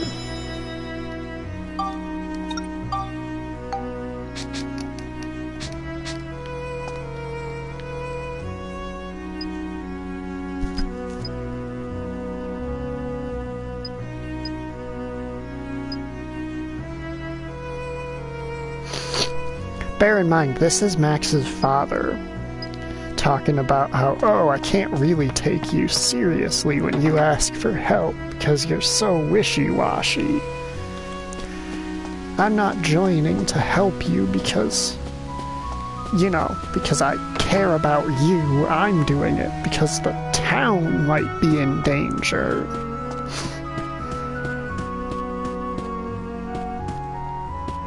It's just sort of the type of guy Max's father always has been.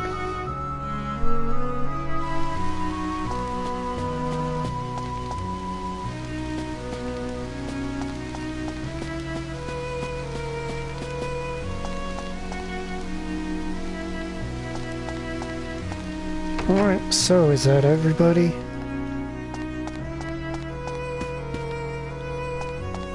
Yeah, that seems to be all of Max's servants.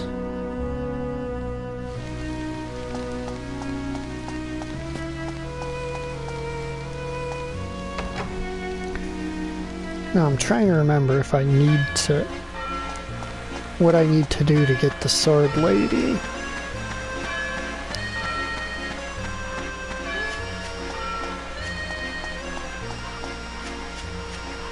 Yeah, this is the painter dude's house.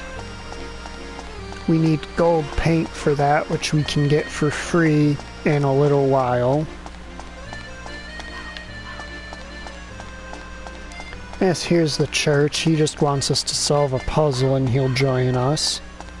It's a very easy puzzle.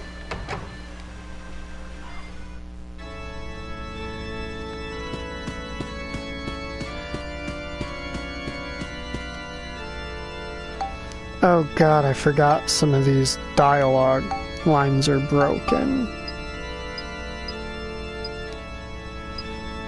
Well, he wants me to...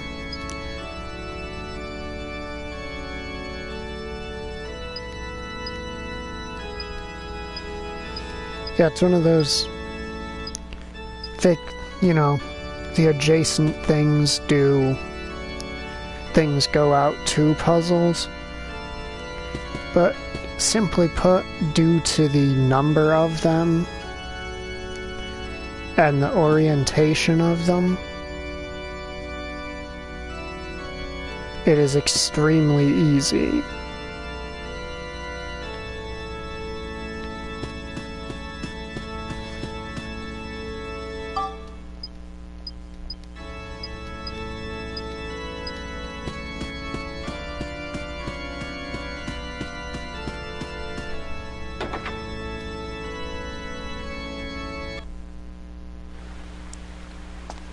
There is one person I could technically recruit now who I will not be recruiting now.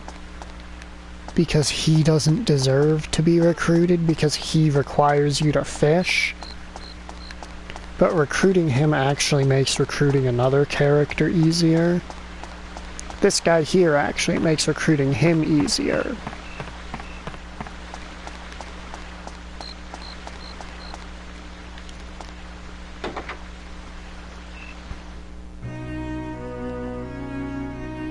We gotta talk to this one as Monica.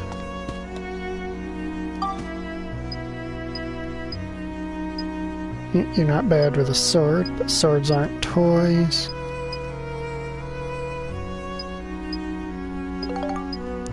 Oh, I only have to build it up by about 2.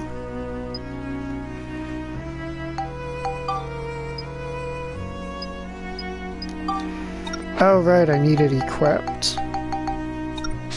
Alright, give me a second. For some reason I thought it had to be +5 or higher.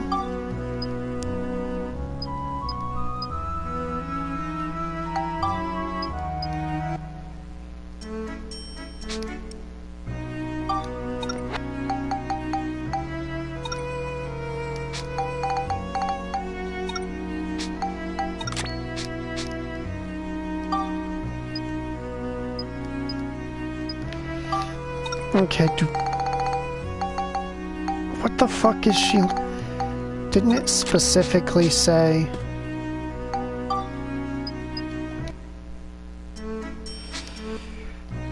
to just have the sword? Alright, fine. You want me to specifically use this sword then, I guess. Not gonna be difficult, but I'll fucking play your little game, dum-dum.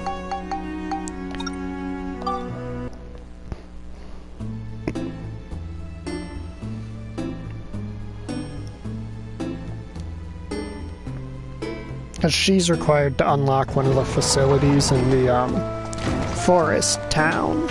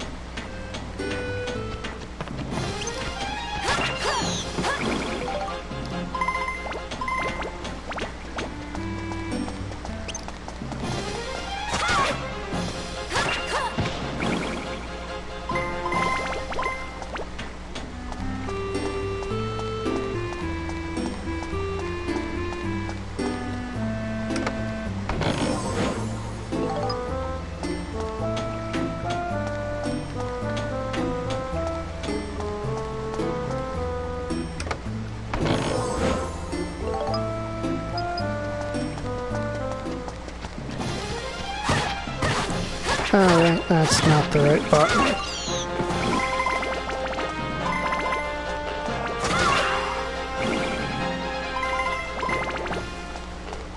I'm so used to other ARPGs where... because in so many of them, square is the attack button.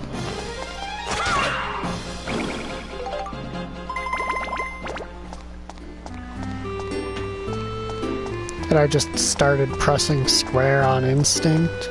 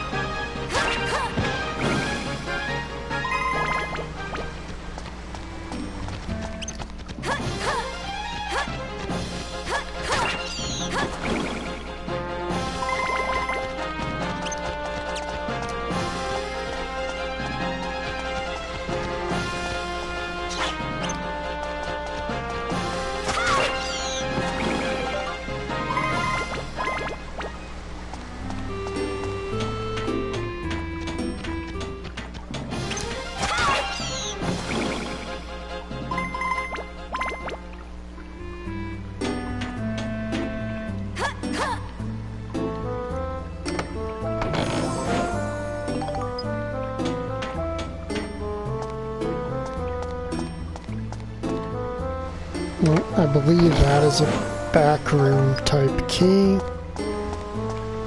Well, not backroom, because I don't believe this game has those. But it's an extra section type key that you can use to access blocked off places.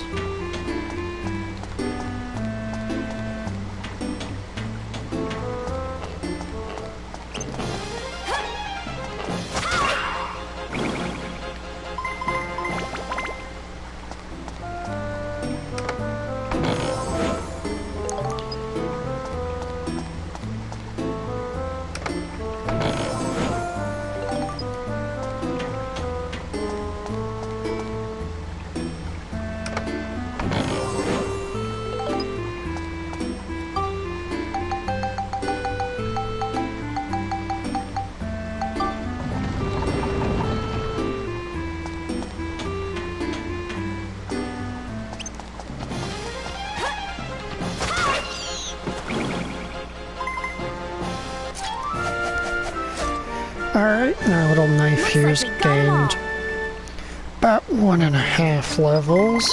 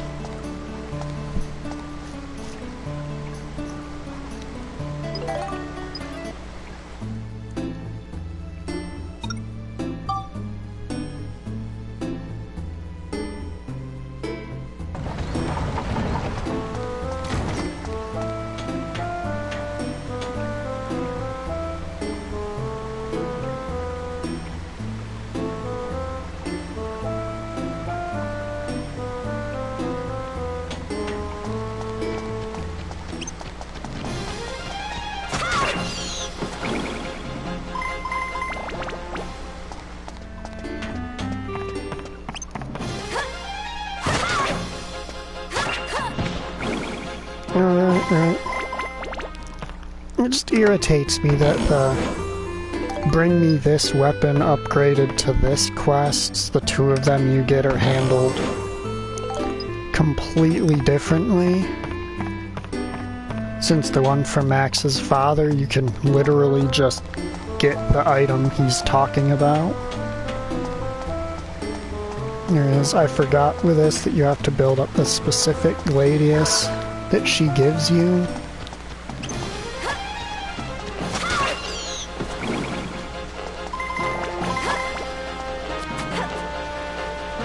I want you to... oh no, I can't even jump and attack at it.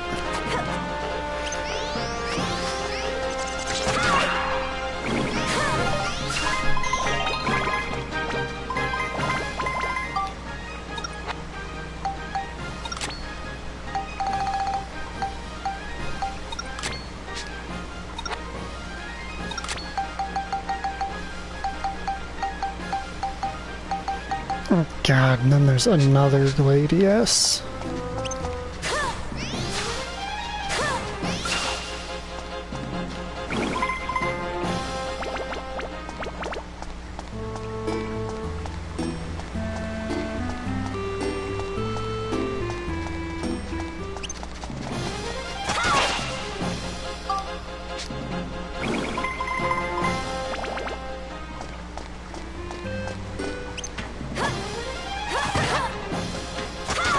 What does a gladius turn into in this particular game, since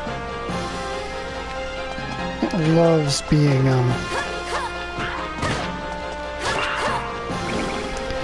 since the series in terms of weapon upgrade trees isn't always consistent.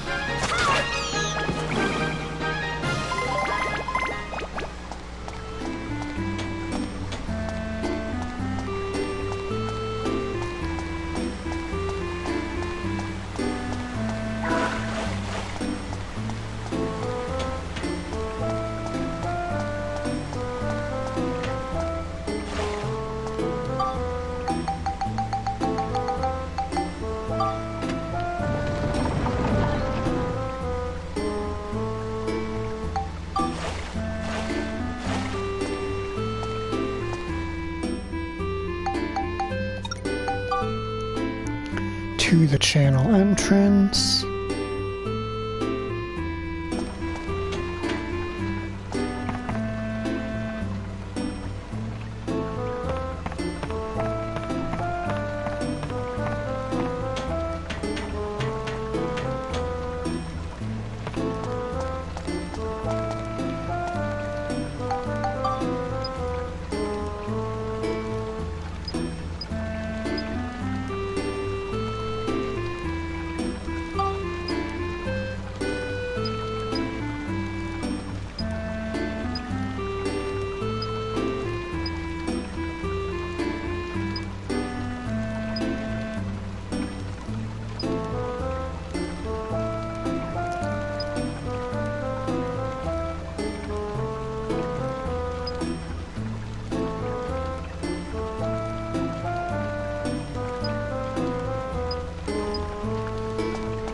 And you have to talk to him to start that quest, because if you don't, then the items that he wants will not be sold in the shop that they're sold at, specifically so you can finish that quest.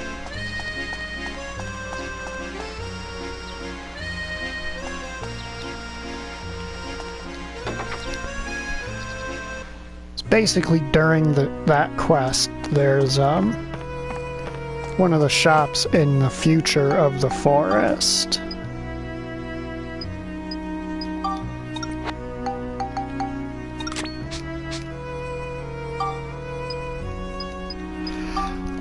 Oh, that wasn't the right gladius, apparently. It's so hard to tell with the game having given me, like, 4 of them.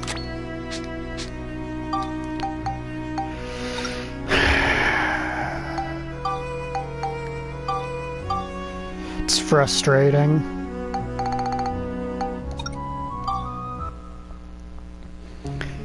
is legitimately frustrating.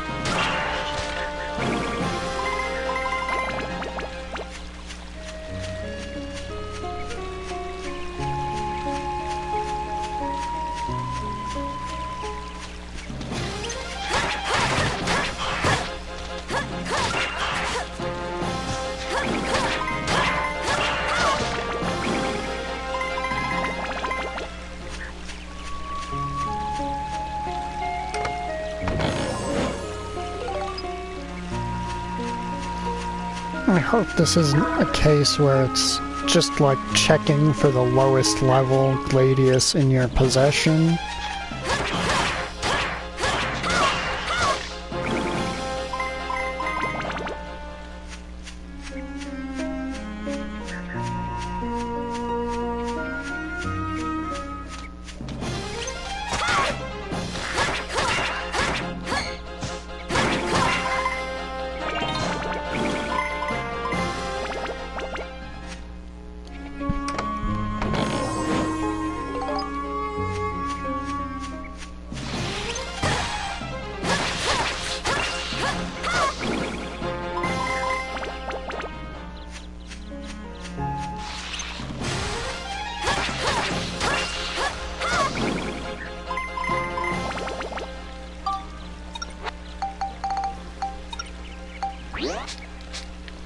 So it's not the +6 one, and I know it's not the one that already had weapon hit points taken off of it when I was looking through my inventory.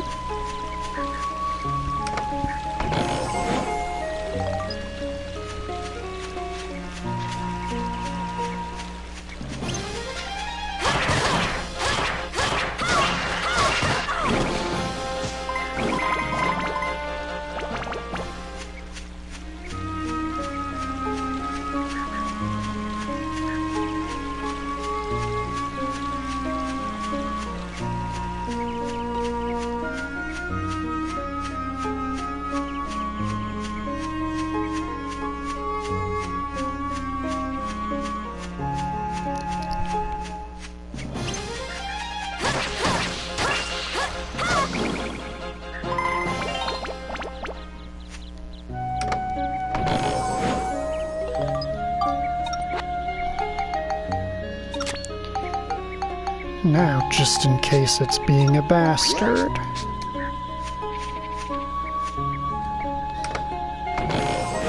Let's get to work on this one.